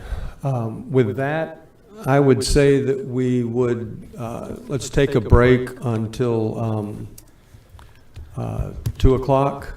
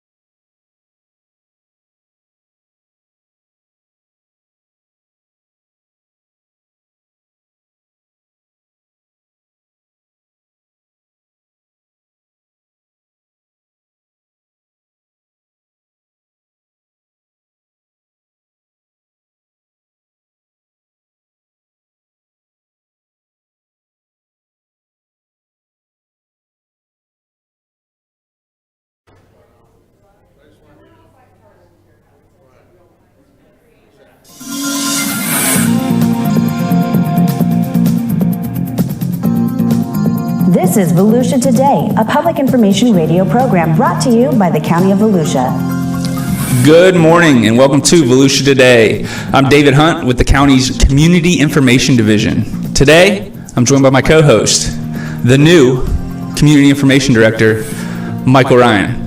Thank you so much for tuning in this morning. Volusia Today is made possible by our sponsors, Daytona Beach International Airport, the Ocean Center, Volusia Recycles, and Botran Public Transportation. So Michael, I'm not gonna lie, I'm a little nervous this morning. I'm hosting this show, but I feel like I'm under the gun. You're the new Community Information Director. You've been on board for about 2 months now. It's been a pleasure. A month, 2 months? How long have you been? I think it's about 34 days, actually. 34 days. Yeah. 34 days of fun, correct? About 30 of those was in the EOC, it felt like. Well, it's been a pleasure working with you so far.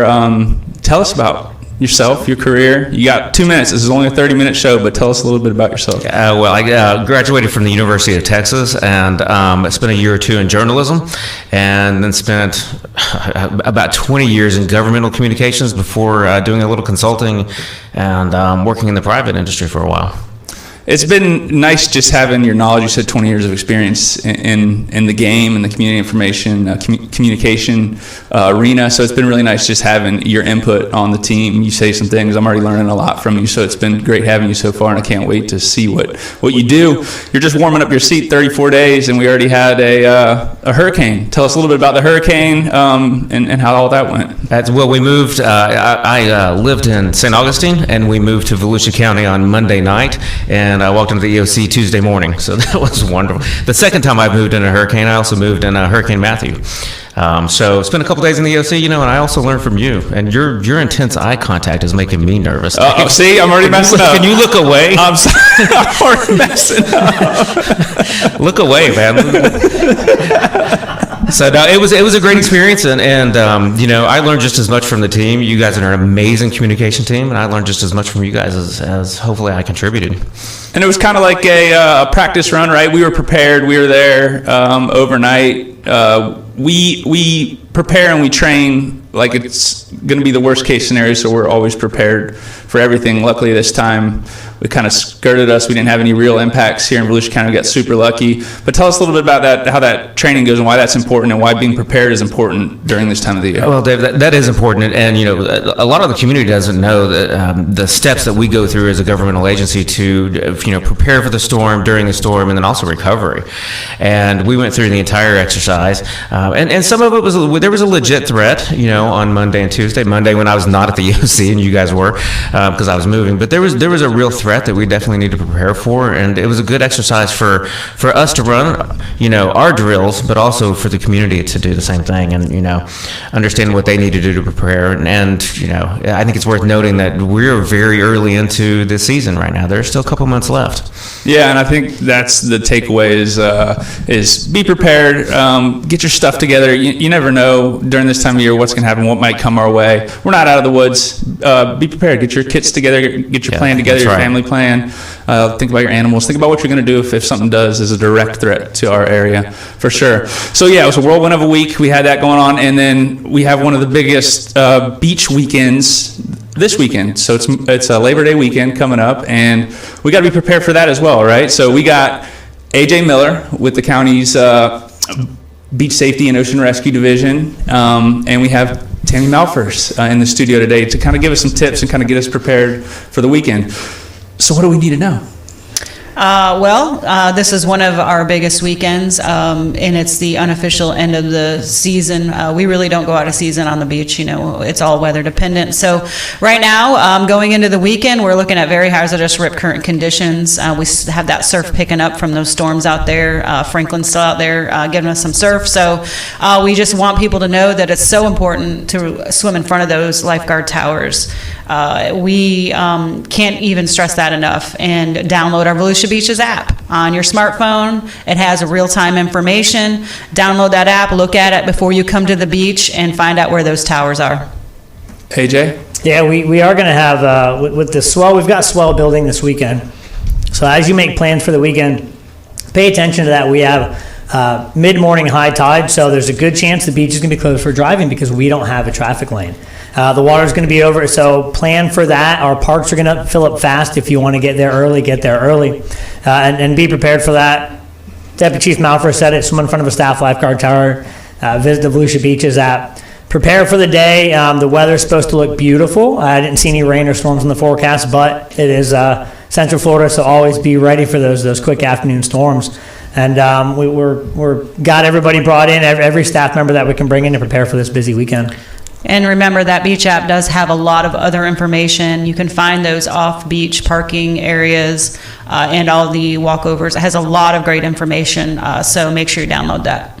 Yeah, I feel like that's important to talk about because we talk about plans. It's good to have a plan for anything you do. It's good to have a plan when you head down to the beach. And that Volusia Beaches app is such an amazing tool. I think there's, I don't know, last time we checked, there was about 50,000 people signed up on the app. I think everybody in Volusia County should sign up for the Volusia Beaches app.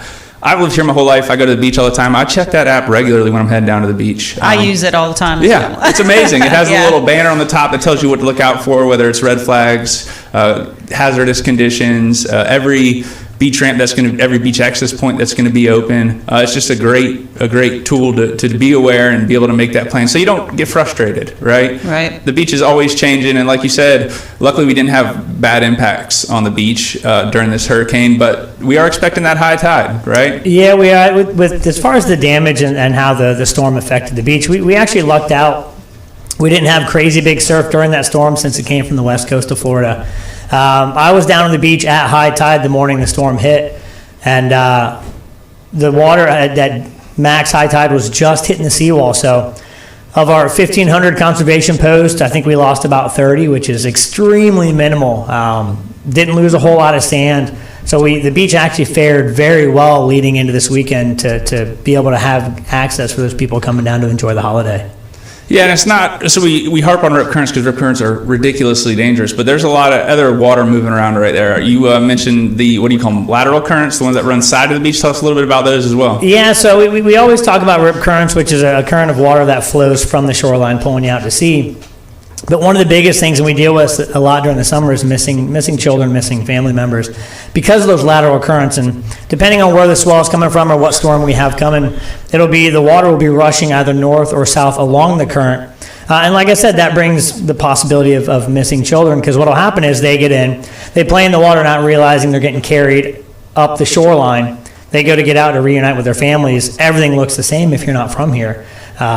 And they get carried down the beach, and it's hard to find their family members. Yeah, it's there's a lot happening, and the best thing to do is swim in front of those staff lifeguard towers, because they also have all that information on the back of the board, correct? They do. It's right there, and we stress everyone that comes down to the beach, get to know our lifeguards, go talk to them, ask them questions about the beach. Don't get offended when they don't make eye contact like Dave here was with you, Michael, because they're watching the water. So they're not going to lock eyes with you because they do need to watch the water, but they're more than happy to answer all your questions about the beach. So you are more knowledgeable and you feel safer and more comfortable on our Volusia County beaches. AJ, can you refresh my memory on the color of the flags? Yeah, so we starting off, we've got green flag, which is no danger, which we have never flown on our beach. Does not exist, right? Yeah. Such a dynamic beach that our beaches change within a couple hours. That flag's in a box somewhere, isn't it? We have a massive amount of those flags hiding in the closet. Yeah. Now we have yellow for moderate surf conditions. Usually when the water looks a little calmer, but there's still some underlying dangers. We have our red flag for dangerous surf conditions or high surf advisory. And that doesn't always mean we don't have to have big surf to have that red flag. If our rip currents are pulling real strong as they are now, today we're flying that red flag. We have our double red flag, which stay out of the water, which historically we only fly during the actual hurricanes. And then we have our purple flag for dangerous marine life. More often than not, we're flying that for jellyfish and man-o-war. Okay. Wait, at what point do you guys decide what color flag you go with that day? Is it that morning? Every single morning, yeah. Okay. The ship that comes on that day looks at the water. They take in consideration what happened the day or two prior, what's coming, swell conditions. They look at all that, and they make that determination every morning. Okay. And so I went to the beach last weekend, and the surf was on the increase. We had those lateral currents, we had the rip currents, we had everything going on. But then there was also some jellyfish in the water. Are those still out there floating around? We have, we've had a few. We probably are going to see some this weekend, so be prepared for that. The best thing to do, you can bring white vinegar with you, or you can flag one of our lifeguards down in a truck, or go to that, if you're in front of that lifeguard tower like you should be, they have vinegar on their tower, and it's a simple procedure. We just pour vinegar on your sting. A lot of times that helps. So it's just be prepared for those. Yeah. Yeah, it's something we deal with very commonly. Actually, this year to date, since January, we've treated over 2,000 jellyfish stings. Most of them are very minor. We always tell people things to watch for, and we've talked about this before. If you're allergic to animal stings like bees or ants, there's a good chance you're going to be allergic to a jellyfish sting. So if you have a bad reaction, or if you're prescribed an EpiPen, an auto-injector for a bee sting, there's a good chance you're going to have that similar reaction to a jellyfish sting. Things to watch for is if your throat starts closing up, if you get hives around your chest. Most time it's just extremely painful, and then it goes away usually within maybe 15 or 20 minutes. If it's a 15 minutes, but like Captain Miller was saying, the allergic reaction is very dangerous, but that's very rare. Most people don't have an allergic reaction to a sting. It's just painful. And it usually subsides after about 15 minutes. And there's no real time or season for the jellyfish or man-o-war. They're just kind of at the mercy of the winds and the currents. So when we have a strong onshore wind for a few days, we tend to see them more. And don't itch it, right? Don't itch the sting. Yeah, don't scratch it. Don't rub it. Yeah, don't scratch it with sand. They usually say stay out of fresh water for a little bit, because what happens, they're leaving stinging cells on your skin. You can get fancy and say, you can call them nematocysts, but they're stinging cells on your skin.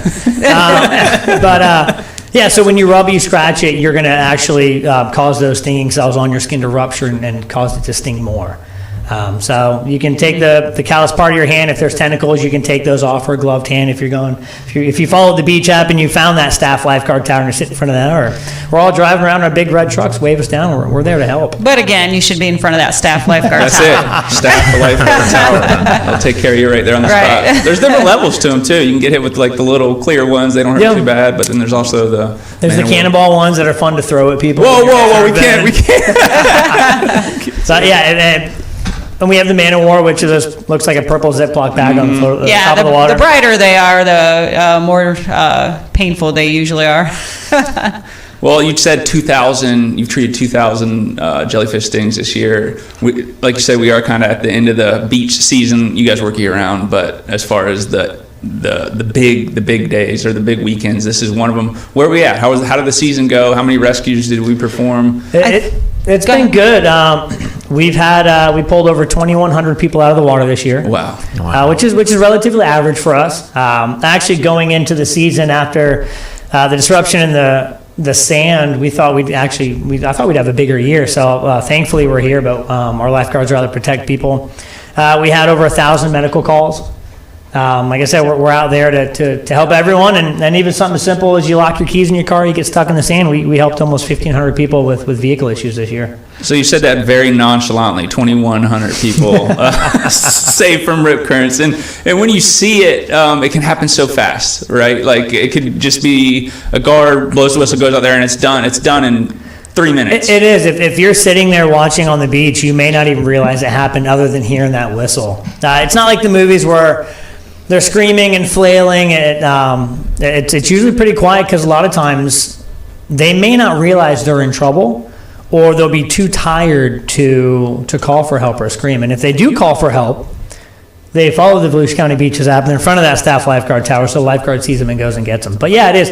It's not like they have in the movies. It can be very quiet.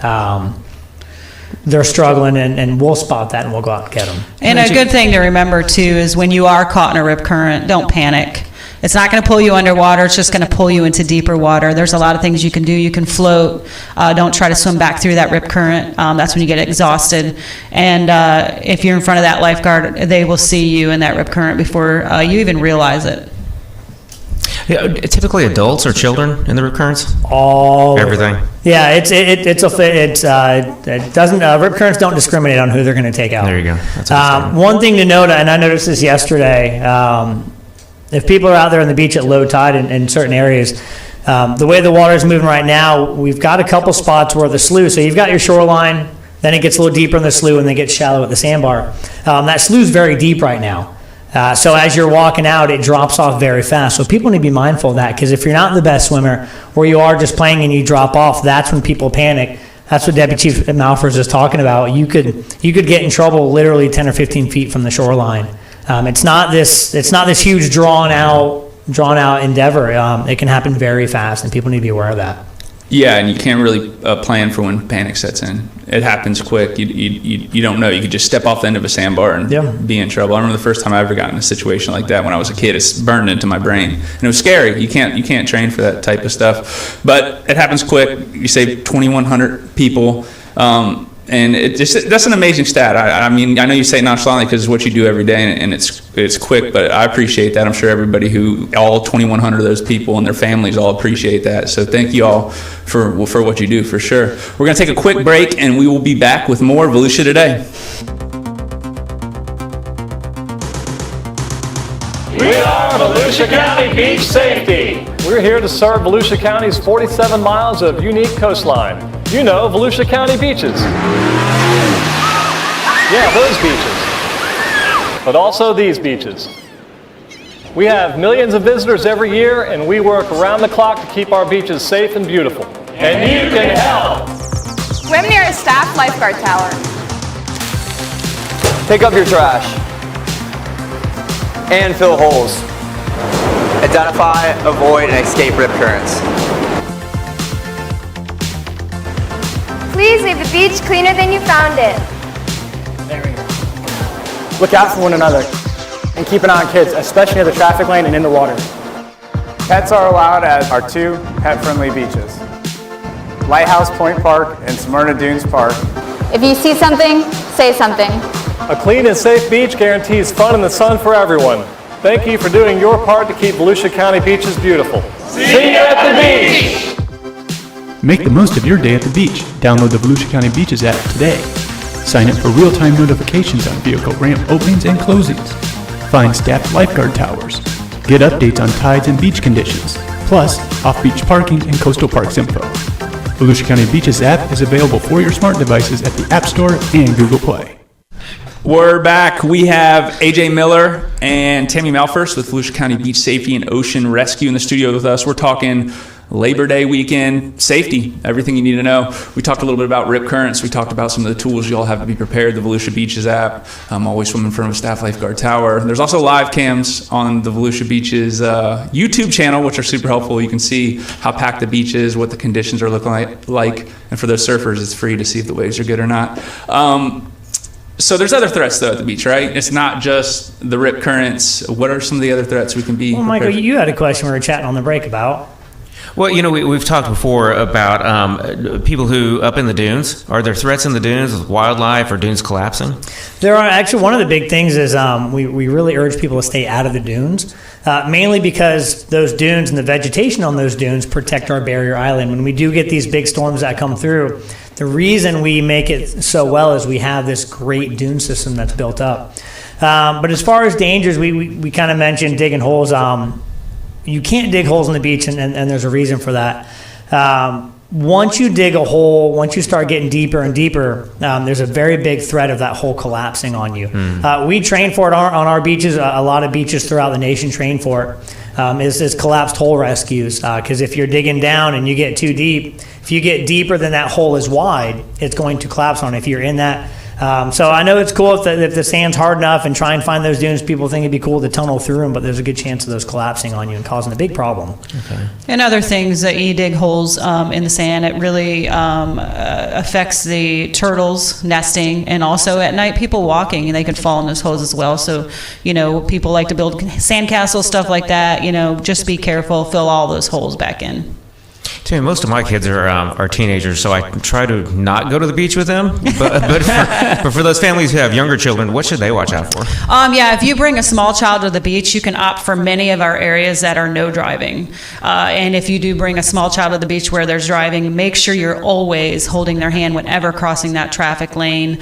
A couple more tips. Set up all your belongings on the water side of the traffic lane. Your tents, your coolers, your chairs, everything you're going to need for the day, set it up on the water side. That way it limits any children from trying to travel back and forth across that traffic lane. Okay.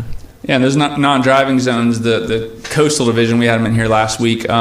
They've done a great job getting all those beach access points open. So there's a lot of opportunity to park off beach and get to those less populated areas where there's not that threat of cars driving by in that traffic lane. And that's been super nice. And then you also mentioned the sea turtles. We've had a record-setting sea turtle nesting season, and they're starting to hatch off right now. Yeah. So we got to be doing our part to help them along their journey, right? Right, yeah, and that's why we have that established conservation zone. So when you come to the beach and you park, make sure you pay attention to those conservation posts and stay on the east side of those, because those are there to protect the turtles for nesting. Yeah, and we're also rolling into washback season. I met with one of the washback watchers. Say that 3 times fast. Yeah, right. And they're the ones that go out there. There's a volunteer organization. They Turtle Patrol goes out and drives in the morning. We have those washback watchers that go out and walk the beach, looking for hatchling sea turtles that have emerged, gone out. They spend the first part of their life in the Gulf Stream living in that sargassum seaweed, that stinky stuff that washes in every winter on our beaches. Be mindful of that, because in the mornings, if we have seaweed on the beach, we can't open for driving. We have to, and Volusia County Beach Safety will patrol those areas by ATV looking for any sea turtles. Once we clear that area, we'll be open for driving. So if you're coming down to the beach and you check the beaches app, a good chance you'll see it'll say closed for sea turtles. That means we're checking that area before we can open. So give us a little time. We want to make sure the beach is clear of any sea turtles, so there's no impact between the sea turtles and vehicles driving on the beach. Yeah, that's a good reminder for everyone that Turtle Patrol does. They travel the beach every single morning and they check for any new nests. And we can't open, like Captain Miller was saying, we can't open until everything is clear. And we know that there's no nests that need to be relocated or anything like that. Tell me, who tells you can't open? Who tells us? Turtle Patrol. But where does the directive really come from? The federal government, The right? federal government, yeah. We're under federal guidelines, and it's very strict. And if we see a new nest, they have to make sure all those new nests are marked off before we can let any vehicles on the beach. Yeah, I think it's important to know that that's not Daytona or Volusia County down there doing that. Right, that's the federal government. It's not us saying no, you can't get on. It's correct. Federal guidelines that we operate by, which those guidelines allow us to have driving on the beach. Also very important to know. Yeah. Yeah, there's a lot of entities down there working to make sure our beach is pristine and we're following those guidelines and make sure everything's good before it even opens up in the morning. That's every day. It's a big collaboration. A lot of hands into it. It's awesome. And I don't think a lot of people even know how much stuff you all do. I was fortunate enough to do a ride along with Beach Safety. I did a full day with them, getting some video for social media and messaging purposes. And the first thing we did during the day, they opened the beach up and we were riding along making sure. He was saying how important it was to make sure everybody's parking in the correct way right off the bat, because that dictates how the rest of the day is going to go. There's a lot of, like Deputy Chief Malfer said, when you park on the beach, there's that line of natural 4x4 poles in the sand. You got to park on the east side of that, between those poles and the traffic lane. That's the parking area. The reason it's so important to get that set early is if people are out of area, they're going to, and here's the thing, if you don't get your parking spot and you park in the wrong spot, everyone else is going to fill in, and when it's your time to move, you're not going to have a parking spot. Also, you're actually not allowed to lay out in that parking area. One, we want to get more people on the beach, but also it's a safety issue. If I'm laying next to my car and you pull in and you don't see me and I'm impacted by your vehicle, that's kind of a problem. So we're all about safety on Volusia County beaches. So even the small things that seem kind of minor, they're there for a reason, to keep everyone safe and make sure everyone goes home and enjoys their day. AJ, can you talk to me? This is new to me. Something about the windows having to be rolled down. Oh yeah, we driving is because we have a driving beach. You have to be very careful. You have to have your driver's side window down when you're driving on the beach. That's very important. Your headlights on. Also, the speed limit is 10 miles an hour, and that is radar enforced. Well, people ask, why your window? Well, there's a lot going on. You're sensory overload if you come down to the beach for the first time and you're trying to drive. We have people come down that have never done it, and they're like, oh my God, how do you drive around this beach for 12 hours a day? I couldn't do it. But one extra thing, having that window down, you're going to be able to hear. So like Tammy said, if you have small children, make sure you're holding their hand across the road. If they get out, you hear a parent scream, somebody's running across, you're going to hear that and you're going to be able to react to it. So that's why you got to have your window rolled down.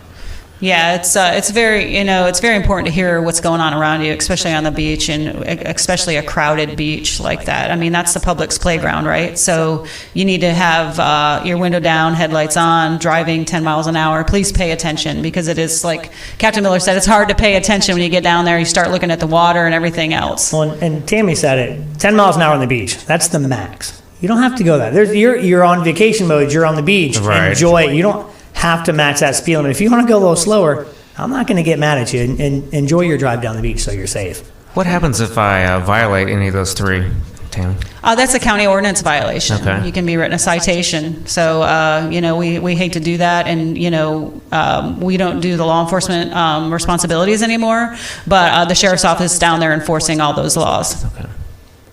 We're going to take a quick break and run the last commercial, and we'll be back with more Volusia Today. We are Volusia County Beach Safety. We're here to serve Volusia County's 47 miles of unique coastline. You know, Volusia County beaches. Yeah, those beaches. But also these beaches. We have millions of visitors every year, and we work around the clock to keep our beaches safe and beautiful. And you can help. Swim near a staff lifeguard tower. Pick up your trash and fill holes. Identify, avoid, and escape rip currents. Please leave the beach cleaner than you found it. There we go. Look out for one another and keep an eye on kids, especially near the traffic lane and in the water. Pets are allowed at our 2 pet-friendly beaches, Lighthouse Point Park and Smyrna Dunes Park. If you see something, say something. A clean and safe beach guarantees fun in the sun for everyone. Thank you for doing your part to keep Volusia County beaches beautiful. See you at the beach! Make the most of your day at the beach. Download the Volusia County Beaches app today. Sign up for real-time notifications on vehicle ramp openings and closings. Find staffed lifeguard towers. Get updates on tides and beach conditions, plus off-beach parking and coastal parks info. Volusia County Beaches app is available for your smart devices at the App Store and Google Play. All right, we're back. We got about a minute left. We got Captain AJ Miller and Deputy Director Tammy Malfirst in the studio. 30 seconds. What are the last messages that we have for people going into Labor Day weekend? Swim in front of those staff lifeguard towers and have fun. AJ? Yeah, enjoy it. Drive safe, be safe, hydrate, no alcohol, clean up after yourself, leave only footprints, and please enjoy the beautiful weekend we're going to have. That's amazing. Michael? Thank you for having me. Welcome to Volusia County, Mike. Dave, seriously, thank you for hosting the first show. I appreciate it. Did I do all right? Yeah, you did. Yeah, you did all right. What can I do better? Yeah. He told you a little less eye contact. Turn these lights off. Yeah. Quit making that intense eye contact with me. Heading into my weekend, it makes me nervous. No, well, we appreciate everything y'all do for us. I've had the opportunity to work with y'all, and it's just amazing to see everything y'all do. Download the Volusia Beaches app. Check out the County of Volusia YouTube live channel. And you know what? Just beach smart this Labor Day weekend. We'll see you out there.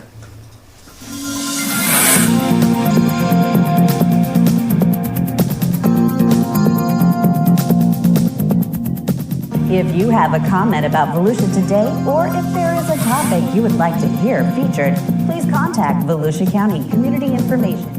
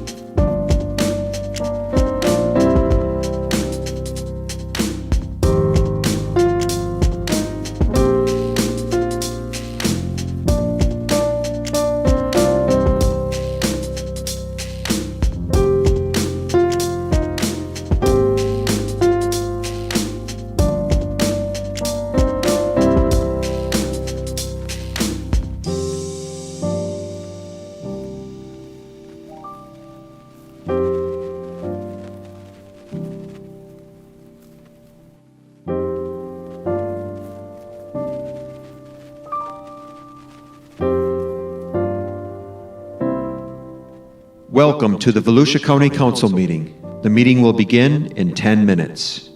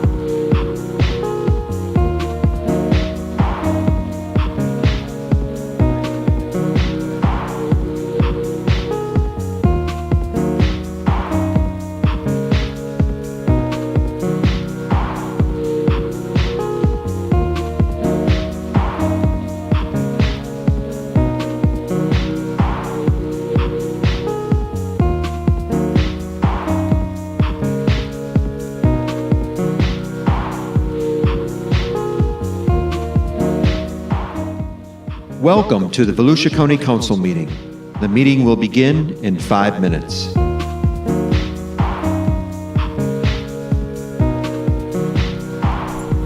Check, check. Check, check.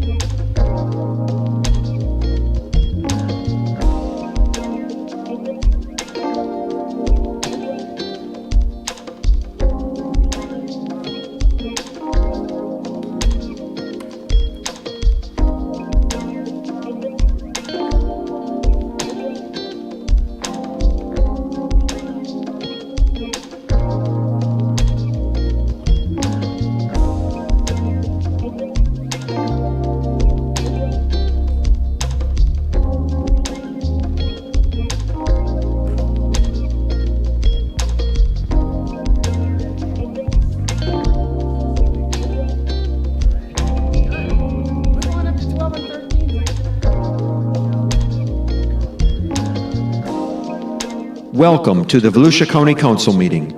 The meeting will begin in 2 minutes.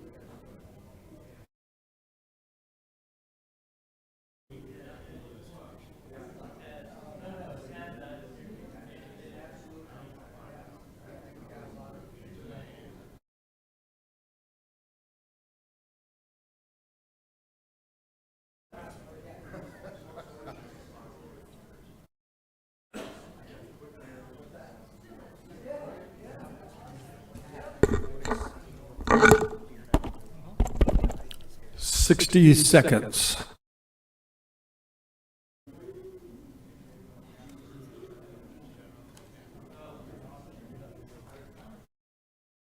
Hey, it does. I'm bringing chicken to the next meeting.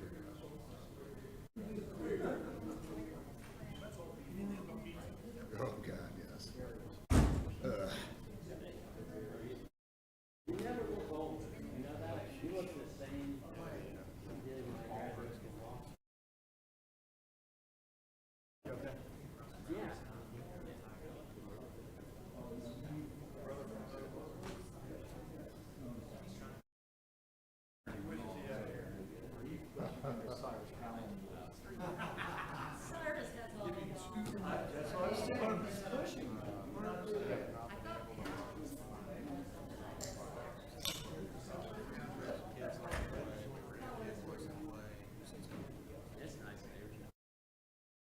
So what you're gonna start doing? Start rating like this when the guys get up there?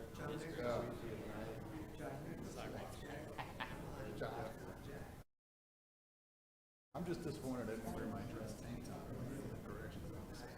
Thought about it, you know. Maybe next meeting.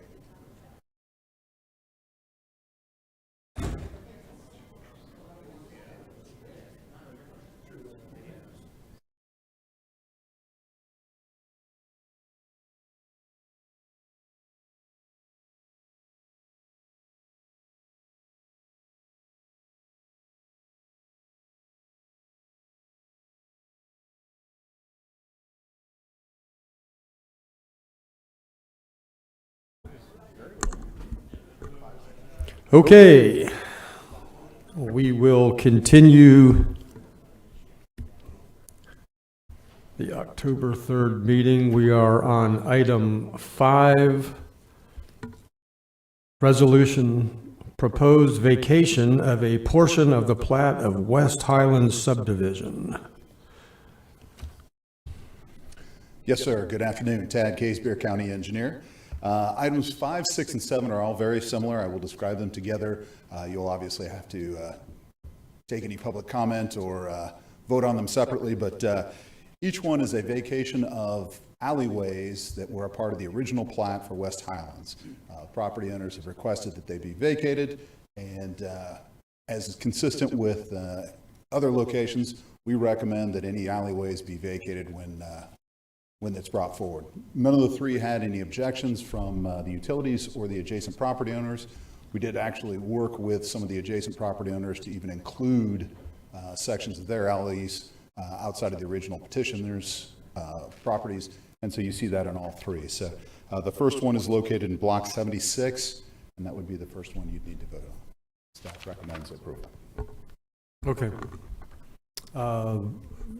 Vice Chair Robbins. Motion to approve. Motion to approve item 5 by Danny Robbins, second by David Santiago. We have one member of the public who would like to speak to this item. Kirk Bauer. Thank you. Kirk Bauer, I'm an attorney in DeLand, 505 East New York Avenue, representing the petitioners. If you have any questions, I'm here to answer them. Okay. We have a motion and a second on the floor. Any discussion? Questions? All in favor say aye. Aye. Any opposed? Motion carries. Don't you wish all your cases went like that? Item 6 will be another vacation, as just mentioned, proposed vacation of a portion of the plat of West Highlands subdivision. Yes, sir. As per the previous, except this is located in Block 118. Motion to approve. Second. Motion to approve by Vice Chair Robbins, second by Matt Reinhardt. Any discussion? All in favor say aye. Aye. Any opposed? And that vacation is passed 6-0, as I believe the first one was 6-0. No, he was there. Was he there? Yeah, he was there, because he seconded. Okay. Item 7, proposed vacation of portion of plat of West Highlands subdivision. Yes, sir. The same thing, but located in Block 114. Is there a motion? Motion to approve. Motion to approve by Vice Chair Robbins, second by Matt Reinhardt. Any discussion? All in favor say aye. Aye. Any opposed?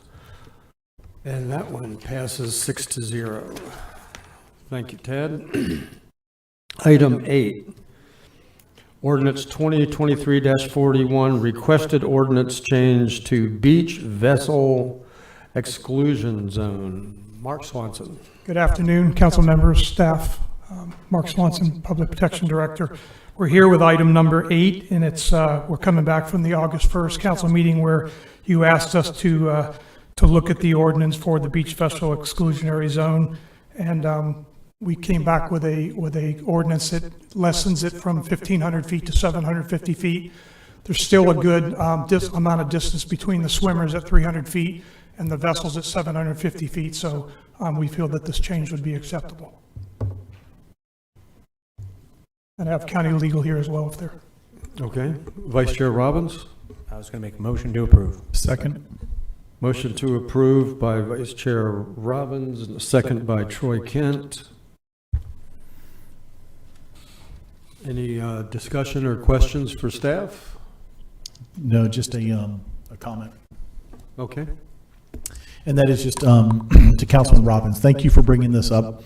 I believe some fishing guides have got your ear and talked to you about this, and it still creates a safe buffer between our swimmers, but it allows fishermen, recreational fishermen and commercial fishermen, to be able to come in and you know, find those cobia, et cetera. So thank you for that. Okay. All in favor of the change from 1,500 feet to 750 feet, please say aye. Aye. Any opposed? And the ordinance is passed 7-0. Thank you. Item 9, ordinance 2023-37, large-scale comprehensive plan amendment, future land use element. Director Irvin. Good afternoon, Clay Irvin, Director of Growth and Resource Management. Before you today is the last of the elements of our comprehensive plan that we have to amend and clean up as part of the evaluation and appraisal process. This was initiated back in 2018. We have been able to work through all 17 elements over that time frame. The future land use is typically the last one you work through because it takes and pulls from all the other 16 elements to develop policies that guide the development and basically lay the blue map or blueprints for our development here in Volusia County. I do have to identify that this is primarily an administrative function here today. Because of Senate Bill 250, we cannot make any changes to the goals, objectives, or policies that are more restrictive or cumbersome because we are within 100 miles of where Hurricanes Ian or Nicole made landfall. And as such, we will not be proposing anything of that nature until after October 1, 2024. Just to kind of walk you through what we've done here with this comp plan amendment. As I said, we initiated this in 2018, and we've worked through all of the various elements that are included. There were some earlier changes that we did in regards to administrative functions. And so what you see now is that you have a comprehensive plan that takes us out to the planning horizon of 2035, consistent with state law, which requires a minimum 10-year planning horizon. We also held a series of outreach programs in all 5 council districts where we asked the public to come in and speak to us about the various parts of development and maintaining the quality of life that is Volusia County. We heard a great deal of feedback from that. There basically was identification of concerns with growth, traffic, impact to environmental resources, those types of things. We're working through those, and we'll be bringing them back through the normal process to you after October 1, 2024. The future land use element that you're seeing in front of you went to our Planning and Land Development Regulation Commission, which is our identified local planning agency. That's important because you have to have a local planning agency according to Florida statutes, Chapter 163. They are the group that provides advice to the council in regards to whether or not the comprehensive plan is, first of all, internally consistent and compatible, and whether or not it's compatible with state law. They made that determination, and it's coming to you unanimously with that vote today. There's a considerable number of goals, objectives, and policies. We did include a matrix at the back of the staff report, which went in detail as to what changes were being made and why. If there's any questions for me or staff, we'll be glad to answer them as best we can. Deltona Commissioner David Santiago. Move to approve ordinance 2023-37. Motion to approve. Who was the second? Troy Kent makes the second. Questions for Mr. Irvin? Discussion? All in favor say aye. Of the recommended motion to, this is just a transmittal to the Department of Commerce, and I believe there was all ayes. Any opposed? 7-0, it's transmitted. Item 10 is a rezoning of 65.33 acres, the northwest corner of Tomoka Farms Road and Pioneer Trail in New Smyrna Beach. Good afternoon. Once again, Clay Irvin, Director of Growth and Resource Management. This rezoning is pertaining to a 60-plus acre property that's located at the northwest corner of Pioneer Trail and Tomoka Farms Road. They have an existing special exception to operate a temporary campground that was approved back in 2011, has been modified several times since then. There's been some issues in regards to impacts on wetlands and operations out there. So the property owner has met with staff and requested the rezoning to PUD to address some of the concerns they have in regards to how they stage various equipment, such as the bathrooms, showers, and administrative buildings that they utilize when they do operate the temporary campground. They are requesting the ability to keep those out there year-round, which is not otherwise allowed by the special exception for temporary campgrounds. They've also identified an increase in the number of campsites from the current 400 to 1,000. Staff has reviewed the request, so has your Planning and Land Development Regulation Commission. It's coming to you with a recommendation of approval from your Planning and Land Development Regulation Commission 5-1. And so there are specific requirements that are identified in the PUD that way they can still maintain their agricultural operation. That was one of the big questions that came out during the discussion at the Planning and Land Development Regulation Commission. Again, as I say, right now at this point, as you can see, there are wetlands on site. They're going to have to come back and show us how they're going to do the mitigation and improve where they have made some impacts on those wetlands. Also, they'll have to address public safety issues in regards to the expansion of the campgrounds from 400 to 1,000. We will also take them through the site plan process to ensure that they are in compliance with all other standards that are applicable to the site. So we are recommending approval based on the PLDRC's determination. If there's any questions for staff, we'll be glad to answer them. This is a quasi-judicial hearing. If anyone has any ex parte to declare, please do so now. Vice Chair Robbins. I just communication reference the project with the applicant. Anyone else? Okay. And did you... Let's make a motion to approve. Motion to approve by Robbins. Is there a second? Seconded by Councilman Reinhardt. We do have two members of the public, I believe the applicant and the applicant's attorney, who would like to speak. Do you care who goes first? Do they want to speak? I don't think they will. Only if you have any questions. Okay. Okay. And you're Darren? I am Darren Elka? Yes. Okay. I love to hear myself talk, but I don't know why have your work. What about Charles McDonald? He's a West Side guy. Is Charles McDonald here? He came in support of us. There were a number of people that came in support of us. They just left. Okay. Thank you. Nothing else from staff or attorneys. We have a motion to approve the rezoning. Motion by Danny Robbins, second by Matt Reinhardt. Discussion or questions, Jake Johansson? Combo of both. I can do them both in 5. Thank you, Mr. Chairman. Clay, why can't they do what they want to do without doing a PUD? The primary point is that these are temporary campgrounds associated with agricultural uses. So the principal use has to be an agricultural pursuit. In this particular piece of property, they utilize it for cattle. Right. The whole intent is that you do not want to have permanent structures out there making it otherwise of a commercial nature. So in other words, the way our code is written, we want to see an ag land that's occasionally used for a campsite as opposed to a campsite that's occasionally used for agricultural purposes. Which is what this PUD will do. It grants them a greater flexibility with regards to the infrastructure that they need to maintain that level of campsites that they're requesting. So at the end of the day, it'll still be ag? Yes, sir. And a majority of the time, it'll be used for ag? Yes, sir. It's only allowed to be utilized for the campsites during the day. For those same periods that they had before, plus X on either side. All right, thank you. Okay. Thank you, Chairman.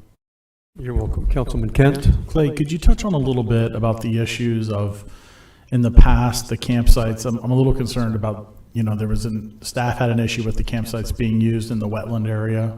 Yes, sir. That's part of the requirements for the site plan, is to prove and demonstrate that they are repairing and mitigating for the prior impacts.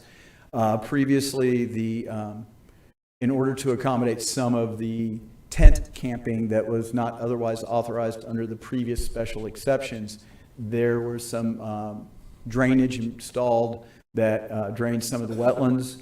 We've worked with St. Johns River Water Management District, the owner, and are coming up with acceptable methods of addressing those impacts, and that will be incorporated into the site plan that is required in order for this PUD to be implemented.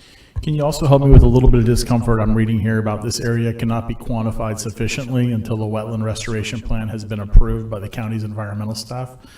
So we've got to wait to find out and see exactly what the plan's going to be? No, sir. What we're doing is this. We've identified the general area where the tents can go. Because they are tents, there's greater flexibility in regards to the space that can be occupied there.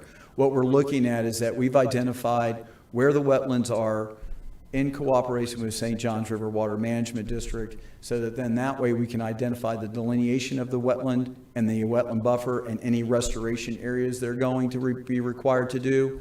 And then we can establish clearly through the site planning process where they can place the tents and how they can safely place those tents in there. That's why you see that general language there. Thank you very much. Councilman Reinhardt. Thank you, Chair. And Clay, I heard that right during the briefing part of it. It goes from like 4 tented areas to now 604? Yes, sir. Okay. That's what I just want to make sure to put it in perspective. Thank you. Do you have a requirement for how the wetlands are delineated, or do you know how state law? State law has the state is responsible for how wetlands are delineated, and so we rely on delineation approved by St. Johns River Water Management District. We also have staff that are authorized to do so, and we utilize their delineations. I mean, is it visible to the public? Are they marked off somehow, or? When the typical process would be that the applicant would hire a professional to come out and identify where the wetland buffer begins, and our staff and St. John's staff go with them, and they specifically flag those areas and use a GPS to delineate the boundary of it. Then depending on whether it's a 25 or 50-foot buffer, that would be tacked onto it, because if it's in Norma, it's a 50-foot buffer. If it's outside of Norma, our natural resource management areas, then it would be a 25-foot buffer. Okay. I guess what I'm trying to find out is how will the campers know? Oh, they're going to be required to make sure that they're out of those areas. That's been clearly delineated to the applicant. He is understanding that he has to demarc out where they can and can't go. Okay. All righty. Thank you. Any other questions, comments? We have a motion on the floor to approve the rezoning of the 65.33 acres from A1 RC to PUD Resource Corridor. Motion was by Vice Chair Robbins, second by Matt Reinhardt. All in favor say aye. Aye. Any opposed? And that carries 7-0. Item 11, a special exception for a recreation area for a paintball operation on 20.79 acres at 1155 Lakeview Drive, DeLand. Good afternoon again. Clay Irvin, Director of Growth and Resource Management. This particular use is identified as an outdoor recreational private, so therefore a special exception is required. This in front of you is an aerial of the site and a general location map. As you can see, it's adjacent to the railroad. It's south of Old New York, and basically bifurcated by a power line. Here's a conceptual site plan, which is the basis of your staff's comments and recommendations that have been incorporated in their report to first the Planning and Land Development Regulation Commission, and now incorporated into you. It shows the area that they're talking about, parking and a T where a fire truck could potentially turn around. Shows how they are going to be working within the overhead power lines and being able to utilize the site for the paintball facility. We sent it from a staff perspective. It went forward to your Planning and Land Development Regulation Commission with approval subject to these conditions. The Planning and Land Development Regulation Commission held a public hearing. There was no comments against this whatsoever, and it's coming to you with a recommendation of approval, unanimous. As you can see, it talks in generalities of operations being safe. It's limited to the paintball facility. It talks about the 30-foot perimeter. They cannot go in any wetlands or wetland buffers. They have the hours of operation being 9 to 6 on Saturday and Sunday. Special events may be held on Friday, no more than 2 times a month, and normal hours of operation at that point in time from 9 to 6. There's parking spaces that need to be required and a 6-foot-high privacy fence along the western property line where it abuts 4 single-family residential lots. No outdoor loudspeakers. All lights are directed away from the adjacent property, and the netting used around shall not be lower than 20 feet in height. This is similar to what we've done in other facilities, such as the Stetson Golf Training Facility, where you utilize a net to prevent any kind of off-site impacts. And it's coming to you with a recommendation of approval. If there's any questions, staff is available to answer any questions you may have. Thank you. This is also a quasi-judicial hearing. Does any council member have ex parte to declare? There being none, for questions, Danny Robbins. Motion to approve. A motion to approve by Vice Chair Robbins, a second by David Santiago. Comments, Troy Camp. Clay, so 30-foot buffer, and then on the portion where there's going to be, some residents, 6-foot privacy fence, wooden. Help me with this. Is this fence out on the road, or is this fence inside the 30-foot buffer? It's going to be on the outside of the buffer. Okay. So visible. So council, I'll just tell you, I don't like that, because a 6-foot wooden fence looks great when it's put up, but in a year it doesn't look so good. And that's problematic for me. I'm not trying to cost the applicant more money. I'm not saying a wall, but I will give my approval to see it this afternoon if it is a vinyl fence, but something like a wooden fence, it deteriorates super quickly. Even if they say they're going to paint it, that's even more of a headache, I would think, for them. I'm comfortable if the applicant is comfortable putting a vinyl fence, something a little more permanent that will last and not look terrible down the short term.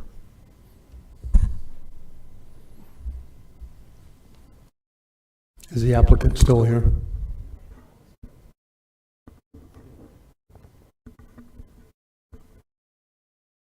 Thank you, Mr. Kemp, for the question. So just so you know, I spoke with, there's 4 neighbors that, are up against the property, and this fence is at their backyard line where it abuts against the parcel. 2 of them requested the wooden fence, and the other 2 have actually requested that we not put up a fence. So if we just, basically go with their recommendation, then 2 of them wouldn't even have a fence. They just want it open. But the other 2 did request a specific wooden fence when we talked to them. So we are committed to being good neighbors, and of course we would maintain it as needed. But there is a 6-foot wooden fence already erected at the 2 neighbors that requested it. Gotcha. And I appreciate you stating that, giving us that information and that you all want to be good neighbors. Of course you do. You want your business to be wildly successful, as do I. I just know what it looks like 18 months from now, and it's not something I'm okay with my stamp of approval. So if you all are and the council can weigh in or not, you may get a 6-1 vote. You'll get a 7-0 vote if you all change it to a vinyl type fence. But I'm not okay with just the wooden fence there, especially since it's right there, for the neighbors to deal with. That's just me. Okay. And I think it's just standard for most backyards to have a wooden fence. So. Okay. Are you willing to change it to a vinyl fence? If it's required and that's what it takes, then yeah, we wouldn't want to stop the whole project because of the material. Gotcha. Okay. Vice Chair Robbins. And thank you, Chair. And Mr. Kent, I can appreciate your stance on that. I don't know if it would, my standpoint, allow me to deter it from a vote, but I believe in the customer service aspect of this. If this is what our, whether it's code or regulations call for, and the neighbors are good with this, I believe in customer service. If it's what they want, let's go ahead and give it to them. It's not a deal breaker for me. The same that can be said with wood can be said about vinyl. It gets dry rot from the sun in Florida. Also, if you've traveled along 95 south of Dunlawton, you'd see that all that vinyl fence, because it's hollow, it makes a good kite. after every windstorm, you'll see that that fence is always being replaced along that subdivision airport road. So I'm in support of that. We keep the wood fence. Let's give the people in Appleton what they're looking to do, and the neighbors what they're looking to do, and call it a wrap. Matt Reinhardt. Thank you, Chair. With respect to the fence, I mean, I didn't put as much emphasis, but I certainly can appreciate the fact of what you said. I'm thinking paintball hits the vinyl fence, it's a little harder to clean. Wooden fence is a lot easier to paint. So to me, the wooden fence is a lot easier to maintain. So at least that's my thought on it. I could be wrong, but I'm okay with the wood fence, but thank you.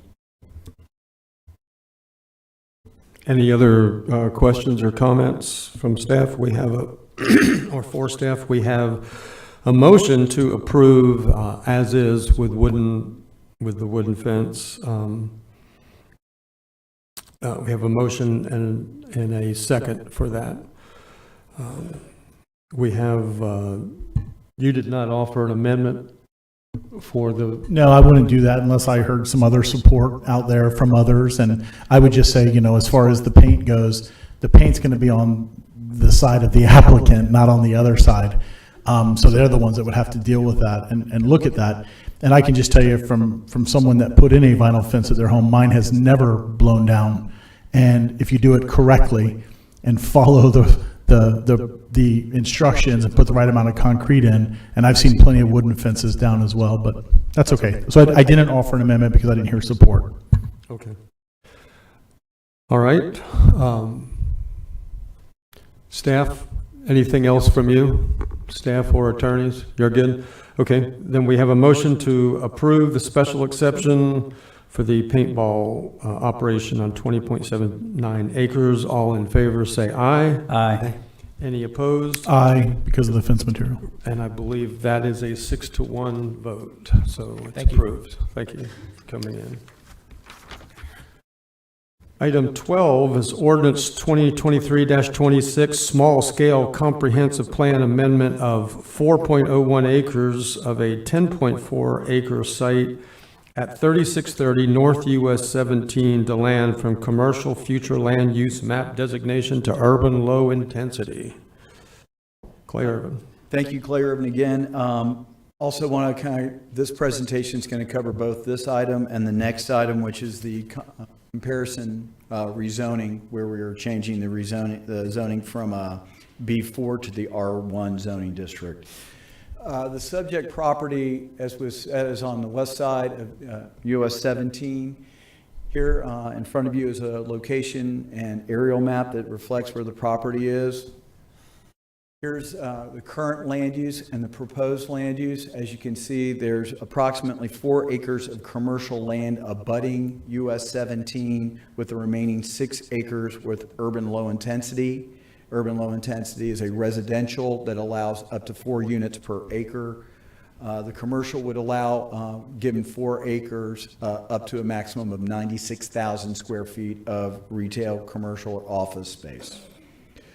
This gives you an idea of where the property is located. It shows Woodbridge. Also, we wanted to make sure everybody was in the understanding that it was also outside of the DeLand 2050 plan, because that has been something that has been discussed in previous years.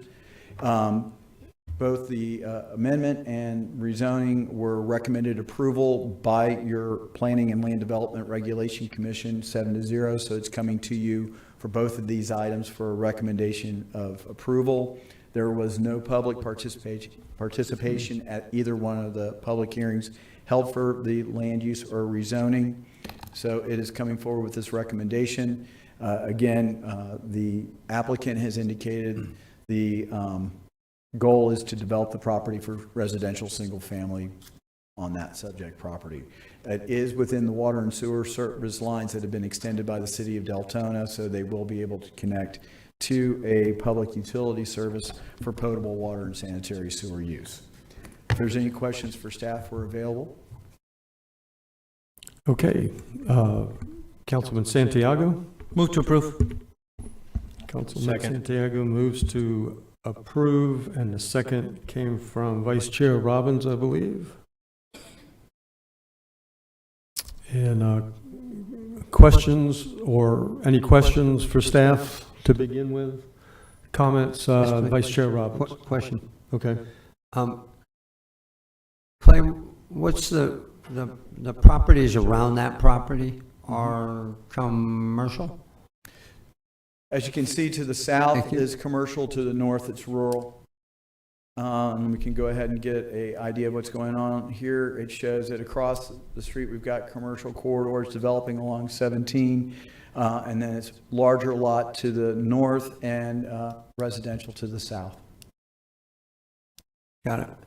And the reason I ask council is I think long and hard about things like the fuel farm where an industrial area was rezoned to a residential, and now people are not happy that they're next to an industrial area that can be zoned for fuel farm. And here we are allowing a couple homes to be built in an area that in 15 years somebody's going to complain that commercial is going to the north of them, and they don't want commercial, they want more residential. So I'm not inclined to disapprove this, but I think from here on out, for me, every time we rezone something like this, I want the applicant to be well aware that their future residents better be well aware of what's around them. I think that's the case in all cases, but sometimes people forget about that.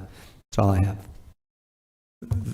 That's a really good point, Jake. I don't know if you drove up there. I live just north of here. Right across the street is adult entertainment. Your favorite place. Your wife is really surprised to learn this news. But it is, so I wondered the same thing. If there's not a lot of neighbors in the neighborhood, in fact, I only saw 2 houses, I don't know, and we just heard that neither of them opposed this, neither of them showed up. It's high and dry land, it's very low density. So I'm not against it for any of those reasons. I think it's also tends to be a camp for homeless right now. So this would be an improvement, except of course it's going to be real obvious to the people who buy the homes what's across the street when they get there. So I'm not going to let that enter into my decision. Is there any more comments? We have a member of the public who would like to speak. Amy Munizzi from DeLeon Springs. Are you speaking for the association or for Amy? No, I'm Amy Munizzi. I live in DeLeon Springs. I am not speaking for anybody but myself. We haven't had an opportunity to discuss it as a community. But since this is the kind of thing that's coming our way in DeLeon Springs, I try to pay attention. So I did talk with Carol McFarland about this, and I did understand it correctly because it was written so well by staff. But in essence, what this owner has now is the ability to build 96,000 square feet of retail already. And he already has the ability to, I say he, it could be a she, already has the ability to build 12 houses. So if you voted against it, he could still put 96,000 square feet of retail and 12 houses. He already has that right. And what he's saying is he or she is saying is they'd rather just put in 14 houses and skip the commercial, which I definitely am in agreement with that, because there's a lot of commercial there already. There's Brandywine, and so there isn't a great need of commercial there, but there is a need for 12 nice houses back there.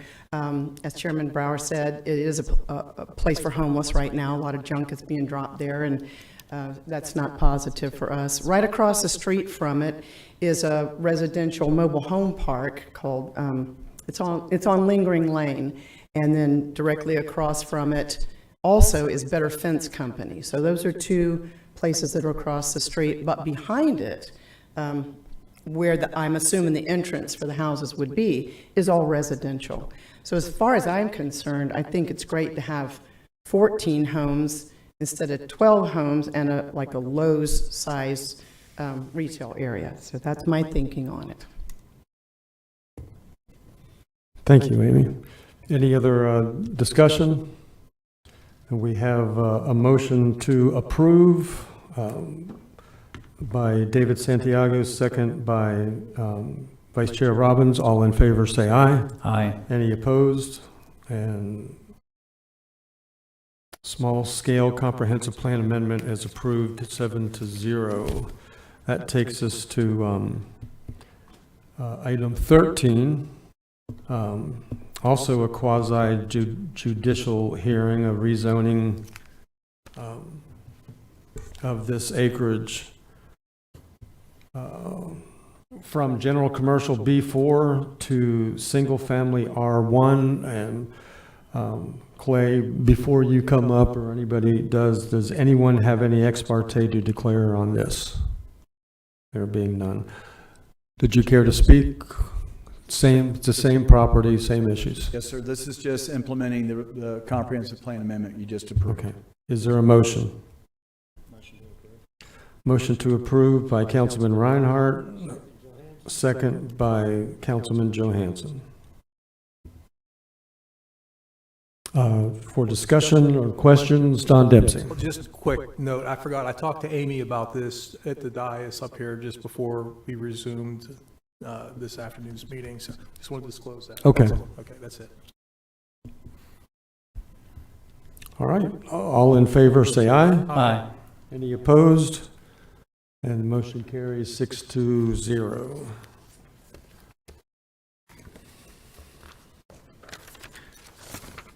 Item 14, award of agreement to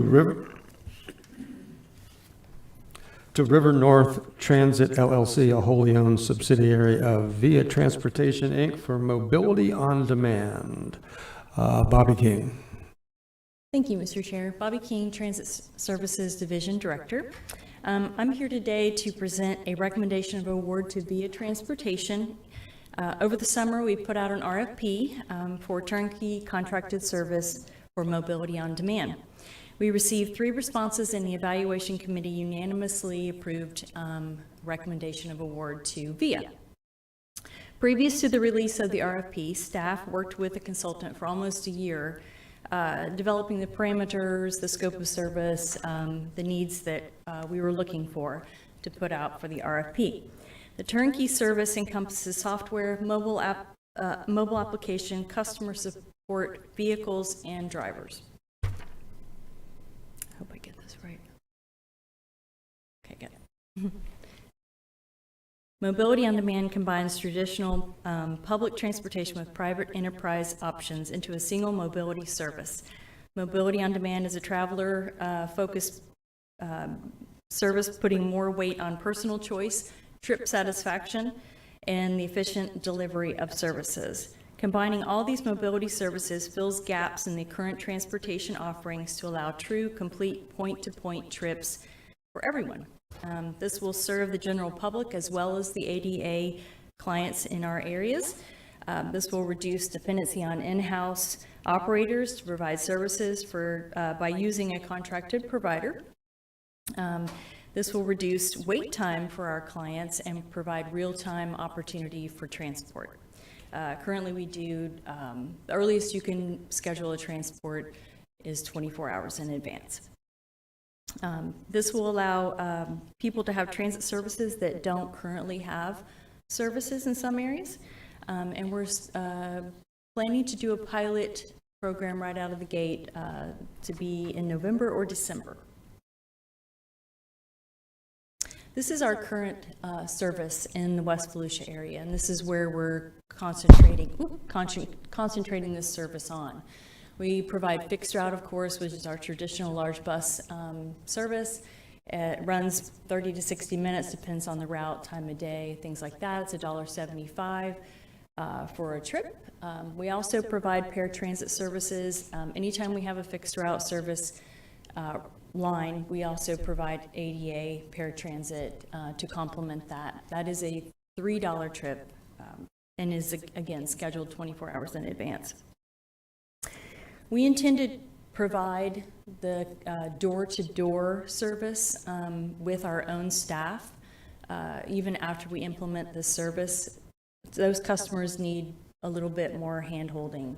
We want to make sure that they have our support in their entire trip, so we will continue to serve those folks ourselves.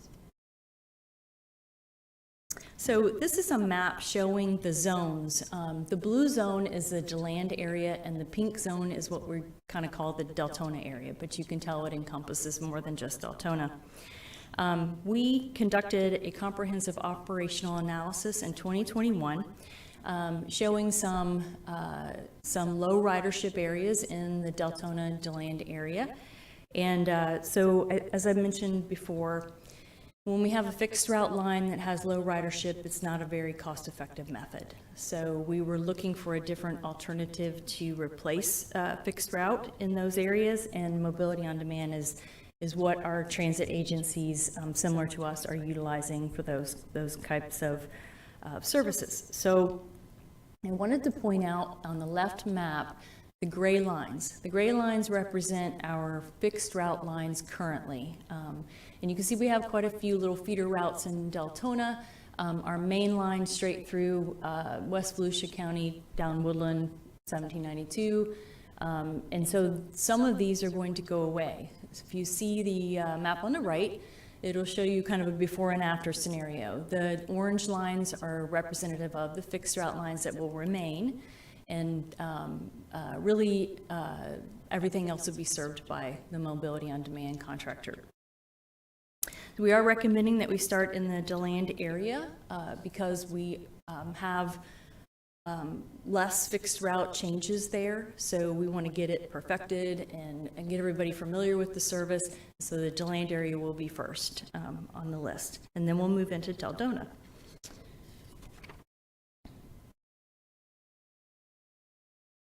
So this is how it works. Pretty simple. It's a mobile app, and you basically put in your location and then the destination where you want to go, and it will tell you how quickly your ride will be there. It'll tell you, how you're going to get to the location that you're finally going to end up at. In some cases, you could have a ride within 30 to 45 minutes. That's kind of our game plan. It is a passenger van, so you will be getting picked up along the line with other people, dropped off along the line with other people. But essentially it is an app-driven scenario, or you can call and a support person will help you through the same process. So just to kind of give you an idea of how much our current service costs in the DeLand and West Volusia side, it's about $3 million a year. We are planning to take, some of the fixed route out and some of the complimentary paratransit out as well, moving some of those folks to the paratransit folks to the mobility on demand. So that saves us almost $1 million a year by implementing this service. And we do have some other areas going forward that we might implement this as well. Again, another area that we've noticed some lower ridership, this might be a more effective model for. So the item that we brought before you today, I just wanted to explain the actual contract award amount. So it's $2.274337. That's an average of a 5-year contract. The first year really isn't 2.247. But it does have escalations over the 5 years. We're looking at some upfront cost, some fixed cost, and driver's cost of about 2.14 the first year. So we want to provide you with some items for consideration today. Not only would we like for you to approve this contract, but we need to name it. And we've, of course, looked at other agencies to see what kind of slogans and names they've provided for their service, and we've come up with Vo Ride. It's a play on Votran, of course, or play on Volusia, and those vehicles will be branded with this name. The fees, we're recommending $2. So as I mentioned before, fixed route is $1.75. and paratransit is $3. So we want to move some of those folks off of the paratransit trips because we are having trouble finding enough drivers. We're having trouble making the trips on time currently, and until that really, gets right-sided, we would like to move, folks over to this service. They'll get a much faster service. They'll have they won't have to wait 24 hours anymore to provide a trip. And so in order to do that, we're enticing them by making it a little less costly than the current paratransit trip of $3. It's also 25 cents more expensive than the fixed route. And so this is a premium service. It is something that will pick you up at your home. You will no longer have to stand at a bus stop and wait for the bus to come. There's a lot of benefit to that, and we think we'll entice riders with those kinds of options now. So we are planning to do a very heavy marketing and education rollout very soon. We have an implementation for a pilot program coming soon. So you'll definitely see a lot more information on this coming out as our marketing campaign starts to ramp up.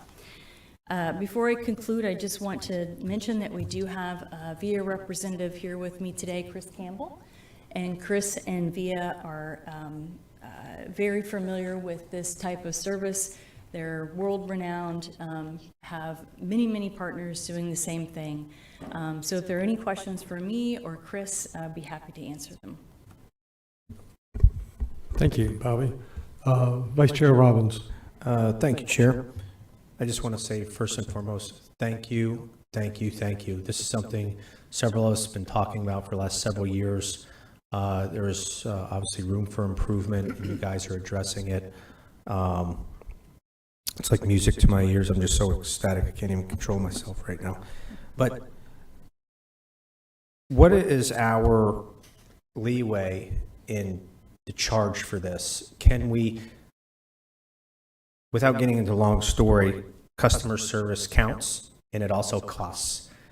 I think we should, because this doesn't pay for itself like many other things that we do, but we can get towards more of that, our goal of subsidies or not subsidizing it. How much more can we charge comfortably for this very target-specific service to our people? So that's a good question. We looked at other agencies to see what they're charging, and they're really in line with what we're suggesting. Some of them are actually even cheaper or free. And that, I think the reason for those frees are that it winds up being a more efficient, method for them we're pushing people, to this service, but they'll also be utilizing fixed route to go, further on their trip. The idea here is to pick them up at their house, but to take them to a fixed route if that works into the model of where they're going. We do have transfer points that we expect to drop people off at. So it's different than what they're used to. It's more efficient, but it is kind of in line with what everybody else is charging. Thank you. Council, how do you guys feel about looking at this? It's one of these things where we highly subsidize this area. And I know public transportation at large, I don't know if a losing venture is the right word for it, but it has a tremendous burden on the taxpayer, and not a lot of people use it, or the payees don't use it. So how do we feel, with inflation, services, fuel, the cost of services, everything that goes along with it? How do we feel about charging a little bit more? What's the difference between $2 and $3 or $3 and $4 to $1? They're getting a very good service, a very target-specific service for themselves to chip down our burdens on our other funds. Is anybody open to a? Don, you're just chomping at the bit to say something. I can see it.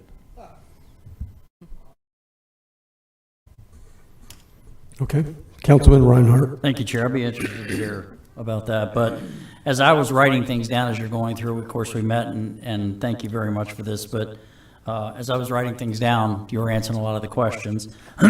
One, the disadvantage, just that population is in full favor of this. They've been complaining for years about the fact that they're waiting for an extended period of time in order to get their transportation needs met. This would obviously take care of that by shifting some of those drivers that you would focus around normally this area and moving them to the east side, which I love. Those paratransit drivers that we currently have, they're not your typical, there has to be some sort of specialized training for them as well, correct? Absolutely. Okay, so, and if that gives that opportunity also to maybe train some more of those, correct? Mm-hmm. If so, okay. It also, I love the fact that it has a plan to grow. We can grow. But in order to grow, it would certainly make it easier with what you were saying. How hard are those paratransit drivers to fill? How hard are the positions? Are we training them as we get them, or is that somebody that we do that on job? Or okay, so we could do that more. Okay, that's good. And you answered the last question. We're not alone in this. There are all over the place are doing this. We're kind of behind the 8 ball with this until now. It's funny that we've had a lot of people reach out to us knowing that we've, put an RFP out, and they've all been wanting to do the same thing. Jumped right on as soon as it was available. Yeah, okay, well, that's good to hear. You'll definitely see more in the future. Okay. I'm love this project. I'm in favor of this. But I will be interested to hear what my colleagues say with respect to Vice Chair Robbins' recommendation. Well, then here we go. Councilman Don Dempsey. I could hardly contain myself for different reasons. Bobby, thank you again for our conversation. I believe it was last week or earlier this week. But did you happen to reach out to Primo Taxi? And I reached out to all the taxi, as many as I could find on the west side of the county per your request. And some of them I've got no answers, some I got answers, and some I may have intended to show up today. I don't know who they are, but yes, I've reached out to all of them, including Primo. And I would assume they were against this. So, interesting conversations. Primo was definitely interested in this project, for sure. They didn't share their opinion about whether they were in favor or not, but they did indicate they thought they would want to know more about it, so they were going to come today, as far as I know. Okay. I'll give you the insight of where I'm coming from. Guys, the government has no business competing with private industry. We are competing directly with the taxi cab service, Uber, and Lyft. There's no other way to look at this, whether from a microscope or a telescope. This directly competes with private industry. We are in the job of helping to create jobs in the private industry. I mean, I would think the average cab fare that we're competing with is $10 or $15 to drive from one side of the DeLand quadrant to the other. And now we're going to expect these private businesses to compete with $2 or $3 a ride, doorstep to doorstep. And I know I think y'all, and in the agenda meeting, and I believe, Bobby, you said it too, that it would require 24-hour advance notice. But when we had our meeting, and in your slide, it says no advance scheduling required. Right. Our service is 24 hours notice, our current paratransit service. This is real-time scheduling. It is a 15-passenger van that picks up other people along the way. It's a slower trip. It's pick up, drop off, so. But if I live in Daytona Park Estates and I want to go downtown to go have lunch, I don't have to call a cab anymore. I could just call the county and say, give me a ride downtown. I want to go get lunch. And this would be the same thing. You could, absolutely. Yeah. You're going to be picked up with other people along the way and dropped off along the way. So if your intentions were to get there really quickly, you may not get there as fast as you would with a direct trip from an Uber or taxi. But it's not going to, realistically, the buses are empty. Trains are historically empty. What makes us think that there's going to be a whole series of people that live next to Daytona Park Estates? Oh yeah, I want to go to the same place and get pizza. And then somebody over there off of Plymouth Avenue saying, oh, I'm going to get pizza too. This is going to be one person in this van going from Daytona Park Estates to go get something to eat downtown. And we are directly competing with private industry. This is a hard no for me. I respect you, Bobby. I've known you for a long time, and I know you put a lot of hard work in this, and I don't mean to poo-poo this, but come on, this directly competes with private industry. And I would imagine most of these cab drivers are heavily against this because this goes right into their bread and butter. We're going to create unemployment, not the other. And so that's where I am, Danny. Thanks. Councilman Kent. Councilman Dempsey, be careful. You're making people think again up here. I love it. So I didn't meet with staff on this issue, so I have a couple of questions.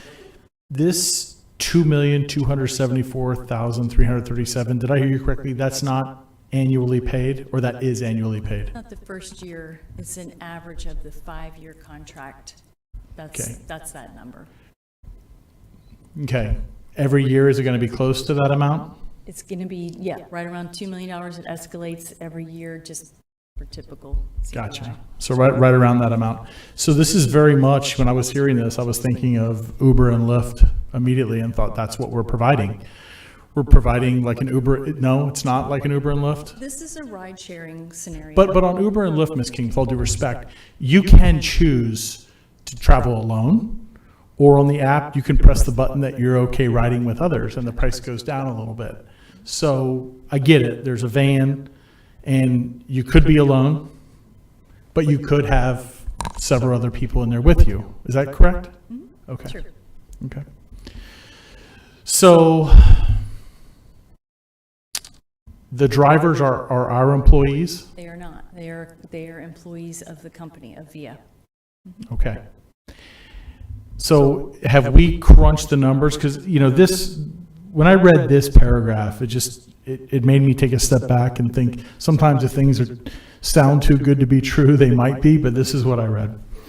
MOD is expected to provide a higher level of services while saving the county an estimated $1 million per year by replacing the services with poor performance fixed routes. In addition, it will free up resources to be utilized, and it goes on a little bit more.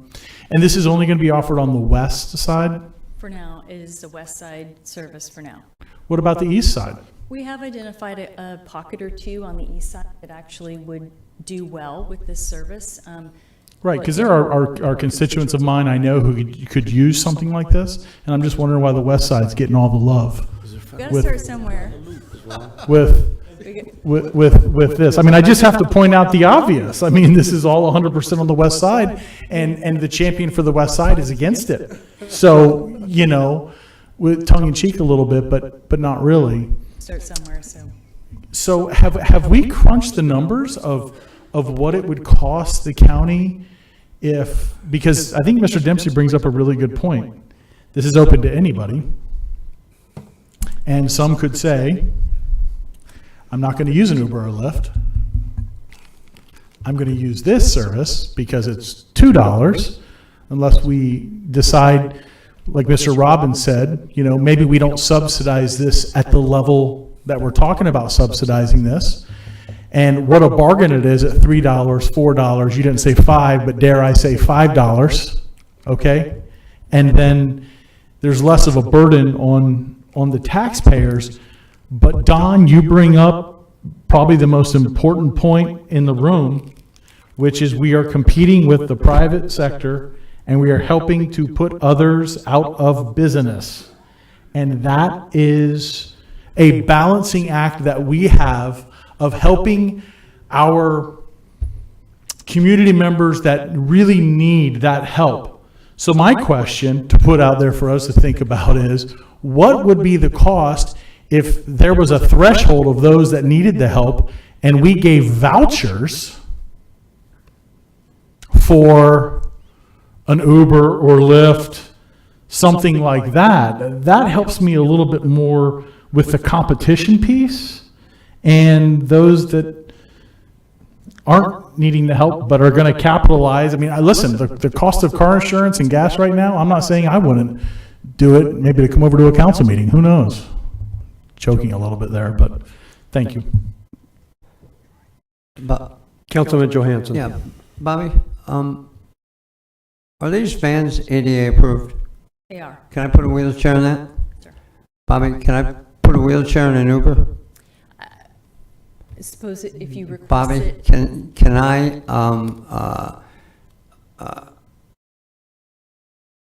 if we don't approve this program, are we going to still keep paratransit? Absolutely. So if we go to government doesn't compete with private sector, which I'm with you, Mr. Dempsey, on that, we're still paying $3 million plus escalation for paratransit inefficiently. If we go to mobility on demand, do we get rid of paratransit? We don't eventually. get rid of it completely. Never. Again, we still feel like we need ones that are needing door-to-door service, so. So this savings of $900,000, does it include keeping paratransit? Yes. Got it. So we'll keep paratransit and get mobility on demand and save hopefully just short of $1 million. I think that's the difference, is that I'm with you. We can all utilize this. They're not going to stop us from utilizing this. So it can be taken advantage of. But something tells me that after the honeymoon's over and we got our $3 ride, we're going to go, I don't want to ride with Don and Danny and David to the freaking restaurant. I'll meet y'all there. And I'm not going in your electric car. So I think after the fun wears off, the people who need it are going to be the ones that use it. Well, and I do just want to remind you that the service is meant to be connect with fixed route to get you to a further First route. and last mile. You know, these are zones. They're meant to be zones. Stay in the zone. If you interact with a fixed route, you're going to get dropped at a fixed route to take the rest of the way. If you want to come from Deltona to DeLand, you're not going to take mobility on demand the entire route. You're going to be asked to transfer into a fixed route scenario. So it complements our services, at the same time provides, the same or better level of service that we currently provide. If anybody would like, Chris Campbell may be able to explain a little bit more about how he's seen it in his industry. Bobby, before you invite him up, I got one more question. There was an east-west question.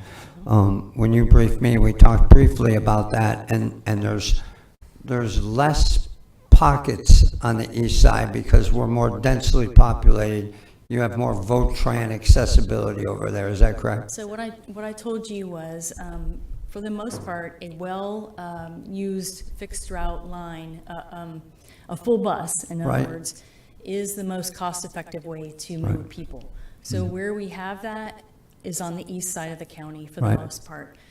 There are other little pockets. New Smyrna is one of those pockets. We've kind of already transitioned from fixed route to a different model there already, but we may move this to the contractor as well.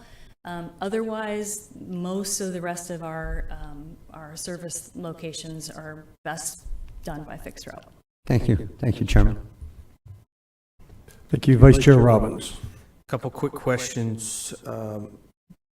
Does this go out for bid? I'm asking you questions you already know and that we already know. Yes, right? This went out to bid. Okay. Yes, sir. Any company, private, has an opportunity to bid on this? Yes, sir. We had 3 respondents. So Uber, Lyft, this, that, and the other, they all had an opportunity to go on this? Right. Okay. And I would like to say, and I think Chris would tell you the same thing, that there are Uber companies that actually run this in some areas, so. With that being said, Don, I do understand your standpoint on this, and I do agree, but competition, in my opinion, when we're talking about this, would just be the government come in and saying, nope, we're doing this, nobody else can do that. You know what I mean? I don't, because they had ample opportunity to do it, I look at it a little bit different. But with that being said, to try to gain consensus here, in order to save $2.1 million in the future, on the west side, what inefficient routes are you willing to cut so we can get some cost savings?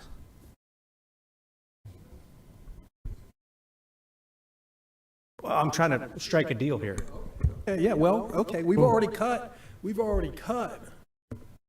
bus line from Seville, Crescent City down to DeLand. So it's not like the county's afraid to say, sorry, see you later. You're going to have to walk or take your bicycle.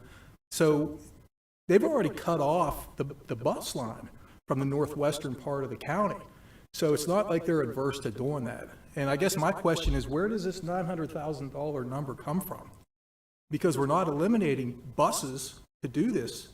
So It doesn't sound, at least I haven't seen the math anywhere. I'm sorry, go ahead. I would like to address. Please, yes. The Pearson line was actually just, we service that in a different way. We're servicing mostly transit disadvantaged folks in that area, and so those folks can actually call and schedule a trip. And we found that that's way more cost effective to do that than run an empty bus up and down 1792. So we had eliminated that a long time ago and found a better way to service it. The $900,000 or the savings that we found in this scenario for mobility on demand takes into account almost 9 fixed route buses being eliminated in these service areas. And so that's running all day, every day except Sunday. So that was easy. And then the paratransit trips that come with it that go off of our books, very expensive to operate. So those savings were easy to come up with, and those are conservative numbers. We'll move those individuals that currently drive those fixed route buses to our east side, the pool, allow them to help where we have issues with staffing. And so it's a win-win for us. Am I still able to talk, or is it? You can have some of my time. I'll do that for you. Okay, well, In these days, huh? Is that what the new rule is? which lines? I haven't seen any, nothing presented about which bus lines are going to be eliminated in exchange for this. I can tell you which ones they are. Let me see if I can. Didn't you showed that diagram in Deltona of, there it is. Right. So, and if you're familiar with the lines, this will make sense. If not, it's really 20, 21, 22. It's all the grays that you see on the left, with the exception of very defined fixed route on Deltona east-west, and then the main line coming down through the center of West Volusia County. So you're getting rid of the entire bus line for DeLand? No. On 1792? No, that one still stays in place. The orange is still fixed route. Go ahead. Well, no, I don't see it either. No, You telling me that's orange? If I have a pointer, I could show you. All these little squiggly. Yes, we're This gone. stays, this stays, that stays, this stays, that This stays. one, well, how is that No, staying? this is not going anywhere. There's a few. Yeah, okay, yeah, so, yeah, there's all one, these there's, little, the wheels are falling off, Mr. Yeah, Chairman. we're losing control here. I'm sorry, How do yeah. you clear it? But, so nothing's going to change in the DeLand zone? So I will just make another little circle here. Right up in here, we have a little, you can see on the left, there's a little square. We do provide fixed route currently. Yep. That is most likely going to go away, but that's about all. It's Okay. very minor in DeLand compared to Deltona. And that basically goes in front of the hospital. It does. Chairman, I think I have about 6.5 seconds left. Are you yielding? Oh, you yield. Go ahead. I tried fixing him, but it didn't work. You better hurry before David calls the Here, vote. I'd like to make I really want to get locked down on a price for this. I think $4 is a steal, to be honest with you, to offer this this premium service, especially with everything that we're dealing with in the economy. I think it would make up some ground. I could put that in the form of a motion, or we can see what the council feels about that, or I can just make a motion to adopt. But I would like to see it a little bit higher.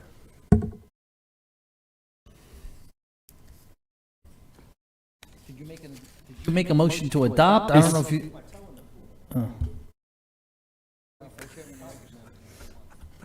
Okay. He's fishing for an amendment to this, but Councilman Santiago. Thank you, Mr. Chairman. You know, for me, it depends, Danny. I think Jake's comments, I agree with you, all your comments on this topic, though not others earlier today, but this one was good. You were right. And what I mean by that all depends is that what I don't have is enough data really from the perspective of how many people would this affect, right? How many riders, and what are the demographics from a financial perspective, the people that are utilizing this service. This is not going to be the ideal route where I don't think any of us are going to take it, right? Because we get a free ride. It's going to probably be someone who really needs the assistance for the ride financially, that they're incapable of calling an Uber or thing. So let's remember the purpose, right? And that's what we have to determine. If the purpose is still there, that we want to have some form of public transportation, then we have to keep it if that's the purpose. On the pricing, Danny, I get it. I kind of sort of agree with you, but without knowing how it affects those people, right? It could be $4 there and $4 back. Now it's $8 a day, right? So, and I like, going back to Jake's comment, I think the plan was well thought out, well executed from staff, so I'm very impressed with it. There are certainly the arguments about competing with the private sector. I get that somewhat too, but these are jobs also. These people that are going to be doing these routes are working for a private company that's going to be employing people to drive these vans. So I still see the private sector support there because it was competitively bid. So if I'm going to vote now, I'm going to vote for supporting the plan that staff has prepared for us, because I think it's well prepared and well thought out. And no argument has been made to deviate from it with data. Thank you, Mr. Chair. You're welcome. County Chair George Rectenwald. County Manager George Rectenwald. You never have to worry about the other. So you'll never have to worry about that. The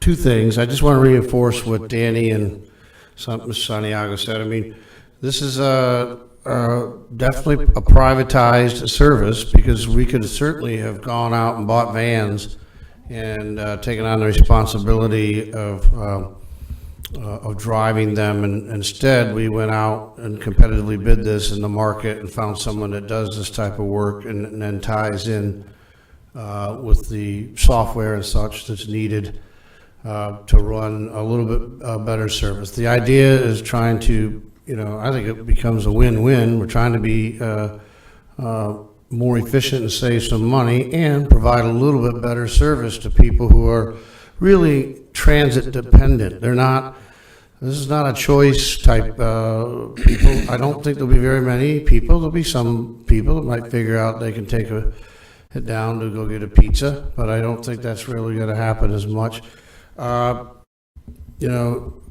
If you were to be dependent on Uber, I just checked for me to catch an Uber here in 6 minutes and go home, and I live here on the west side. It's $19.99 to get to my house one way. It's actually $26.99 if I want to ride in a van with 6 other people. So that's just the pricing, because that's congestion pricing that they use, and it just shows that you don't have that many drivers over here on this side. So again, we're trying to fill a gap. I think that's, we've been asked, as Danny said, for years to come up with something that's more efficient. This is definitely heading us in that direction. We can make adjustments. It also, Bobby, am I correct in that this also still qualifies for federal money? Yes. By doing it the way we're doing it, and of course that's always of interest to me. So I do appreciate that and the work you guys have done. I want to address one thing. So the pricing that we came up with, there's reasons why we wanted to kind of keep it within the ranges that we're already charging.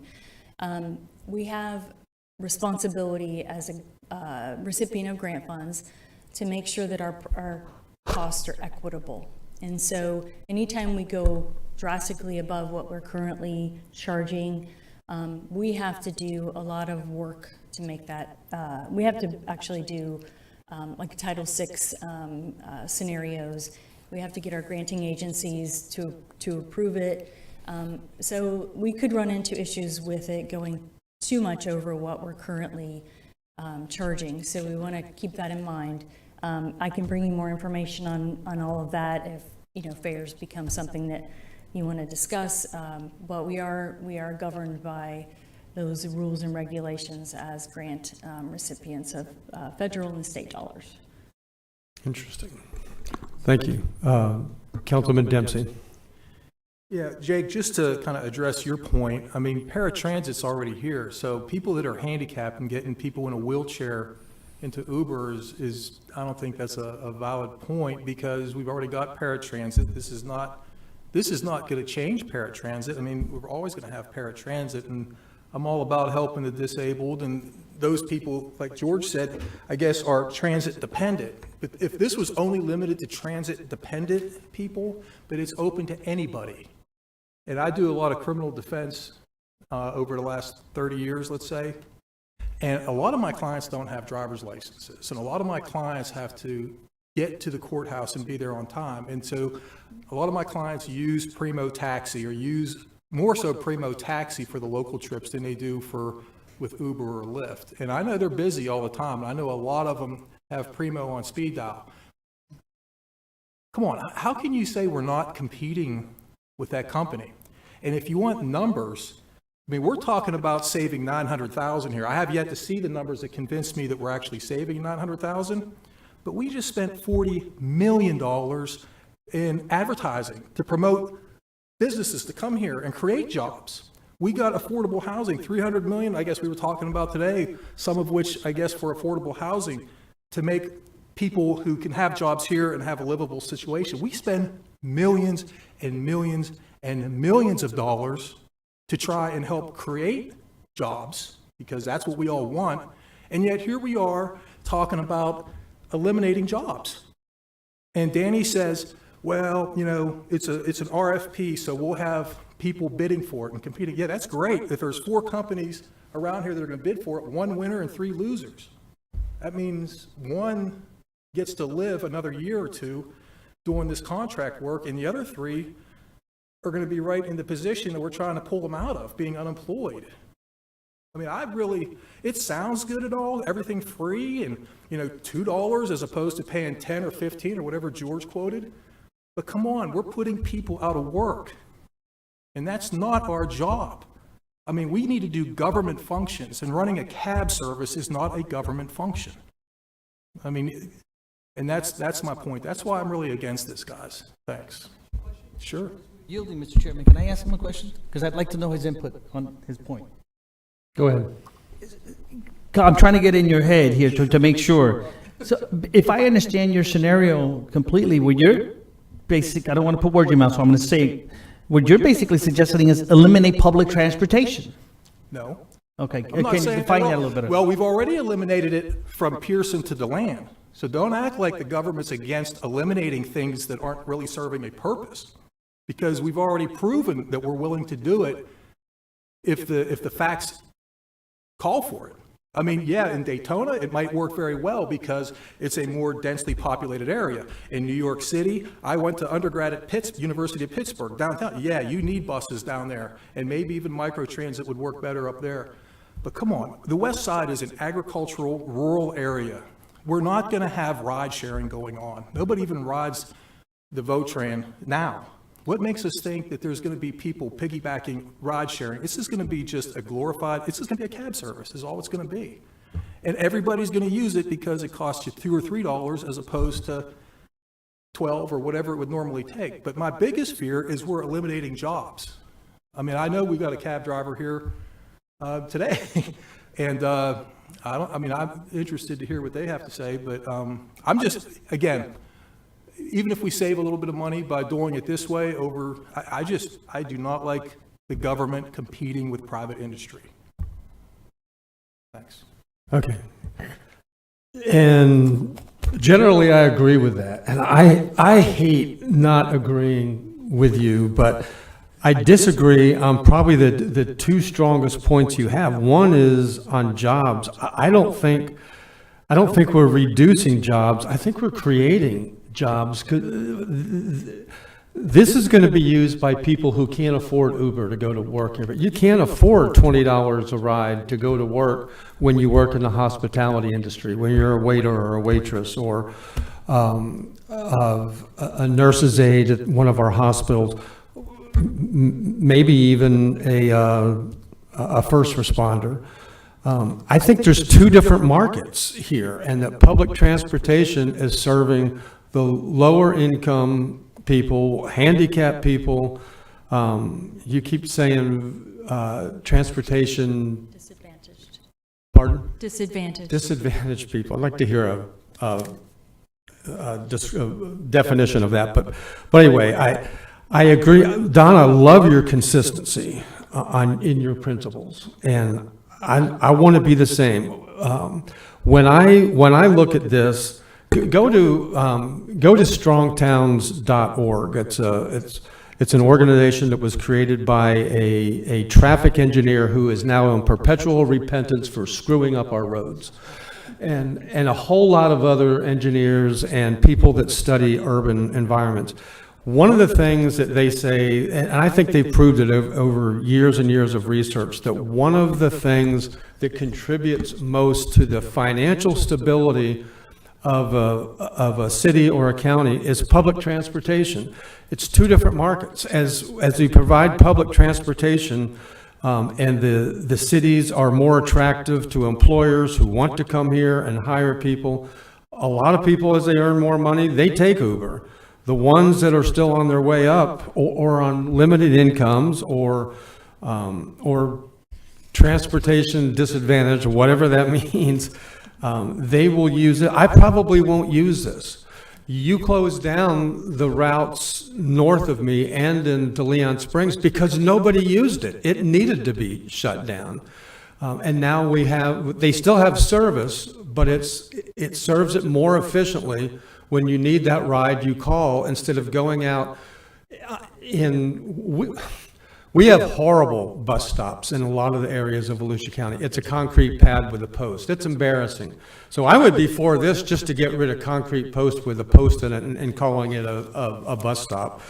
But for me, it's one of the things that government, and we can have, I see my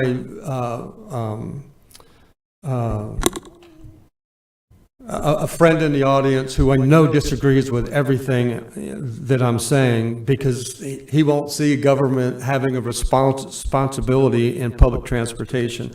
I think there's a responsibility that actually pays dividends to the community. And the last thing I'll say is that as at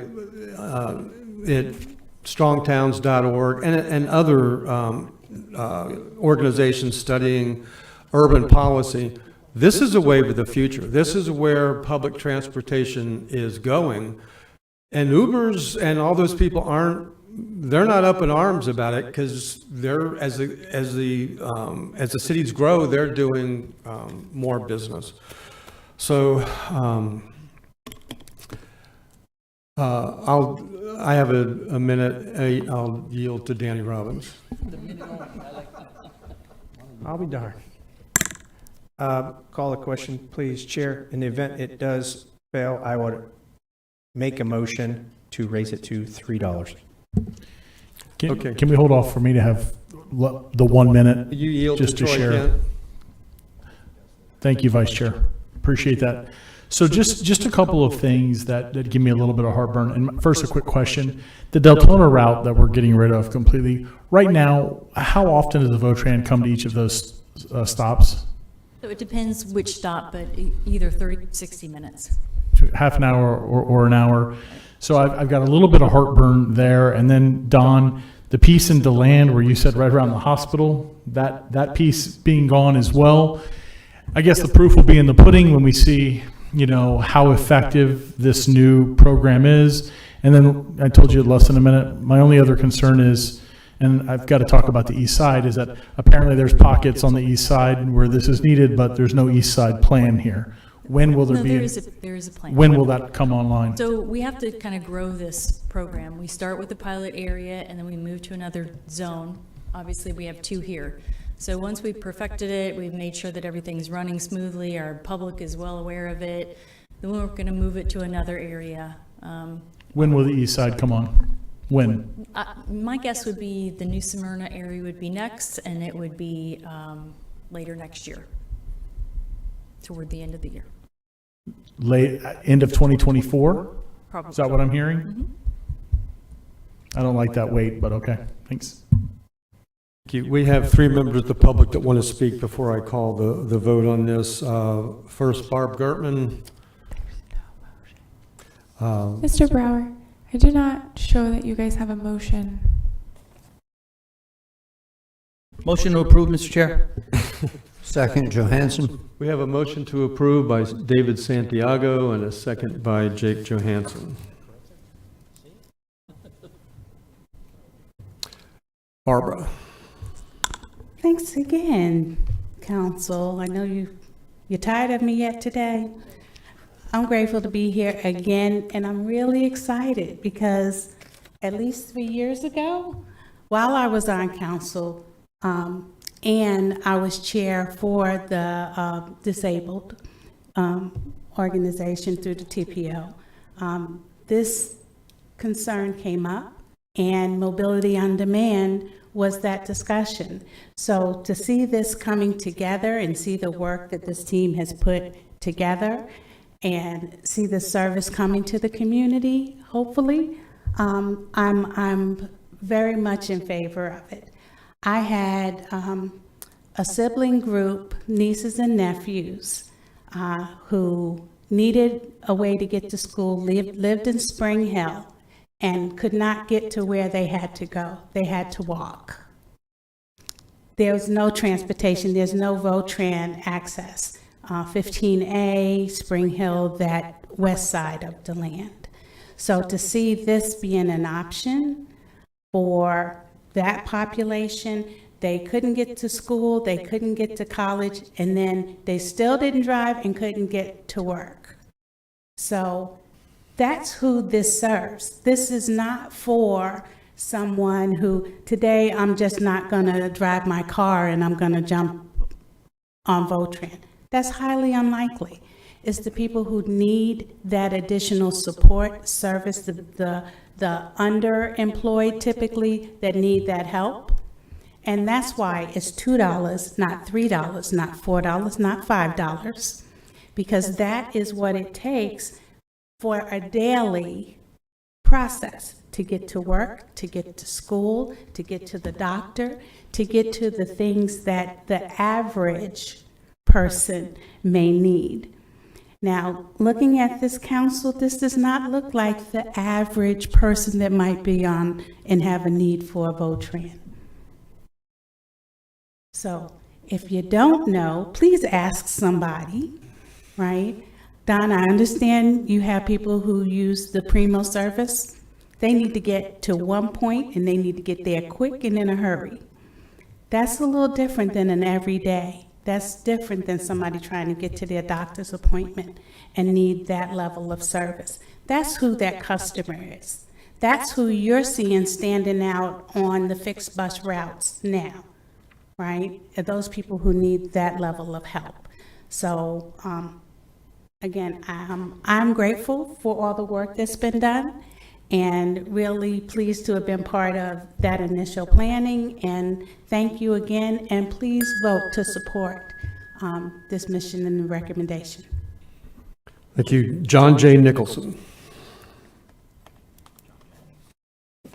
You didn't know that? For all these years. John Nicholson, Daytona Beachside. This is a no-brainer. I've hated VOTRAN for 40 years now. One of my tenants needed his wallet. He was out at the jail. And it's a 15-minute drive. It took me a little over 2 hours to get there. It took me 2.5 hours to get home. And I'm like, this is ridiculous. You get there and either you just miss the bus and you have to wait an hour, and then you have to get to downtown, and then you may or may not catch that bus, and then you have to take 60 to go out the middle of nowhere. And then, of course, if you get off just to drop off a wallet, that bus is gone. So it took forever. This, if you look at it, it's 9 buses, 15, 20 drivers, gas, insurance, repair, the whole 9 yards, retirement. The savings is not going to be $900,000. It's really going to be in the millions when you think about it. Secondly, I doubt you'll be able to cross, and from what I understand, if you look at the yellow line, If you're anywhere on the south side of Deltona, you get to the line, you get off. They're not going to drive you past to some shop on the other side. Most people who are using buses are using it to go grocery shopping or go to work. It's something that they need. They don't have an automobile. They don't have any other option. And they don't really use Uber as you're expecting them to. These are not people that are hopping on Uber to go to a grocery store. This also is much more convenient. All right? It's not the idea that you can get an Uber in 5 minutes. You're going to have to wait for this thing. Okay? And you're going to have to wait to catch it to go back. But it's saving the county tons of money on wasted space, wasted vehicles, wasted employees. And right now, we have an employee crunch. You heard it this morning, big time. And that's everywhere. Fire, police, you name it. It's Votran as well. If this is going to help with employees, money, it's a no-brainer, all right? It's a public-private partnership. And we've worked and taken private jobs all over the place. Water. The county has a water department, right? No, they don't, because that's what the public used to do. And now the county's doing that. There's a public school system. That used to always be private. Now we're doing it. There are times when it's better for government to do it, and this is the wisest use of government money. Thank you. America's favorite downtown, DeLand, Florida, Mayor Chris Cloudman.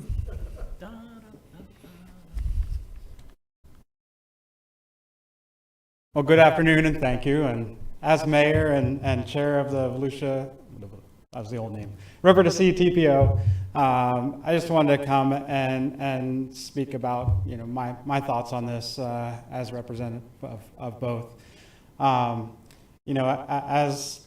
As the mayor of DeLand several years ago, when this was first proposed at a TPO meeting, I immediately became defensive, and that's because I grew up on the east side. So, Councilmember Kent, to answer your question about what about the east side, well, on the east side, I was able to jump on a stop out in front of the high school and take 20 different permutations to the beach side, enjoy MTV, and get back before my parents were out of work, because the map doesn't look like this. It looks like a full pot of spaghetti thrown, and there's routes everywhere.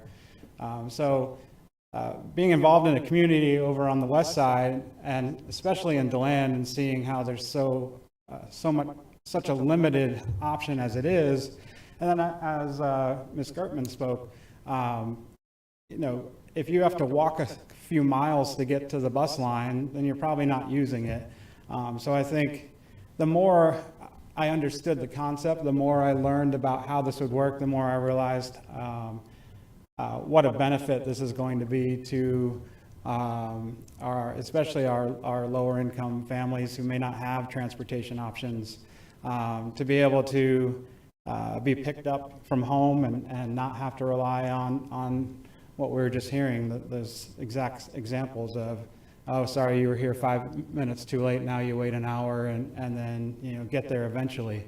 So I think the program itself is going to be a big benefit to the community. And on a fiscal side, obviously there's the operational savings, but you're not investing in the capital of giant buses anymore either as they fail. And for me, I think this is a great pilot program to do. You're not locking in forever. You're locking in for, I think, a 5-year contract, it sounds like. So it'll be something that you can revisit. But thank you. Mr. Mayor, if you get rid of the CST, we can give you this. Oh, yeah? Joe. And I've been joking about the name Vuber at the TPO meetings, but I guess we won't use that. Okay. Joe Hanush.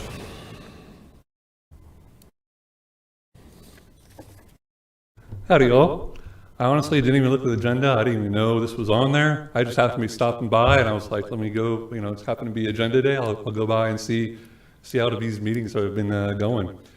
So what I want, I don't think has a chance of passing, except maybe getting one vote. So I'll try to speak like what could possibly pass. I think the biggest issue probably of contention here would be if it's used to, get a pizza or something, recreational rather than need. So if there would be some way to, where a customer, I guess we would call them customers, can justify the need rather than, they're just going to get private pizza or something, maybe that could keep it from being abused. So that's about it. Thank you. Thank you. I will close the public hearing on this item. We have a motion to approve the expenditure of $2,274,337 for the River North Transit. Motion made by David Santiago, seconded by Jake Johansson. If there's not any more discussion, and there's one more, Don Dempsey. I just got to say one thing, Jake. Is this a point of order? That was two, even after comment? Just want to say one thing, because now we're talking about this not even being a West Side thing only. Now we're talking about this being countywide in the near future. So we're creating a whole new faction of government here. And we, like it or not, we are going to affect the taxi cabs and the Ubers and the Lyfts, which might be even more needed on the east side. So, and I'm just going to quote Ronald Reagan, who I would imagine we all loved President Reagan and supported him. And he said, outside of its legitimate function, government does nothing as well or economically as the private sector. And here we are essentially wiping out a private sector and giving it all more to government. We are now, like John, we are now doing schools government run. Are they better than they were when they were run privately? The other things that John had mentioned that have gone from private sector to now government run, are they really better? We need to let laissez-faire economics do their thing. We need to let capitalism do its thing. And we need to just stay out of doing this stuff, acting like we're doing something good when we're actually going against what we really are supposed to stand for, is letting private industry do its thing. Thanks. Okay. We still have a motion on the table to approve, and we've had a request to call the vote. So I will call the vote. All in favor of River North Transit contract, say aye. Aye. Any opposed? Aye. And I believe that was 6-1.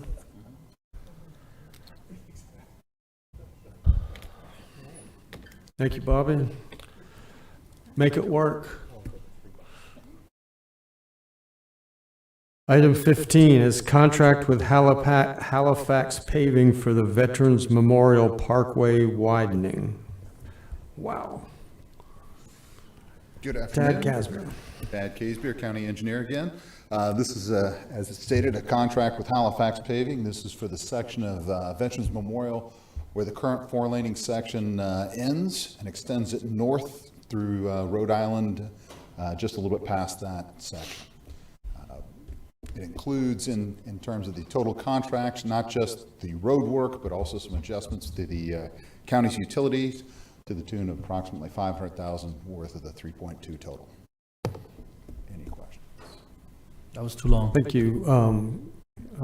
Question, Vice Chair Robbins. Motion to approve. Second.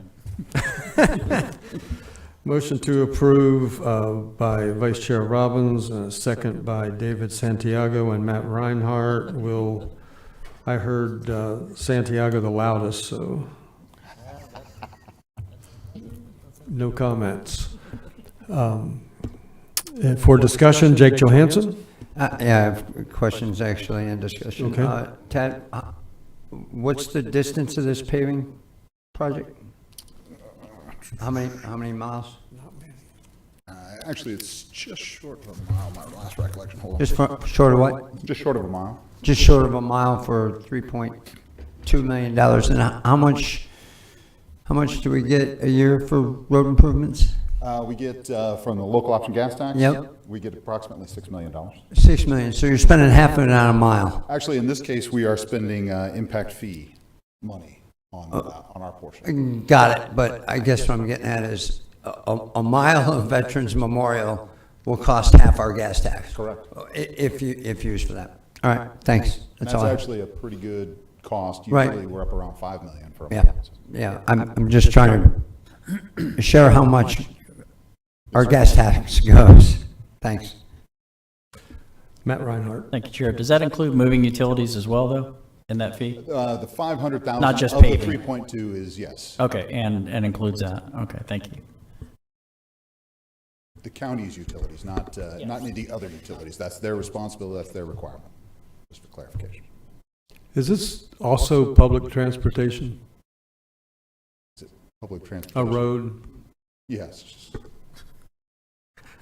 Okay. Any other questions? Then we have a motion to approve the contract with Halifax Paving for straightening out the issues at Veterans Memorial Parkway. Motion to approve by Vice Chair Robbins, second by Santiago. All in favor, say aye. Aye. Any opposed? And that motion carries 7-0. Item 16. It's a contract with GPS Civil Construction, Inc. for the US 1 utility extension. Ben Bartlett. Good afternoon, Ben Bartlett, Public Works Director. We're looking to extend 2 water lines in the Oak Hill area to bring service a little further south in anticipation of some development that the city anticipates coming in. We're looking at 6,000 linear feet down US 1 and about 2,000 linear feet down Halifax Avenue. We recommend award to GPS Civil Construction of about $2.7 million for this construction. Happy to answer any questions. Thank you. Councilman Santiago? Move to approve. We have a motion to approve by David Santiago and a second by, was it Vice Chair Robbins? Okay. Questions? Danny Robbins? Discussion? We have a motion to approve. All in favor say aye. Aye. Any opposed? Motion carries 7-0.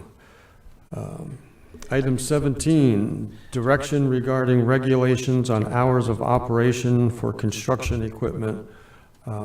Director Irvin. Hey, Clay, the Public Works guys are doing good today. Yes, sir, they are. They are very efficient and effective. Okay. Jeez. What'd you do wrong? Not going to do anything wrong from that point forward, that's for sure. Clay Irvin, Director of Growth and Resource Management. You asked us to bring back the discussion on hours of operations that are contained in Chapter 22 and 50 of the Code of Ordinances. These are policy directions that's fully at your discretion. If you feel that our current restrictions on weekends, which start at 10 a.m. and end at 6 p.m., that also applies to holidays. If you want those changed, today's the day to tell us, and we will come back with an ordinance. This is completely at your discretion. Whatever you feel is an appropriate start and finish time for construction, we can make sure follow through in these code or sections. Any questions? I'll be glad to answer them. Yeah, let's go to questions first. Vice Chair Robbins. Chair, I don't have a question, but I would like to go to discussion at. Does anyone have a question before we go into discussion? Okay. Open it up for discussion. Are you going to make a motion as well at the end? Yes. Okay. Thank you guys for allowing me to bring this up and get it on the agenda.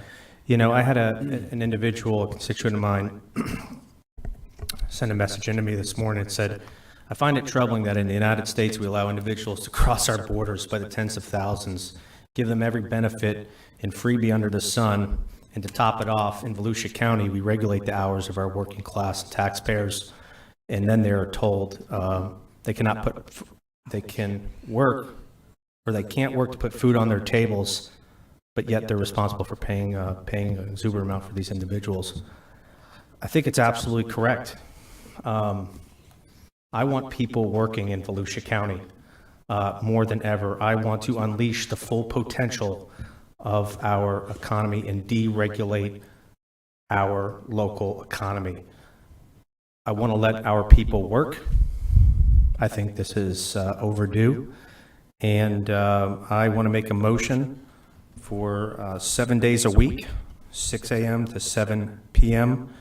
And I think we need to take this out of Chapter 50 as labeled as a nuisance. I don't think it should be a nuisance to go to work and earn a living. I'll second it.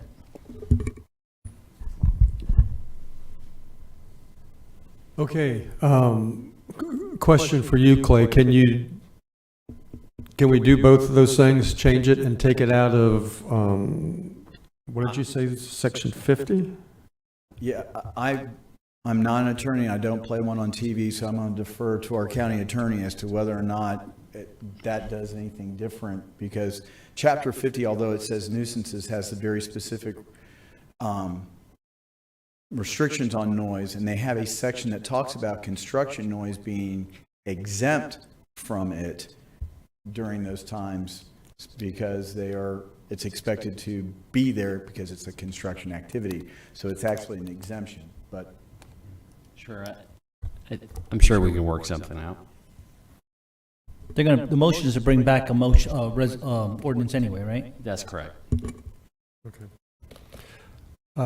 Councilman Johansson. Be short and sweet because this will probably come back as a ordinance for our decision, but I guess for once agree with Danny today that it's important that we get our workers out there working, and you know, for the public who doesn't like being woken up on Saturday at 7 o'clock in the morning, I understand that, but realize that when your house was being built, somebody else was being woken up, and we didn't have a problem with that. So, you know, when you live in a subdivision that's being built, and you're a brand new house, and there's a house being built next to you, you have to have a reasonable expectation that there's going to be noise. After every hurricane, I have a reasonable expectation that I'm going to hear the ching, ching, ching of nail guns putting up new roofs for the next 6 months. It's normal. I live close to New Smyrna Speedway. Once a month on a Friday and Saturday night, I have a reasonable expectation that I'm going to hear cars going around till 11, 12 o'clock at night. I live next to Spruce Creek Flying. I have a reasonable expectation Saturday morning that I'm going to hear the gaggle flying over at 500 feet over my house trying to get their act together before they go to do a flyover somewhere. The only thing I ask of Clay and his team is that general contractors, when they do early pours, the 4 a.m., it's going to be hot in an hour pour, that they communicate with the neighbors, be it door knockers or whatever it takes, that it's clear that we're going to mess with your sleep on Saturday or Friday or Thursday, so be aware. It doesn't make matters any easy, but maybe some people put in earplugs or something, but and then make the general contractors aware that you know, parking in reverse probably isn't smart at 4 a.m., right? So those are the stipulations that I think you already have in place. Yes, sir. We'll follow through. What we're talking about is that if you do have something that would be prior to 6 a.m., that you would coordinate with the chief building official and make sure that the adjacent neighbors are notified that unfortunately, because of scheduling of various other subcontractors, they would have to commence on at that point. We'll make sure that that's incorporated. Councilman Dempsey. Yeah, I'm in favor of just leaving everything exempt. You know, those pours at 6 a.m., a lot of times that's predicated by skid steers and doing some site prep at 5 a.m. The sooner you get to this stuff, the better, before, you know, it sets up when it starts getting warm out. I know a lot of times in the summers, they prefer to work at nights when they do interior work. You know, to tell them they have to quit at 7 o'clock at night when there's another couple hours of daylight left when they could be doing some inside framing or even external stuff, you know, to the houses. I just think, I agree with Jake, when you buy a house in a new subdivision and there's vacant lots to your left and your right, you should expect that there's going to be construction when you buy it, and it's just the nature of the beast, and it comes with the territory. I hate putting any restrictions on the developers. I think it should just be left open. They shouldn't have to run to the government to get permission to begin site work at 5 in the morning as opposed to 6. I just think we should just leave it as it is, and people are just going to have to deal with it. Okay, leaving it as it is pretty restrictive, though. Was that it's exempt, construction equipment is exempt. Except for the hours. It's allowed to operate between 7 and 7 Monday through Friday. Then there's a restriction 10 to 6 on Saturday, Sunday, and holidays. That's in Chapter 22 under the Florida Building Code and under Chapter 50 nuisance and noise exemption. So the noise exemption is saying that if you're at an active construction, you're exempt from the decibel readings and the nuisance aspect and those hours of operation. Anytime after that or before it, you would be subject to those restrictions. Well, then I'm for eliminating all of it. Okay. Or repealing it, there you go. So Repeal no it. time limits whatsoever that Correct. construction activity can occur at any point in time? Yes. Okay. We'll come back to a possible amendment. Let's hear from Councilman Kent. Thank you. What are we doing? I normally would say I'm in agreement with a lot of what this dais has to say, but we are on total opposite ends of the spectrum on this. You may be okay with being awakened on a Sunday at 6 a.m. in the morning. I'm not. My retired neighbors next to me are not either. My wife and I are up at 5:15 Monday through Friday to get to work and hustle it out. On Saturday and Sunday, we sleep in. All the homes are built around us. But if my neighbor or like us, we got a new roof a couple of years ago, I would lose my mind on the roofer, not because he's putting my roof on, but because he's waking up my neighbors. Or cutting the yard at 6 a.m. or 7 a.m. next door. Home is a soft place to land. Home is a refuge. Home is not a place where we're going to put everybody to work, so you go ahead and we're going to take away all time limits. You go ahead and work when you want. You do whatever you want. Not all of us live on 5-10 acres and don't have a neighbor, 3 acres away from us. This, in my opinion, is and I apologize, Dan, I know you brought it up. I know where you're coming from. This isn't towards you, but this is a horrible idea. Home is a soft place to land. It's a place to have a little bit of peace and quiet at certain hours of the day. I know this is coming back, but I'll be voting against it at that time for everything that I just stated. I think we need to keep it just the way it is. Monday through Friday, 7 a.m. to 7 p.m., Saturday and Sunday, 10 a.m. to 6 p.m. Because we care about some peace and quiet for our communities. And yeah, if you're moving into a neighborhood where there's a new home being built next door, you know that going into it. Just like when you bought a house next to a railroad or an airport, you knew that. But to think that anybody could do any project they want with a nail gun or a pressure washer or a lawnmower or whatever, not okay. Thanks. Well, this is an interesting discussion. I agree with you, Don, but then I agree with Mr. Kent as well. I don't like to do anything that restricts business from normal operations that don't harm the health or welfare of the community. But I also believe in community standards that for our quality of life and I don't get to sleep in much because I live on a farm and I can't train the animals to sleep past 6 a.m. But that doesn't matter. You know, I'm surrounded by other, I think it's reasonable, the 7 days a week, 6 a.m. to 7 p.m. On weekends and holidays, you know, I'd go to maybe to 9 to 7. We don't have that option right now. 10 to 6. I just think it's thoughtful for our neighbors. We'll see what the rest of the council feels, how the vote goes down. But Mr. Ken, I think I'm in agreeing with you more on this. Vice Chair Robbins. Thank you, Chair. We either let our workers work or we pay for them in the form of affordable housing and public transportation. That's all I have to say about that. I'd like to make an amendment to my motion and adjust the hours from 6 a.m. to 9 p.m., 7 days a week. I'll accept that motion.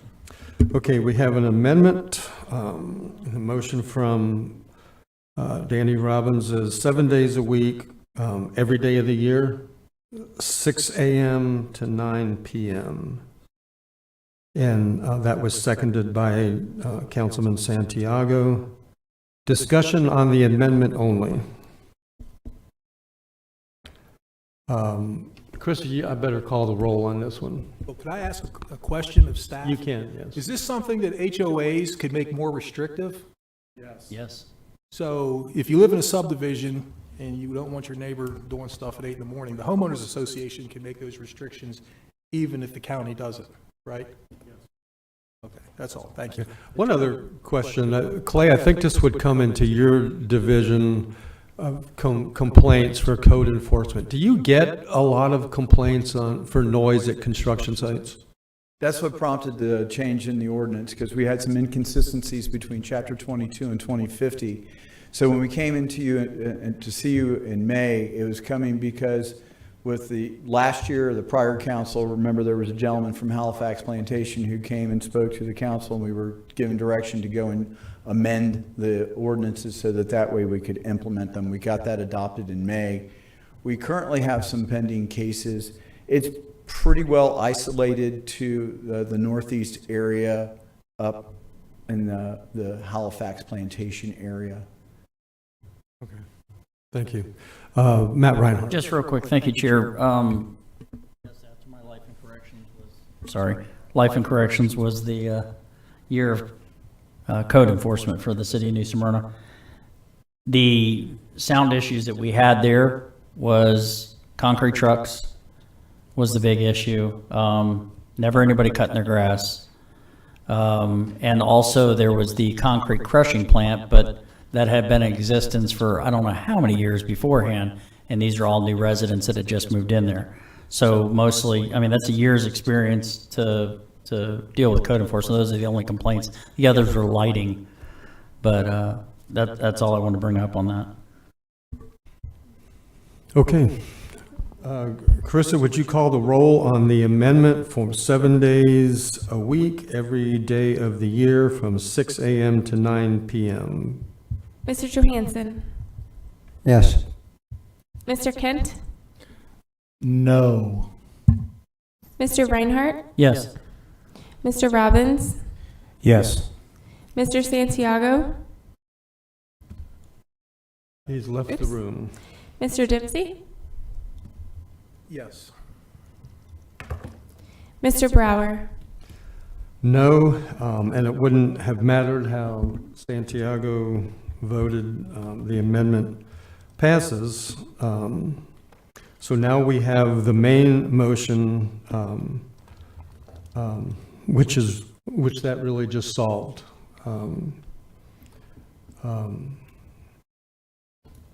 The purpose of this was to give direction to staff, so now you're going to take it back and write an ordinance on this, and then it'll come back to the council, and Mr. Santiago will get a chance to vote on it.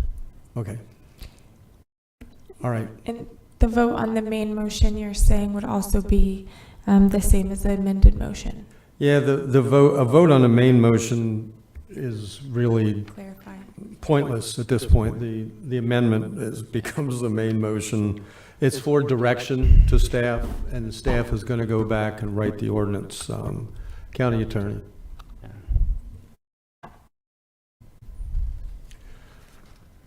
Okay, thank you, I think. Item 18, Artificial Reef Program Update.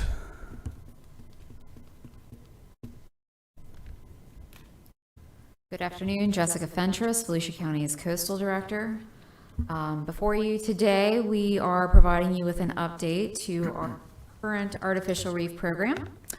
I want to thank you for asking for this because I did not realize we were in our 45th anniversary until I put this slide together. So, go Volusia County. In 5 years, we're going to have a hell of a party. So 1978 was our first permit issued to us for our Artificial Reef Program. The Artificial Reef Program is fully funded by the Ponce de Leon Port and Inlet District. And what we do is we set aside about $200,000 every year for purely the deployment of reef materials. The way we've made this program so successful is we depend upon our partners who donate materials to us. We find that if we're able to have a beneficial reuse of material that otherwise would go to a non-habitat restoration secondary use, then we kind of, get a double whammy for our funding. The primary purpose of this program is you do get the beneficial reuse of the materials and the vessels, but the biggest thing is that it's recreation for our residents, our visitors, our commercial industries, and then the environmental benefits just is kind of the icing on top of the cake. So we have 18 federally permitted sites, which means we hold 18 permits. Within those permitted sites, we have 150 individual reefs. The most popular reefs are the two nearshore reefs at Sunglow Pier and due east of Flagler Avenue. You can get there on a short little ride. You can take a john boat on a flat day and get out there. I have seen pictures of fish coming in off of paddle boarders who, can get out there on a flat day. I think the biggest thing we've got going that's brand new in the last 2 years is the reefs that are located approximately 2.9 miles offshore. So just inside state waters, which allow you to get snapper 365 days a year as long as you meet your limits. We partnered with the Starship Reef and the Coastal Conservation Association, and we did our first placement on those 3 permitted sites just off of Lighthouse Point Park about a year ago. I do want to make a clarification on our donated materials. I have utility poles and railroad ties in there. I want to clarify that that's concrete utility poles and concrete railroad ties. After I submitted this, I was like, oh man, I don't want people to think we're dropping creosote in the ocean. We're not. But we have a lot of really good partners. FDOT has us on their list. If they're doing a demolition of a bridge or a major concrete structure, as long as the pieces are 500 pounds each, we'll be more than happy to take it, store it, and deploy it.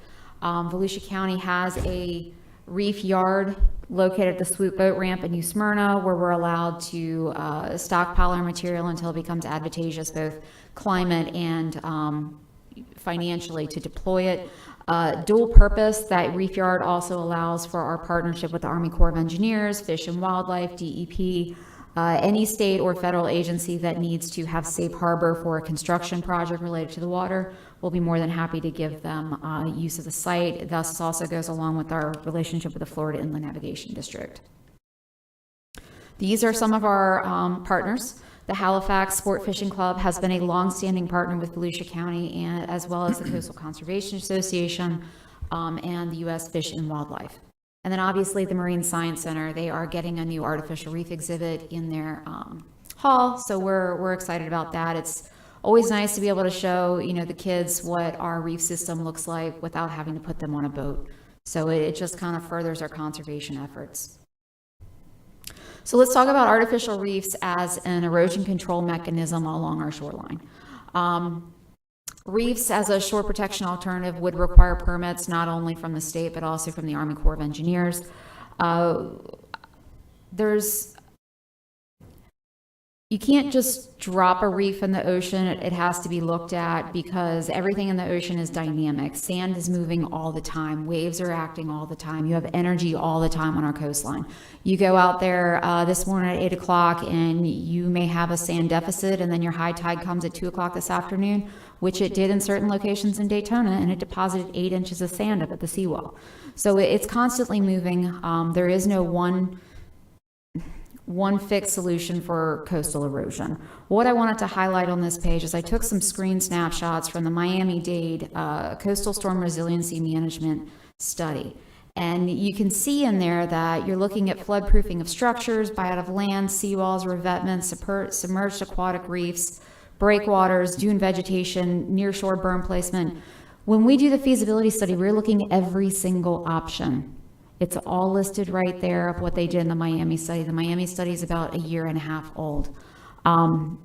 As a requirement of the grant money that we receive from the Florida Department of Environmental Protection is we have to get their approval prior to spending that money. They review our task assignments. They review our construction projects. They are partners with us on permitting. So if there's a thought that we just have this money and we can do with it as we see fit, that's not really the case. There's always strings attached to grants like that. When we do the feasibility study, we will be looking at all these as options. And the benefit of doing the feasibility study with the state is that you have a state partner financially. And I threw a couple of slides together, and this is just a visual, a picture's worth 1,000 words. It's just a visual representation of the impacts a shoreline can have after the installation of a breakwater. This is 32nd Street down in Miami. I'm going to go really slowly through this. January 1995, this is pre-deployment. You can see just due west of the 32nd Street pin mark, there's kind of an erosional hotspot right there. They were concerned about it. There was a very nice hotel that's also in this area, so they wanted to address the problem. You can see in 2001, the breakwaters were installed. It starts accreting some sand. I want you to follow the south end of the breakwaters after they've been installed. As you move forward on the timeline, you can see that the erosional concern has actually been moved. It's now to the south end of where the breakwaters were installed, and it gets a little bit worse. Remember, it was installed in 2001, so this is 3 years after install. As you move forward through the timeline, it gets a little better, but then you look even further south on the picture, it just moves your erosional hotspot. It's not solving a problem. It's just moving your problem to a different location.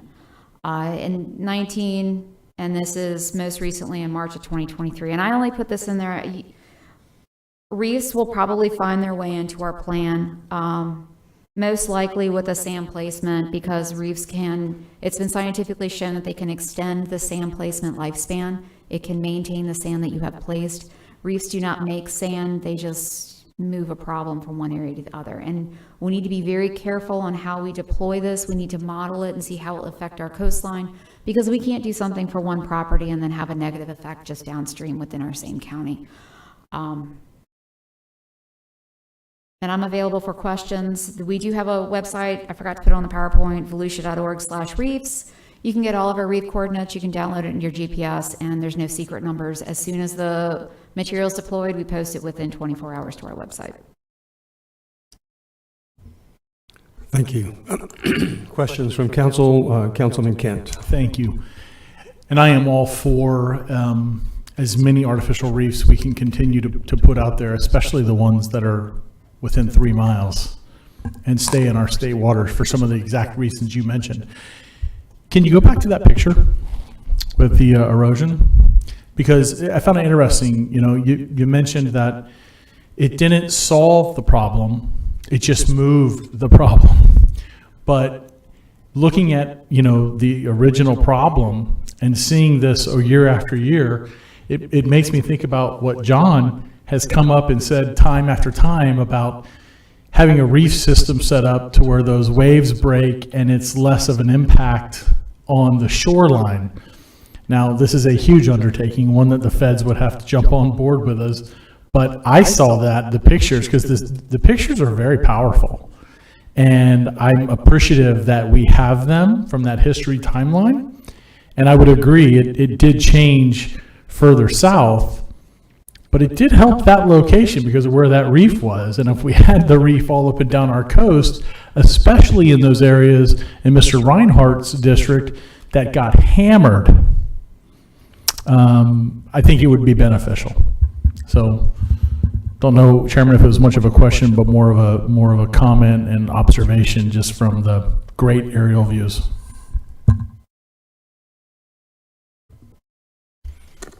Anyone else?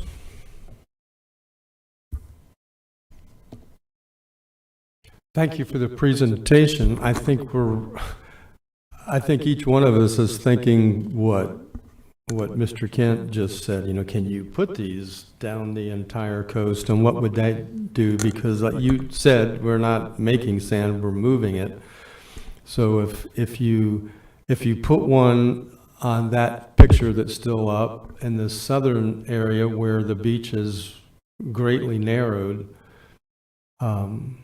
what does that do to the space in between them? Does it just move the problem down further south? And we might not know yet until you do it.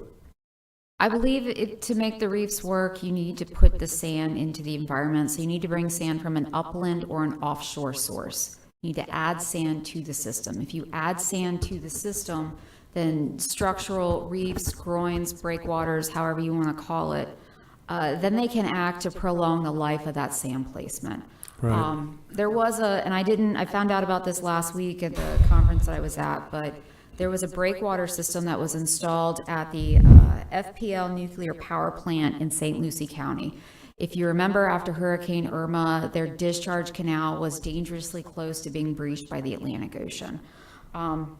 They installed their reef in 2020. They started their design in 2010. Their permits got approved in 2016. Started construction in 2020. The cost for 800 linear feet long and 400 feet offshore in 8 to 10 feet of water was $4.2 million. So there's an argument that this may not be a cheaper alternative for 800 feet. But that let's see what the modeling says, and we'll follow the path of. How about I've been watching the beach cameras. Yesterday, you're at the beach every day? Try to. If I'm lucky, some days I have to be. So. It's a nice office if you can get it. The tides are against the seawall right now. Again, no particular storm. We had sand that was building up. Now all that sand is offshore. So our entire beach is just offshore. Why is it so difficult, and is there any way to be able to dredge our own sand that's just offshore? That's creating more runoffs and runouts and all kinds of problems. So you're talking about the sandbars, right? The ones that are just in about 4 to 5 feet of water depth. You can't do that in the state of Florida. It's called beach scraping, and it's not permitted by the state. What has been found across the Atlantic coastline is that if you do beach scraping in some areas, it can actually exacerbate the erosion because you're creating more of a pitch and you're modifying the natural slope of the sediment. So based upon the sediment grain size, it can make the erosion more significant if you artificially place it like that. So how far out do you have to go to dredge? Typically, you're going to want to go to where your sand source is.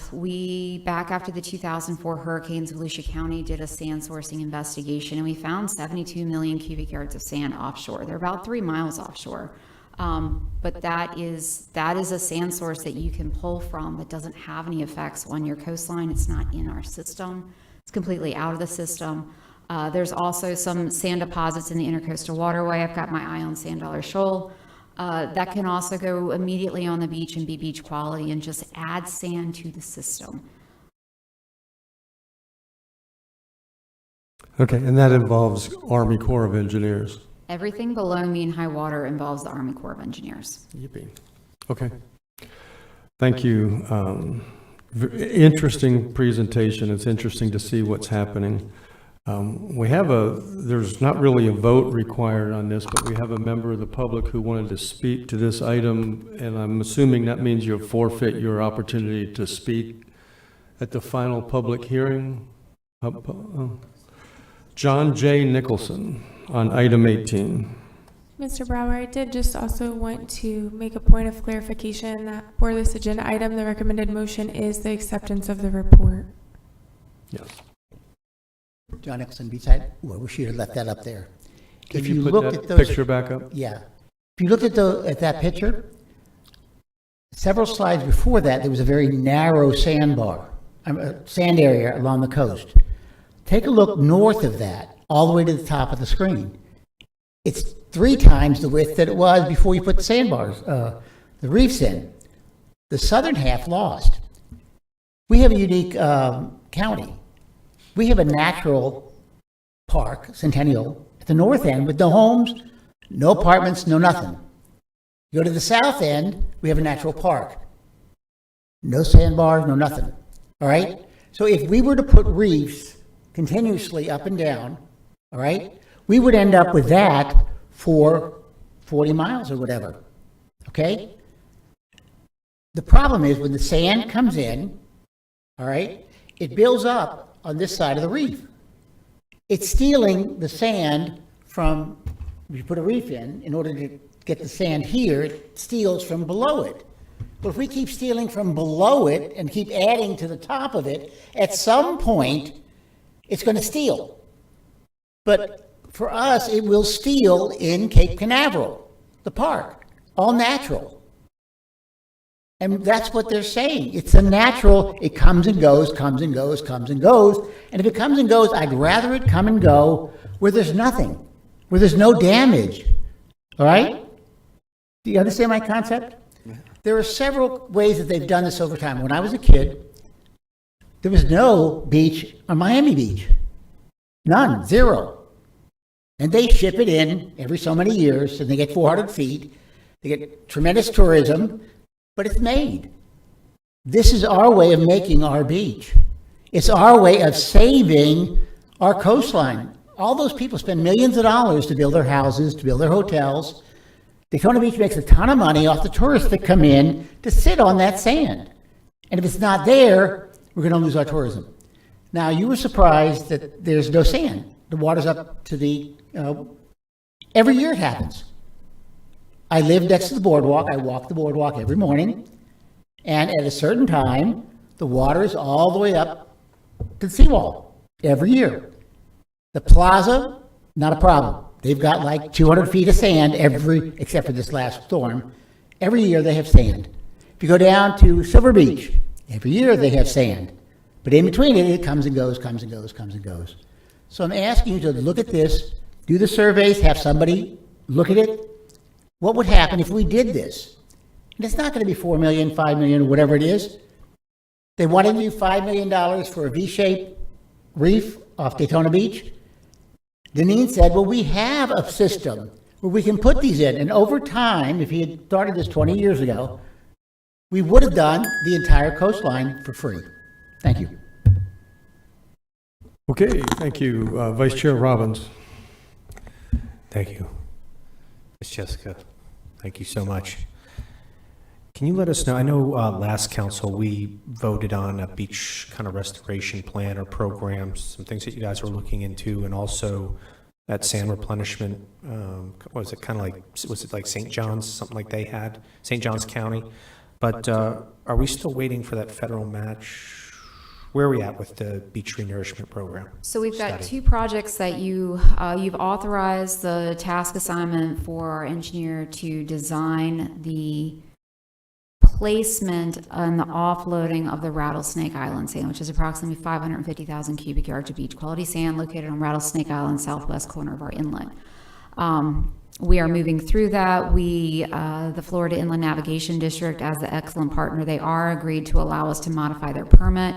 We are working towards communication with our environmental regulators to see if they will be willing to kind of give us the same flexibility that we've had this current turtle season for next turtle season so that we can time our construction. We are solidifying our easement language now for both that project and the Army Corps of Engineers Inlet and Intracoastal Waterway Dredge Project, which is another 700,000 cubic yards of beach quality sand. week and a half ago, we received the land certification request from the Army Corps of Engineers, where we're going to place that sand on the beach. We're going to pipe it over the North Jetty, run it along the coastline between the North Jetty and Beach Street, and then we're going to place it on the beach in a storage manner between Beach Street and Ocean View and Ponce Inlet. We're going to have to get very specific easements from those property owners. I've already been in communication with Ms. Paritsky and Mr. Disher, and Ponce Inlet are aware of that. We are hoping to get our letters out to those very specific property owners within the next 2 to 3 weeks. We have to follow the federal process of obtaining easements, which is a little bit more intricate than what we do. We just, hey, can you sign this, notarize it, and we're good to go. Once we get those, we have to have our land certification to the Corps by March. They will put their project out to bid in July, and they will start construction winter of 2024. Now, that's going to be a truck haul where the county's going to come in and the Corps is going to deposit the sand between Beach Street and Ocean View. We're going to come in with a bid to get a contractor to come in, and they're going to truck haul that sand from Ponce Inlet up to properties that have been affected and have given us easements. I cannot place sand on your property unless you give me an easement. So we're going to have 2 easements out there, one for general, yes, please give me your sand, I want your sand, and put it in front of my seawall and give me a nice berm.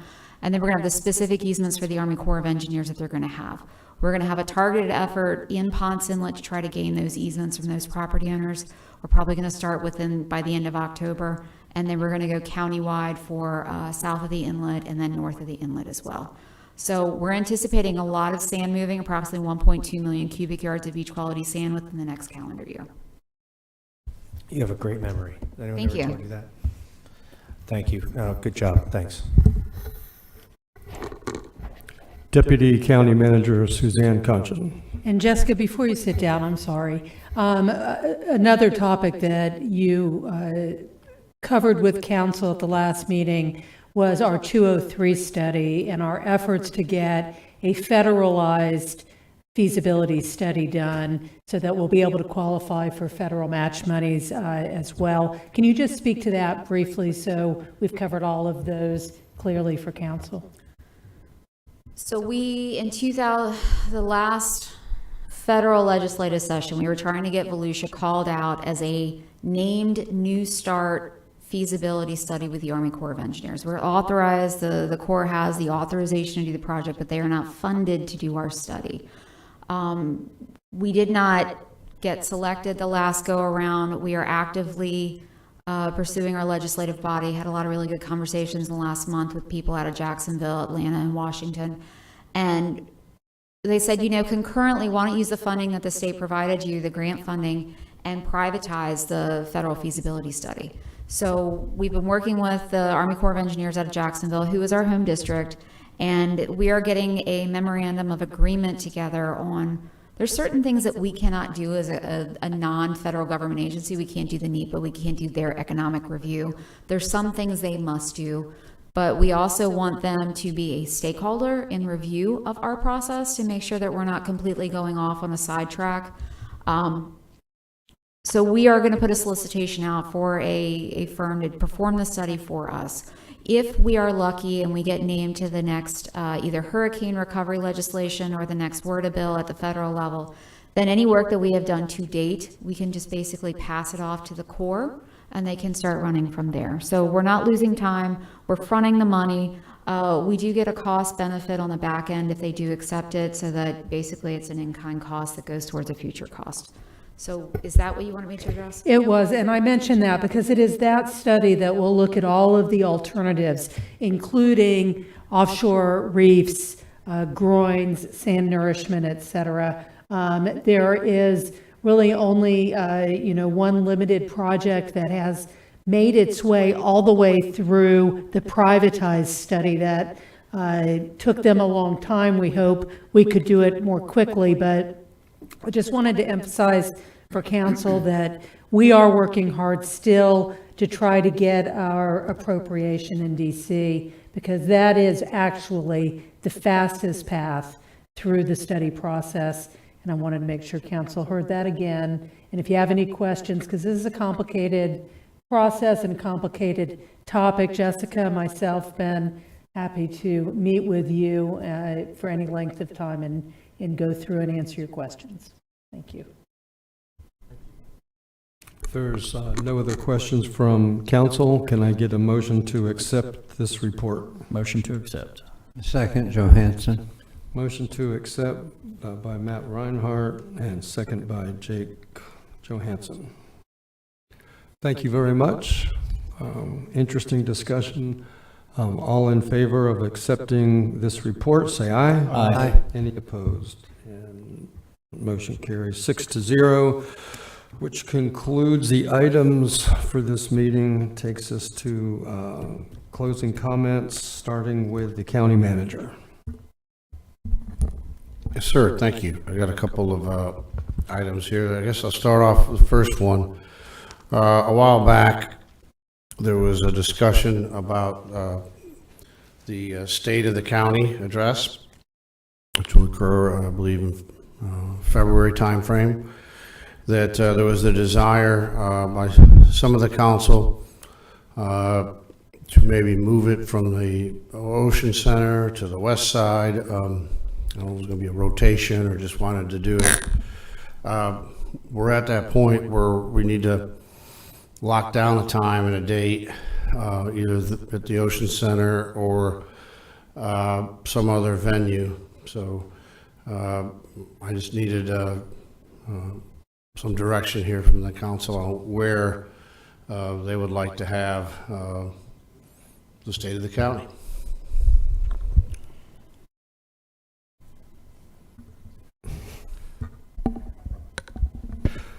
Vice Chair Robbins. Thank you, Chair. I remember bringing this up as a concern and made a recommendation. We have it here in chambers. I believe we can achieve the same outcome and see a cost savings and leave the revenue or leave the venue open to generate the much needed revenue in this county.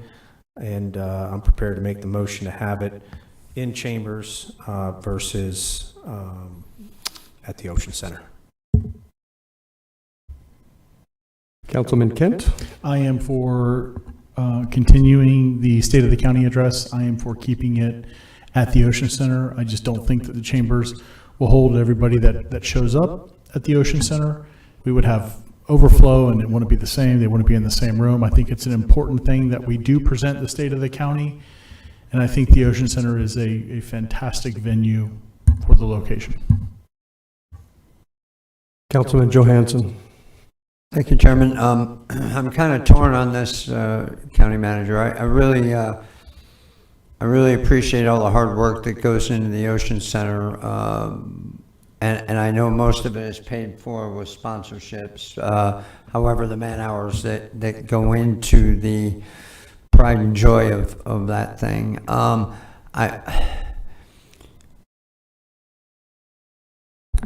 The State of the County is an opportunity for us to not only kind of recap all the great things we did for the year, but to talk about what we're going to do coming up. We just had a strategy session. I know we're working on our goals and our objectives.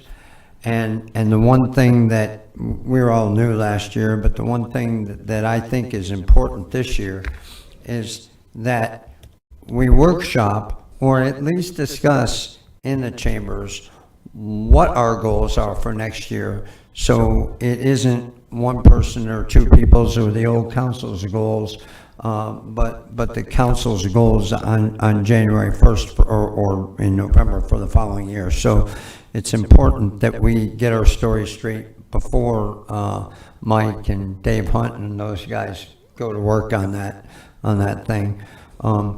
I'd like to have it on the west side. I'd like it to be a little more low-key. It seems that the State of the County becomes it's the same people we saw last night at the mixer. It's the same people we see all the time. It's good to see those folks, but not too many of the public show up. It's the same batch of who's who in Volusia County. So I'm kind of torn right now. I'm willing to to have it at the Ocean Center one more time with a little less effort to be put into the production. I don't want it to be a theater production. I want it to be more like an informational session of where we are and where we're going. So the best and cheapest way to do that's the way I'd like to go. Thank you. Councilman Dempsey.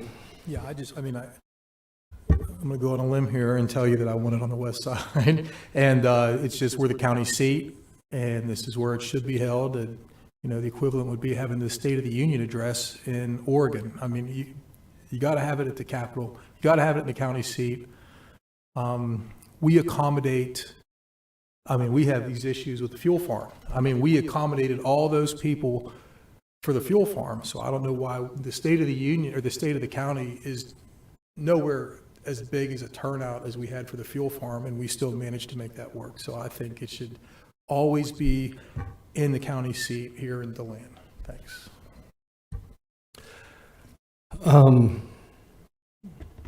I would like to see it.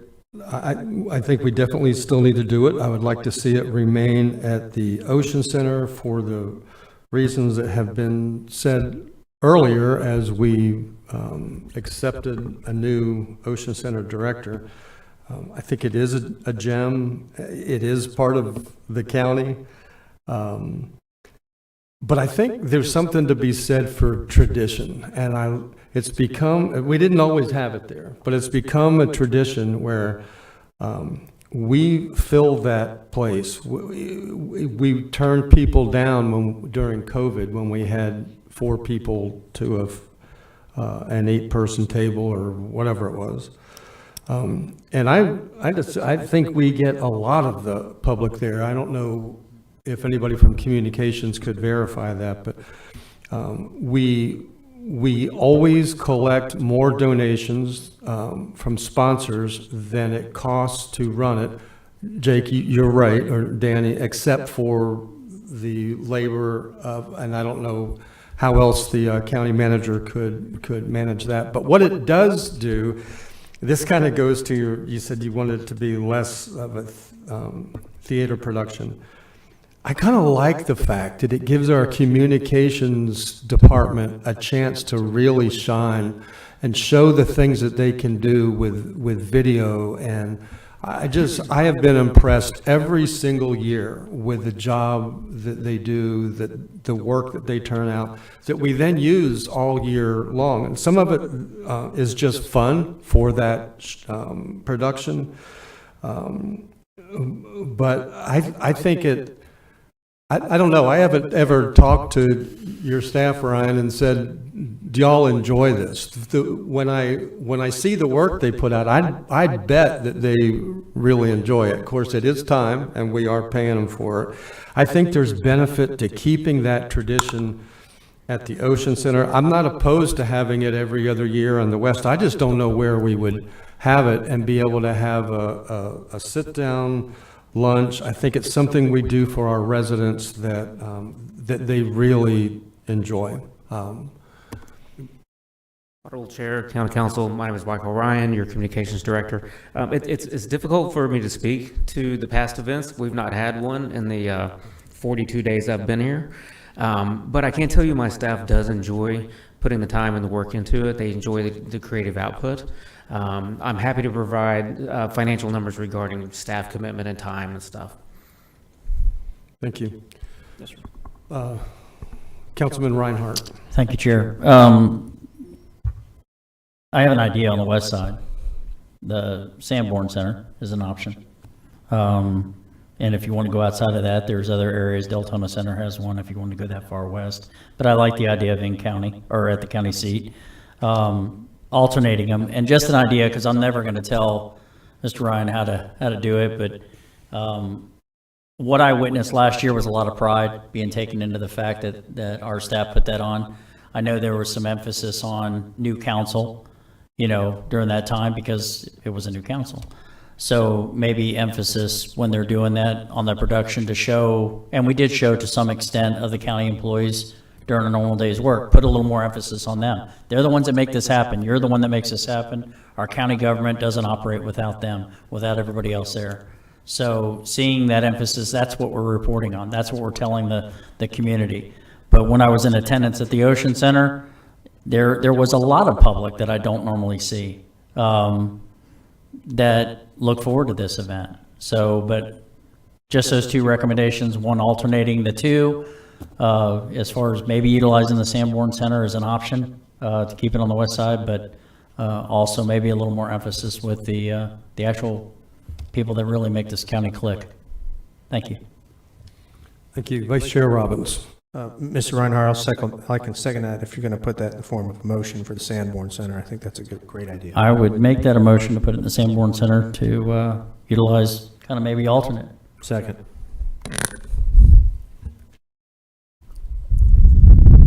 Hart, is this working? Matt Reinhardt makes a motion to move the State of the County to the Sanborn Center, and that was seconded by Danny Robbins.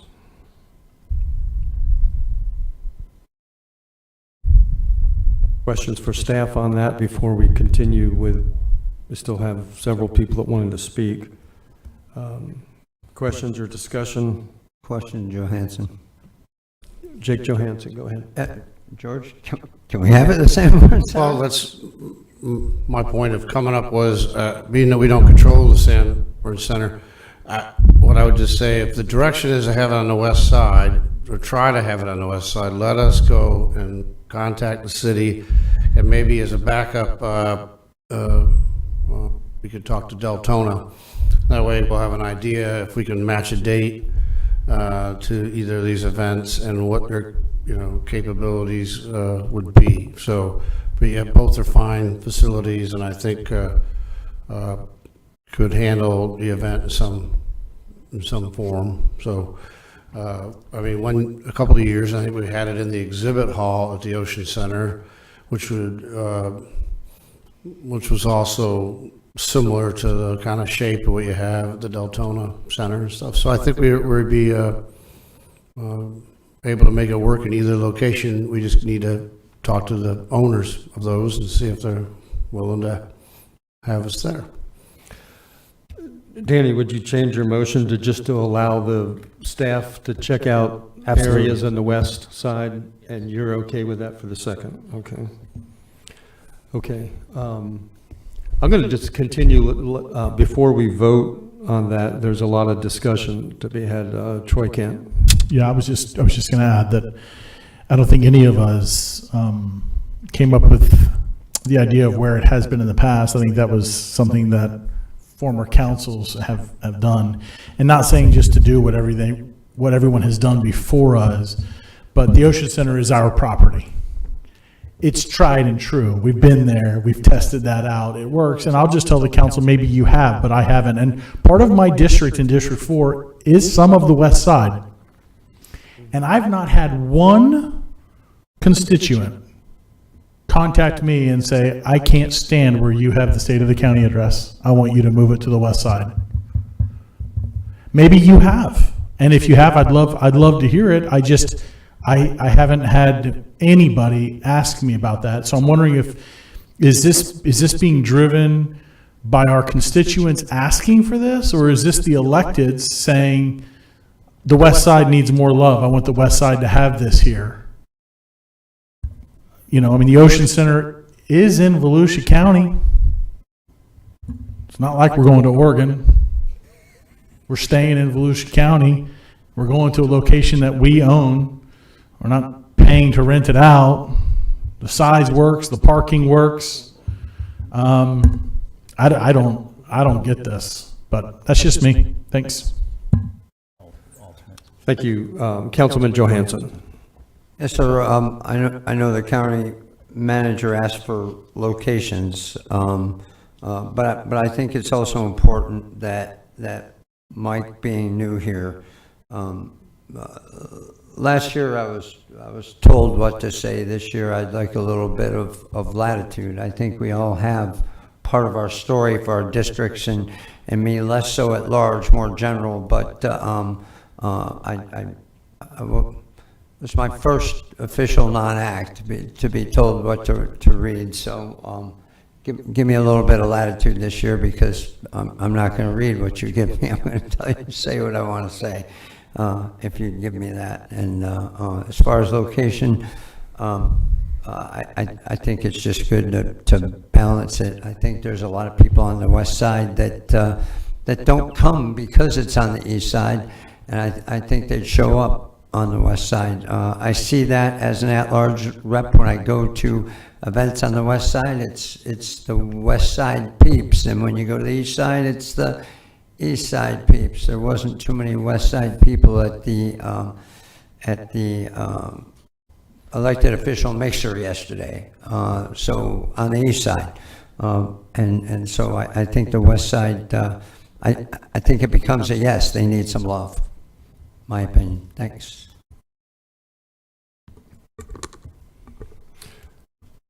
Vice Chair Robbins. Thanks, Chair. No, I agree. I think we did vote on it this council to look at changing the location. That's how the discussion of the in-chambers came up, because we were looking to really crunch numbers with that and save some money. Once again, I'll support a smaller venue to reduce the man-hour costs and everything that goes along with it, because there is some plus. And also to limit Mr. Nicholson to one plate this year instead of years past.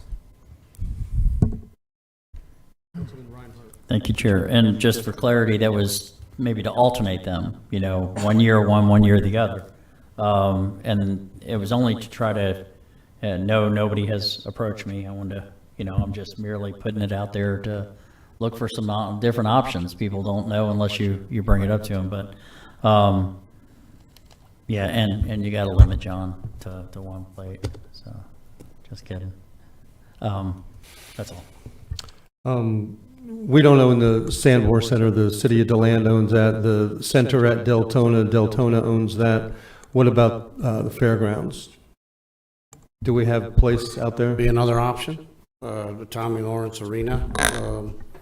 I would think it would be nice to have it at a county-owned location, but here, the reason that I keep in my mind going back to the Ocean Center is not just because it's tradition, although I'm old-fashioned, tradition's important to me, and it's not.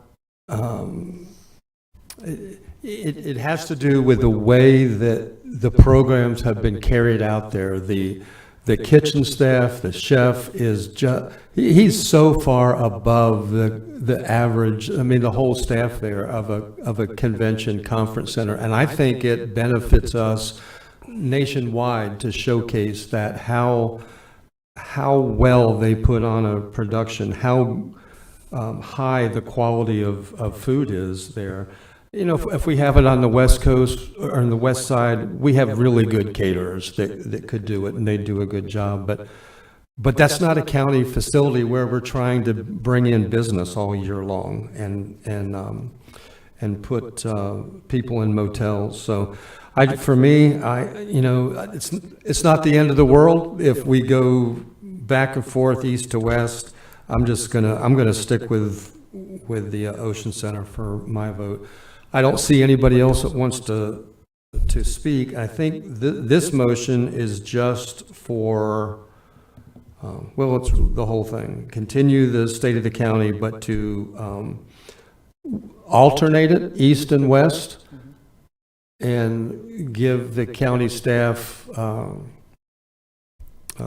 time to look at various locations on the west side. Is that clear enough for you two that made the motion? Okay, and if nobody else wants to comment on that, Carissa, would you call the roll again? Mr. Johansson? Yes. Mr. Kent? No.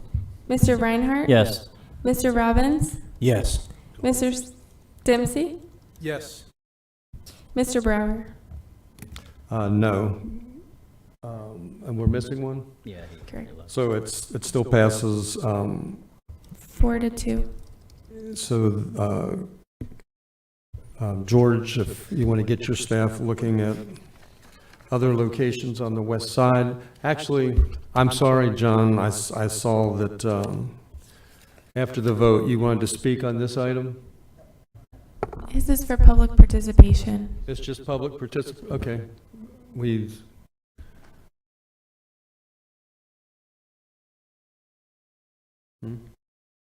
No, I turned the, John Eccleston, B-side. I turned the form in so early, it's sitting over there waiting, and they just forgot. It's one of those. I can tease them later about doing it on purpose, like you guys do. And with regard to going back and forth, to have 80 or 90% of the people go from the east side over here to attend an event doesn't seem right. And to do it every other year definitely doesn't seem right. Right? The west side, sorry, does not have the hotels, et cetera, the businesses that we have. Okay, if you walk outside your house, how many 400, 500 room hotels do you see when you look outside your front door? You don't have what I have. And the Ocean Center is a block from my house. So in fairness, I understand you want to be fair and go east, west, east, west, east, west, but the numbers don't tell you that. The numbers of people that are going to go to these meetings are those that are involved in business, those that are involved in politics. You have, what, 2 major cities on this side, and you have 6 major cities on that side, an imbalance. There are a lot of imbalances that you have to look at very carefully on that. Locations, we have, what, 12, 14 locations that'll hold this, and you all have 2. Imbalance. Secondly, the reason why I'm speaking besides that is coming back from my eye doctor yesterday, stopped at Walmart, and one of the city employees from Daytona Beach was hired by the county. She just got fired. And so I had to hear about it, okay? And she's not happy with our staff, county staff. I was shocked. I'm like, well, what do you mean? It doesn't function well. This woman is terrible. And she's going on. And when anybody gets fired, obviously there's a reason other than themselves. But she brought up that there's dysfunctioning in the attorney's office. And I'm like, whoa, no, I've never heard of that. And I've had no problems. I've never heard anything. And then she mentioned Rectenwall. And I'm like, she says, do you like him? I'm like, yeah, known him 30 years, never had a problem. Well, and she goes on about that. Well, we had just last meeting, a gentleman come up from the fire department is giving me all stuff that I'd never heard before. All right? Then today, we have 12 people come up with another department. So I'm wondering, oh my God, I'm thinking everything's going along fine and dandy, and what if it's not? All right? So I wanted to wait until everybody's gone, because generally I'm the only one here from the public, so it's all in-house. So if there's anything, let's find out if there's a misconception or whatever it is. I just don't want it to fester. So that's really what I want to talk about. Thank you. thank you. County Manager, you weren't done yet, I don't think. That's correct. Okay, you want to continue? Sure. My next item was the corrections. I wanted to make sure everyone knew that we have been in negotiations with the corrections union. They did kind of make a surprise move and sent out a declaration of impasse, which Mike can explain. It's interesting because we have been at the table with them, and we actually had accepted their latest offer. So I think what you're seeing today is definitely something that was planned as part of their negotiation tactic. It was done last time, so it's not even new. That being said, there was a lot of information that was put out there, and I got to go point by point, but a lot of it's not correct. But again, I wouldn't necessarily expect some of this information that you were hearing there or from people who don't get to see the full story. So, and that's something I'm hoping we can improve upon, because it's one of my management methods is really to make sure that everybody up and down the organization can hear what's going on, but it is a very large organization, so it's difficult. You get something like over at corrections where they have 2 separate facilities and they are on 24/7 shifts, so I understand that it's difficult to get that information to them. But also, point out that their wages are right now hitting right dead on the average of what wages are, beginning wages for a correctional officer. And I would say some other things to consider is, I think you guys just received the annual report out of the jail, it was put out today. But you look at our population is down by an average of 200 inmates. So there was some discussion about that, and I just want everyone to understand there are less people out there, and this council has been generous, and the budget has grown significantly out there, and we have large-scale capital projects that are just getting kicked off that will also help modernize the facility. So I just don't want the public, what they heard today was something that was a planned attack by those folks, and really that type of talk should be done at the table, the bargaining table, and that's where we're at right now. And matter of fact, it's scheduled tomorrow for another bargaining session. It was already on the schedule. Mike, you want to add anything? Yeah, as Mr. Rectenwald said, so the corrections bargaining unit did declare impasse recently. That is a mechanism in statute that starts a process which ultimately leads to you. Not yet, but if it remains an impasse, you decide that impasse. Historically, with the county, that has not happened frequently, but I would be with you to work with you during that process. There will come a time, we're not there yet, and I would provide you information, but when you would enter something called an insulated period. Insulated period would mean that both the union and management would not speak with you about negotiations. I could talk to you, but both sides of that negotiation could not. I would just say that, just from my experience, people are free to come and speak to council as long as you're not in an insulated period, express their opinions.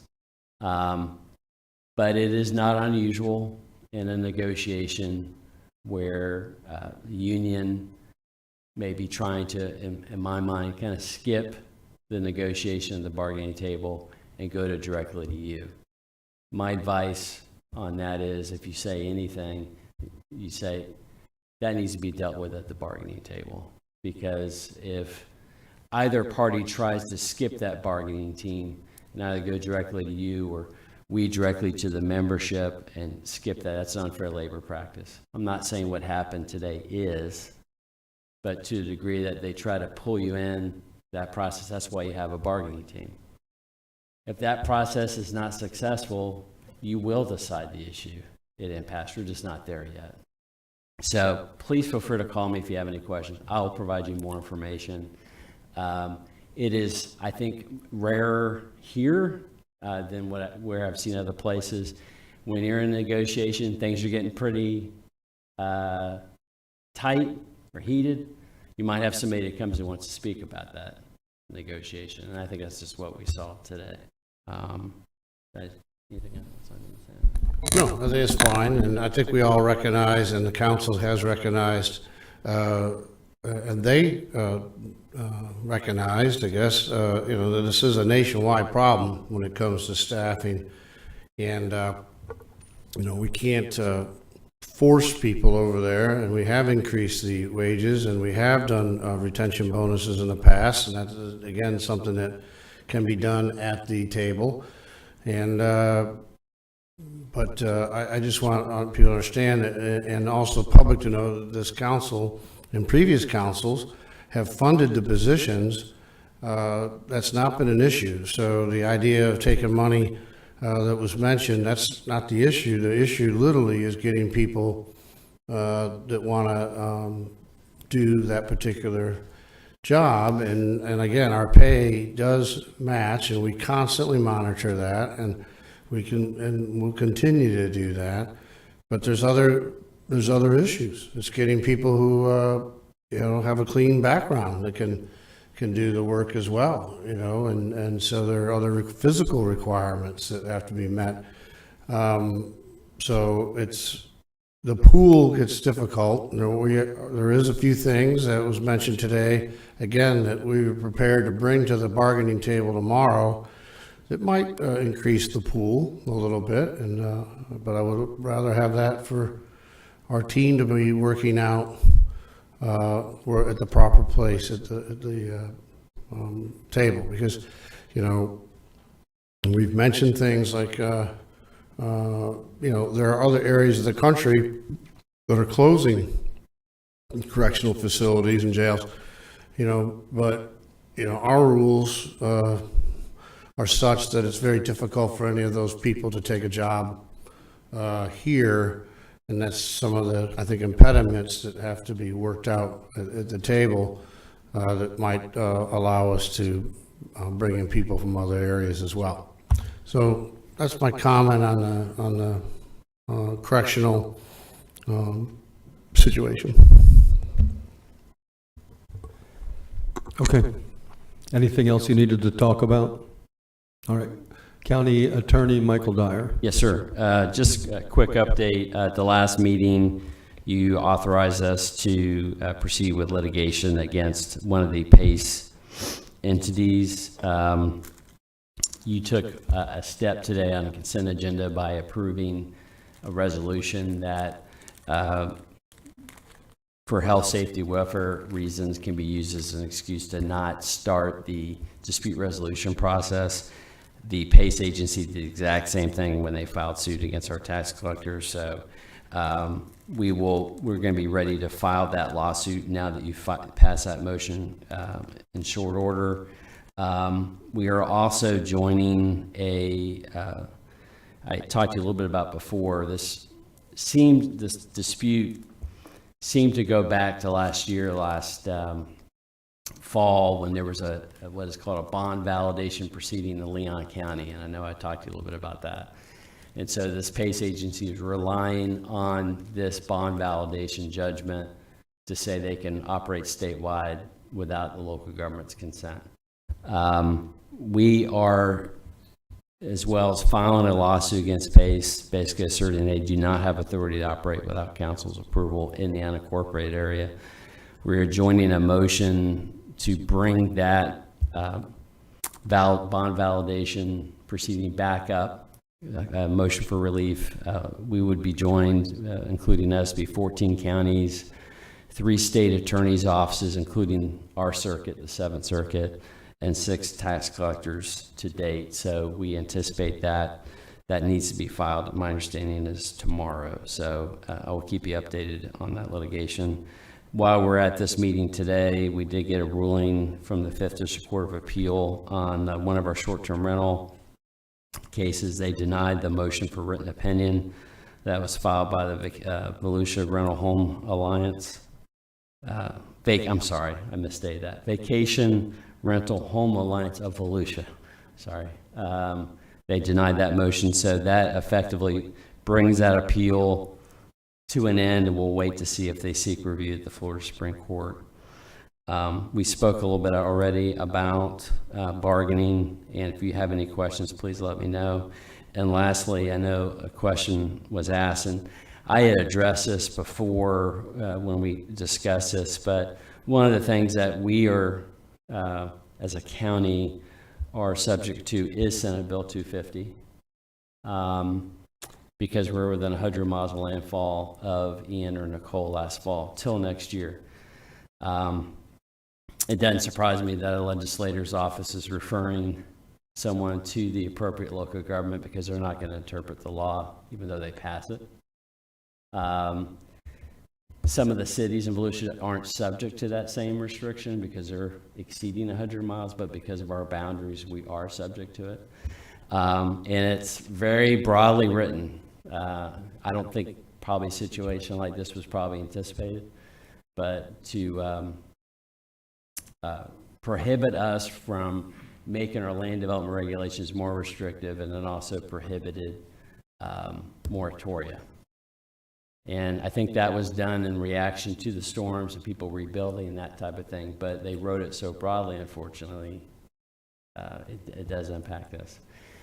So we have spoken to you about that before, and that is above and beyond the issues such as the Burchett Harris issues. So even if we could adopt it, the way Senate Bill 250 is written, if you adopt something that makes your land development code more restrictive or burdensome, that it's void. If we got past that hurdle, we still have the Burchett Harris issue, which is just to say that that's just a liability question. So happy to answer any questions if you have them, and thank you for your time. Any questions for the county attorney? Then we'll move to county council remarks, and today's rotation begins with Jake Johansson. Thank you, Chairman. First, I guess this could go to the attorney, I guess. Last time I drove or walked around the beach, I saw some kids running around some of the damaged properties that haven't been attended to yet. And I'd like to know if we have any ability to take action for demolition, condemnation, and if we can, or we have, where are we with that? You know, here we are halfway through the next hurricane season, and these houses haven't been touched, and it doesn't sound like the people that own them want to move forward quickly. And so the people running around in other people's houses is a problem to me, especially if they fall out of them, but more importantly, it's kind of messing up our ability, I think, to mitigate any additional damage. Is there anything we can do, have done, or might want to do? Suzanne? No, I'm sorry. Go ahead, Ms. Suzanne. I didn't see Mr. Dyer behind me mic'd up, and he can help me here, and Clay Irvin is in the audience if we want to dive into details. But I will say, as an overview, we have a code enforcement program for properties that have fallen into disrepair, and clearly we have a number of those in unincorporated Volusia County under our code enforcement authority, and then those within the municipalities, and that falls within their code enforcement authority. We did use and apply quite a bit of grace over the last 10 to 12 months since Hurricanes Ian and Nicole did that damage, to give those property owners every opportunity to work with their insurance companies and others to secure permits and monies to improve and clean up, most importantly, their properties. We have just begun in the last 30 days issuing those code enforcement letters, putting properties that have done nothing towards recovery, towards cleaning up the debris on their properties and removing the nuisance, a deadline to make progress on that, or we will continue through a code enforcement process, which is very precise and does take some time, so patience will still need to be applied, but it gives a process for us to move forward up to and including demolition and leaning the property for our costs that we incur should we get to that point. So we are engaged in that. Clay's team, Carrie Lusinger, our building official, very involved. Clay, anything to add? Just get some dates in there. In August, we sent out letters to property owners that had not submitted permits to either DEP or Volusia County for repairs. There were 6 properties that were identified as being substantially damaged, which means that they would have to come in and basically rebuild the whole site. We've sent letters out there. Some of you have been copied by, I believe her last name is Levine at 4105 South Atlantic. She received one of those letters and was very concerned about it because We've identified November as the time frame where we would be taking cases to our code enforcement board and ultimately to the CLCA for orders of demolition if they are not following through in a timely manner. She reflected what we've been hearing is that many of these property owners are still fighting through some of the issues with their insurance companies. And we do not want to necessarily take forward code enforcement until they've had that settled, or at least we can see what can be done to address it. Remember, demolition is not necessarily the full intent. You can secure a home and make it safe by boarding up the windows, by closing off the doors, removing the debris and everything else. So putting a fence up, stuff like that. So please be aware, it's not necessarily going to be a situation where someone can come in and just clear the lot, and that's what we're going to require. There are other methods for making a building secure, an unsafe building secure. That's fine. That's so fine. we are working with the property owners on that. Thank you. That's all I have for that. Thank you. I understand we heard from the towing companies today. I know we're waiting on the sheriff for the towing contracts, and I'm hoping that we're prodding them to get the answer back on that so we can move forward. Yeah, and I have information on that if you'd like. Please. So we did get information back from the sheriff's office that talked about whether you'd be seeking an increase. My understanding is it would be a modest one. Just trying to get an idea of the rates, and we'll bring this information back. Our rate is in line with some of our neighbors, or maybe a little bit behind some of the larger, but typically the towing rates are broken down by weight of vehicle. So just looking at Class A, your standard family car, our non-consensual tow rate's $125. That's the same what Florida Turnpike charges, what Seminole charges. Orange County's $10 ahead of us. Where we have been a little behind is there's a daily storage rate. We're at $20. Turnpike's $24. Seminole is $30. So we'll bring that information back to you. We'll get with the sheriff's office more about that again, because that is while you set the rates, he basically handles it. Yep, got it. Thank you. Two other things. First of all, from a transparency standpoint, I am a member of the executive committee of the East Central Florida Regional Planning Council, and I will be going to a leadership summit October 9th and 10th. I'll be down in, I think, Cocoa for that. So just so everybody knows. And to wrap up, I kind of talked about during the resolution piece, but I really want, and I think the staff does this because I was on that side of the fence originally, but I really want us as elected officials and the staff to continue to work informally with our cities to make things happen. I don't want to receive letters on state representative letterhead telling me what he or she thinks about what we're doing. I'd rather get a phone call and discuss it. And the same thing back at our cities. I don't want to send a formal letter when I can call 16 mayors or 16 county or city managers or 16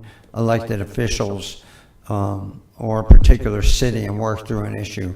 I think informal collaboration or cooperation is the best way forward. And then if that doesn't work, we get formal. And if that doesn't work, we get legal. But I just want to start with the friendliest version of working with our sister cities. That's the only way we're going to move forward as a team with regional approaches to complex problems. So I appreciate your time, Chairman. Thank you. Councilman Kent.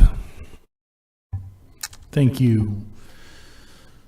Mr. Dyer, thanks for the update that you just received about the legal proceedings. I guess you're still Mike batting 1,000 Dyer, at least since I've been sitting up here. I know, you keep reminding me that's going to change, but until it does, I'm going to keep calling you that. So keep winning, keep hitting home runs and keep winning. You don't have to respond to that. Just thank you for continuing to win for Volusia County residents. I'm glad that we got a quick update from Mr. Dyer about the towing situation, because that was going to be on my list. We had 3 of them show up today, and when you hear there hasn't been an increase in 20 years and compared to what others are charging, that's a concern of mine. I'm not going to get into it this afternoon, but in depth, but we had 12 employees from corrections show up. I have several questions because, and I'm not going to get into it only because we're in the middle of negotiations and I don't want to interfere with that. But several have come before, 12 came today. I feel like they're ringing the bell about safety issues, and that's a concern. And before before 5 of us took the oath and sat up here, there were some pretty serious issues out at our corrections. And it's something that needs to get solved quickly. And then the past week, I had a great opportunity to speak with the Homeowners Association at Ormond Lakes about the fuel depot. And then the following day, I was invited to speak with the Ormond Rotary. And one of the things that they brought up, and George, I'm sure that the county has information on this, but we talked a month or so ago, this council did, about the water quality in the Halifax River, Mosquito Lagoon, Intercoastal Waterway, etc. And I had said that, my grandfather shared that whenever the Port Orange Causeway went in, it interrupted the flow from Matanzas Inlet to Ponce Inlet. And that thing's changed drastically, not for the better. So I had several members at that meeting with the Ormond Rotary, and they asked me, why isn't the county working with the state and the feds and giving us another inlet? And I said, well, I'm never for eminent domain for something like that. And they said, well, what about the location up near High Bridge that the state owns that land? Why aren't you all talking to the state and the feds? And it just got me thinking that, what a great way to help flush the Intercoastal Waterway with beautiful, clean ocean water. It's something that might be a long shot and we never get to, but if we don't talk about it, it definitely won't happen. So, Mr. Rechtenwald, if you just put on your calendar, I want to have a sit down with you and me, not now, but you and me, so you can give me some information you probably already have on this. But, if not us, who? If not now, when? So it kind of tickled my buy-in bone when I heard it, and it made me want to chat about it and talk about it just a little bit. And with that, I say happy October and have a great evening. Councilman Reinhardt. Thank you, Chair. I actually didn't really have anything in tonight until corrections came in, but I assure you, no one has more interest in this than me. No one has more passion for that agency than me, at least up here. I'm sorry if I'm taking anything away from you guys, but you spent my whole life out there, so I get it. And I've seen a lot of things happen over the 30 years, I can assure you. And I wrote down a bunch of notes, during that, but tomorrow, that's pretty rapid. That's pretty quick. And I'm going to respect that. I have every confidence in the world in you, in our legal team, Mr. Swanson, Mr. DeMoore, and Dana. You as well. So I have every confidence in the fact that we can come to an agreement. We brought this gentleman here from where? Anyways, but that was number one ticket item, was to figure out a way to increase our staff. And 10 weeks in, we have some great ideas. We sat down at the table and talked extensively about other issues with relation to corrections, but there are some ideas that George and I have bounced off each other that would involve another agency, and we're going to leave it at that. That could possibly help. We don't know. But we're coming up ideas outside the box. And maybe that is an approach, but I'm not going to get into that because I don't want to affect anything negatively either. So tomorrow, I'm hoping that we have a step in the right direction. And I have every confidence to think that we can do just that. So I appreciate what you're doing, and I hope that we can. I really do. That's a scary thought. But anyways, nonetheless, I've worked with, there was a couple I didn't know who they were. It just goes to show when you're away from something for that long. But there were several that I worked with for years, and they are very passionate about their job. They're very good at what they do. So I'll leave it at that. Other than that, I don't have anything, so thank you. Vice Chair Robbins. Thank you, Chairman. I'll try to make this as quick as possible. Council on August 3rd, meeting during council comments. Council showed no objection to allowing me to present my case pertaining to some sexual offenders. Staff is, to the best of my knowledge, set to bring back some information that we requested for October 17th meeting. My ask, and I'll put this in the form of a motion, I'd like to make a motion to be able to present my sample ordinances that I've put together and gathered throughout the state pertaining to sexual offenders and predators, along with the staff's short presentation on the residency restrictions. So I'd like to make, that's my motion. I'd second that. So the motion is for you to present what you've come up with? Yes, sir. Okay. And that was seconded by Matt Reinhardt. Just all in one, so we're not piecemealing it together. For discussion, Don Dempsey. Yeah, refresh my memory, but I thought we had decided to nix the sex offender part of that and just go with sexual predator discussion. I believe, Don, that the concern was to look at the residency, what you were looking at, the residency restrictions, and come back with the GIS map. And then what I did is I retracted my original motion upon the Mr. Kent bringing it to my attention. And we obviously needed to bring back more information and regroup. So I did so. And then following that, with that being said, on August 3rd, I did bring it up in council comments, and there was no objections to the discussion and proposals. Okay. Right, Mr. Chair, if I may, Russ Brown, the motion was to bring back, as Mr. Robbins talked about, the impact of going from 1,000 feet to 1,500 feet for the registration, what that would look like. So that was the direction of staff at the time for predators.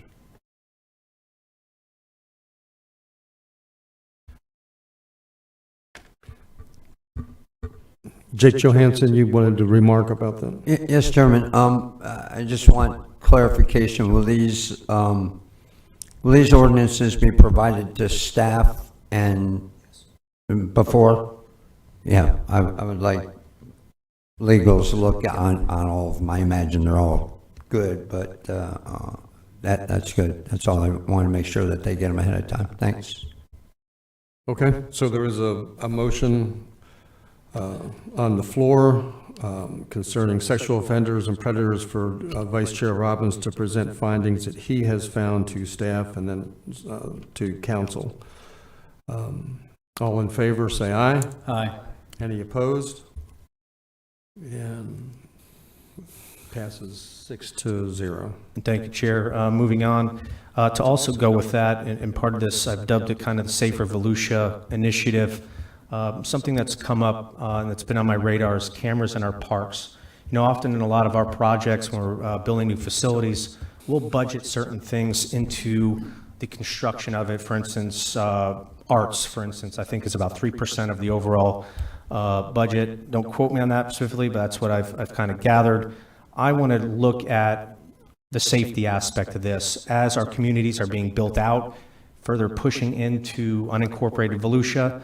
I think now is no better time to identify a funding source, and that funding source comes in the name of possibly ECHO. So I'd like to see the feasibility of this while we're building parks to also use ECHO grant money and taxpayer money to make those parks safer.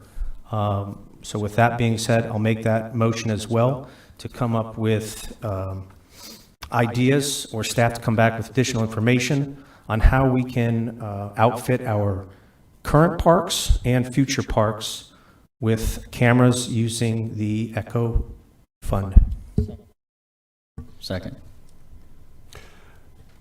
Okay, the motion from Robbins, seconded by Matt Reinhardt, was to consider how to make our parks safer by outfitting them with cameras and funded by ECHO. And I'm sure they'll tell us if that's a use of ECHO funds that's permitted. Here comes follow-up. So, any questions? Matt Reinhardt. Yes, we actually, I'm glad you brought that up, because maybe that could be on the same time we're talking about doing the project that we have with, that I've started with the lighting, with the emergency lighting that we want to put in the beachside parks. And that's out talking to some agencies now, so maybe that's something that can be incorporated at the same time. Jake Johansson? Yes, I'd like to add that staff provide data on how many incidents, not of a sexual nature, but of any nature, have been recorded in our parks. In other words, is this a good return on investment, or do we expect it to be a good return in the future? You guys good with that? Okay. Don Dempsey. Yeah, and one other thing I'd request that staff look into is, are we going to be doing this as a live feed like DOT does on the interstate, or are we going to record this and be subjected to public records requests frequently, and are we going to be able to handle the additional public records requests for copies of the video surveillance? I think once we get into it, Don, the whole objective is get the wheels turning, get the ball rolling. There's models out there.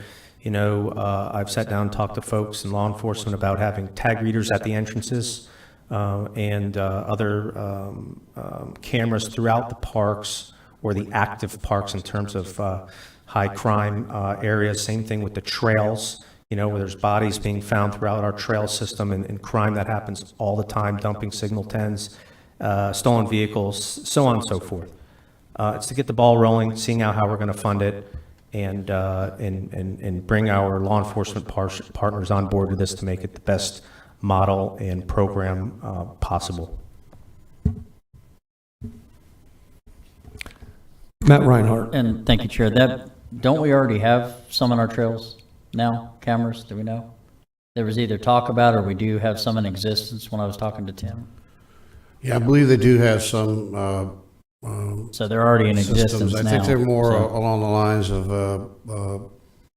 like a game camera type setup, where if they are having incidents of vandalism, they usually put some things up to see if they can catch them. Okay, thank you.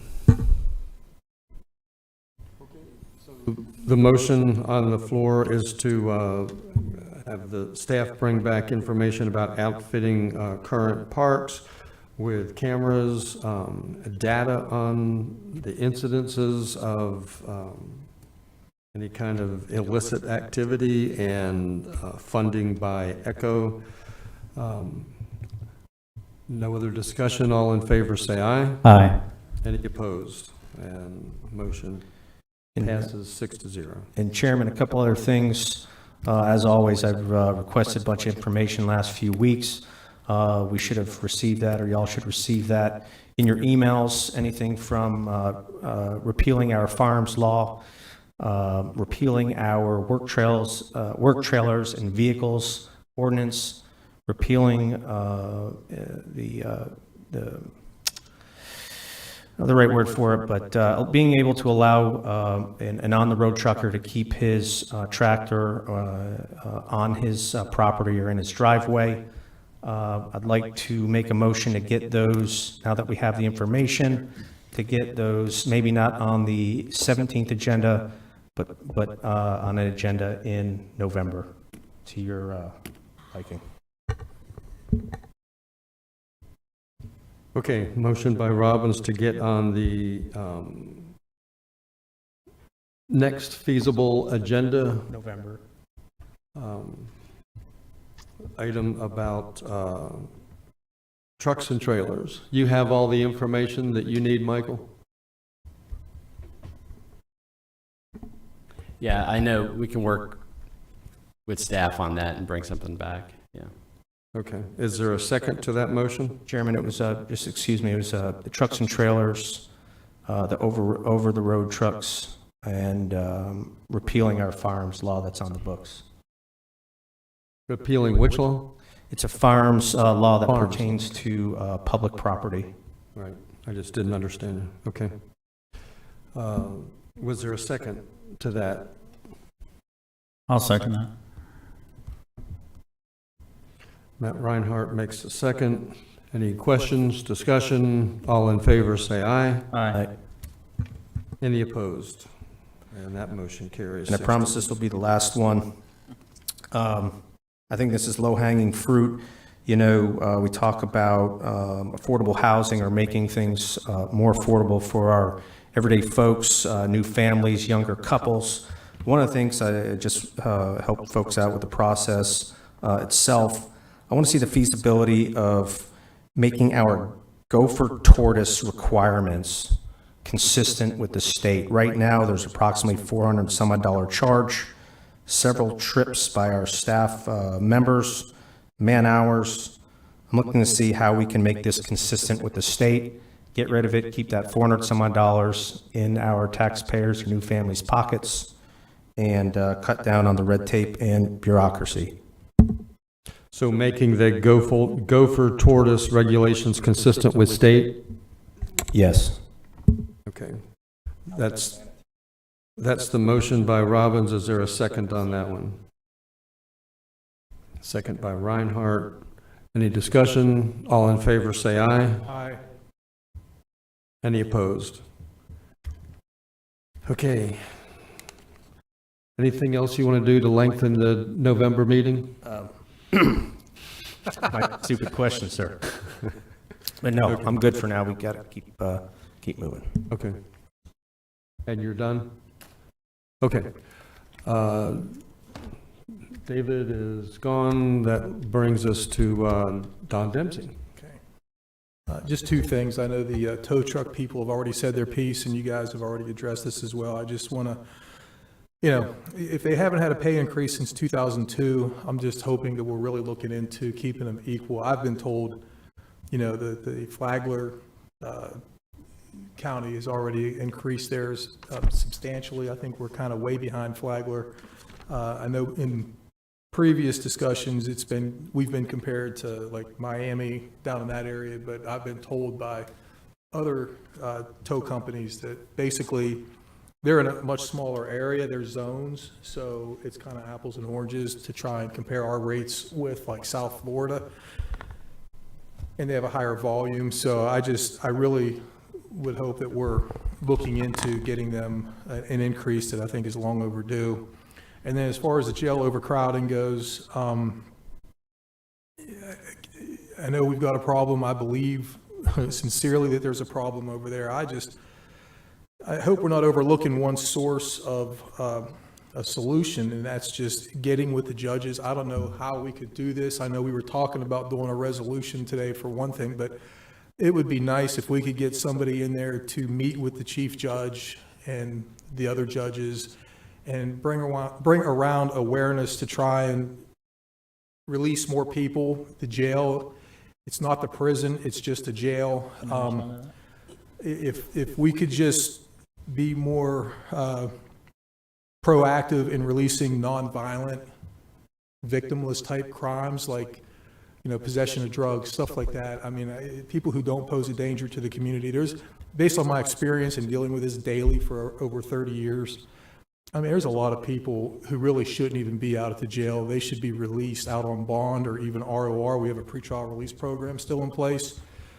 So they're being monitored. I just think we could thin out the jail substantially if we just let the judges know what's going on and the dangers that are out there, and see if we can get them to be just a little bit more proactive and, letting people out on bond or pretrial release, as opposed to holding them in there, and then our guards who are overworked now have to work that much harder to hold people who really shouldn't be there. That's all. Thanks.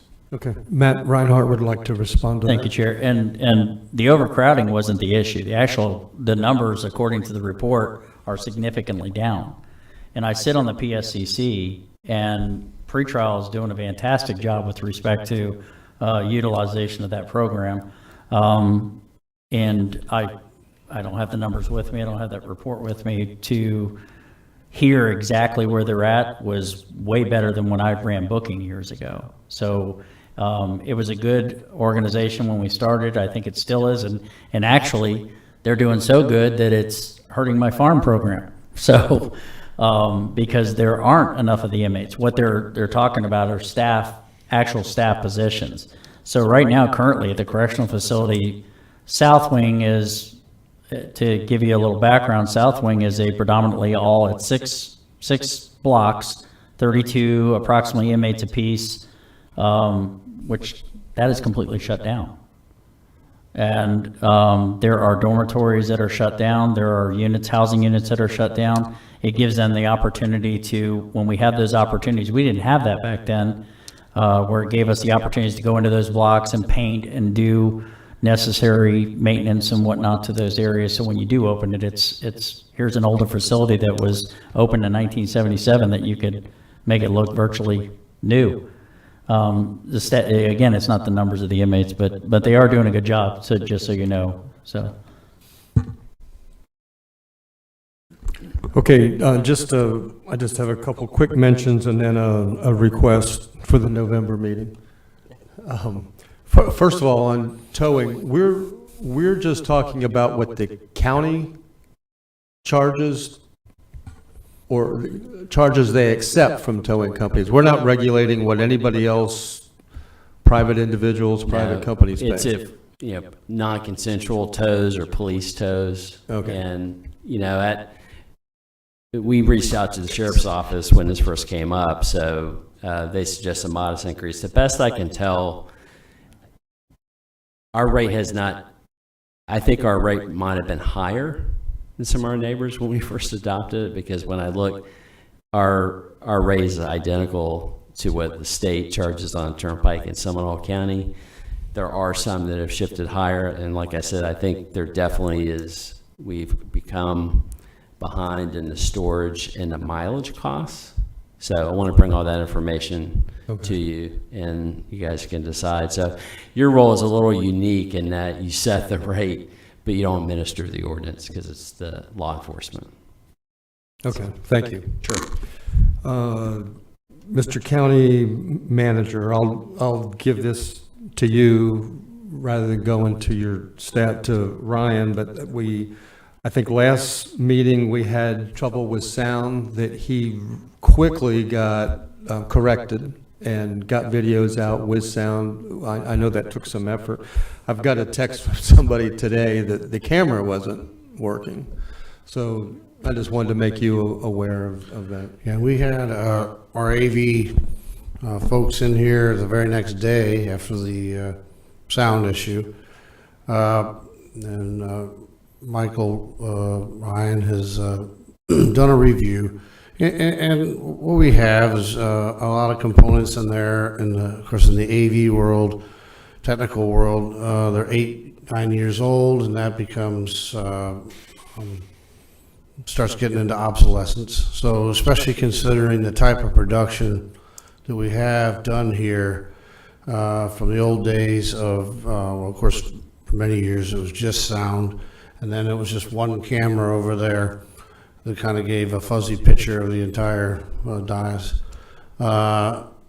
to where we are today. So they are reviewing that, and they all understand that this is the most important filming and sound and things that they do. So we'll definitely have it upgraded as needed to make sure it always works. And we did put in, after a previous sound incident, that's why you have the extra microphones here. We do have a backup system in place should something like that occur. This last particular issue wouldn't have mattered on the microphones. It literally wasn't leaving out of the area, but we know what was the problem, and that's been fixed. So, okay, thank you. Just to update, as Jake did, I will be attending the Marine Resource Center's third and I think final conference on low impact development, October 19th and 20th in Rockledge. This one I'm looking forward to. It's the first two have been, one was really geared towards the public. The second one was more geared to university research and input. This one will include the developer community, so it should be a productive and worthwhile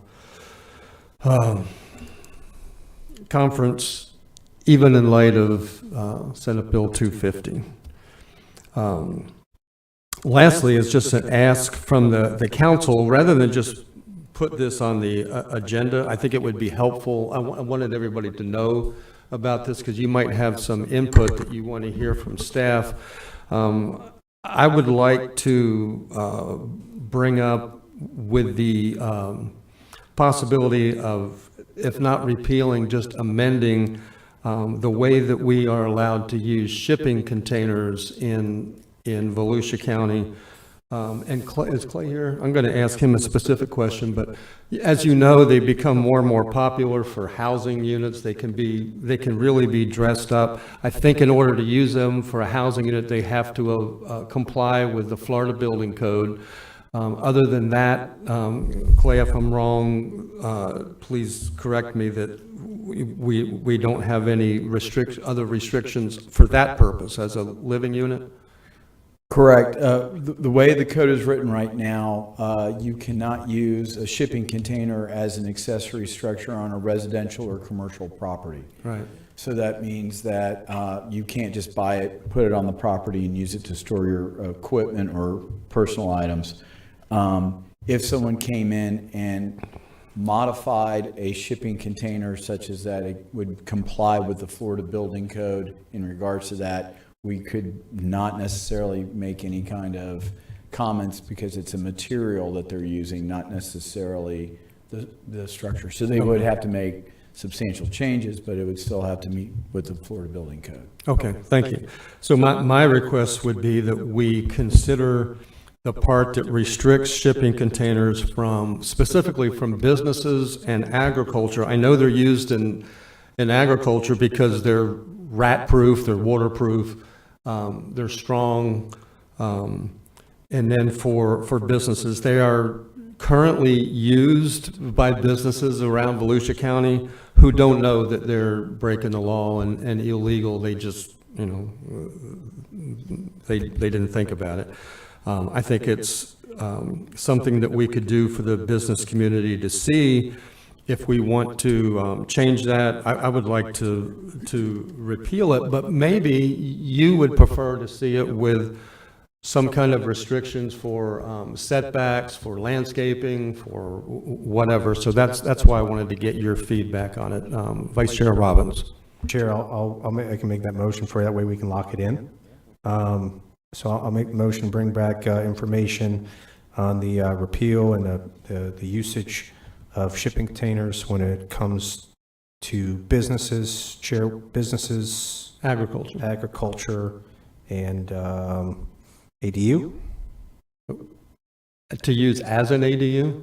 Yeah. I think they can already do that if it complies with a building. You had three. No, that part we're covered on. So it's really just business and agriculture. Second. And second, thank you for the motion, Vice Chair Robbins, and second by Matt Reinhardt.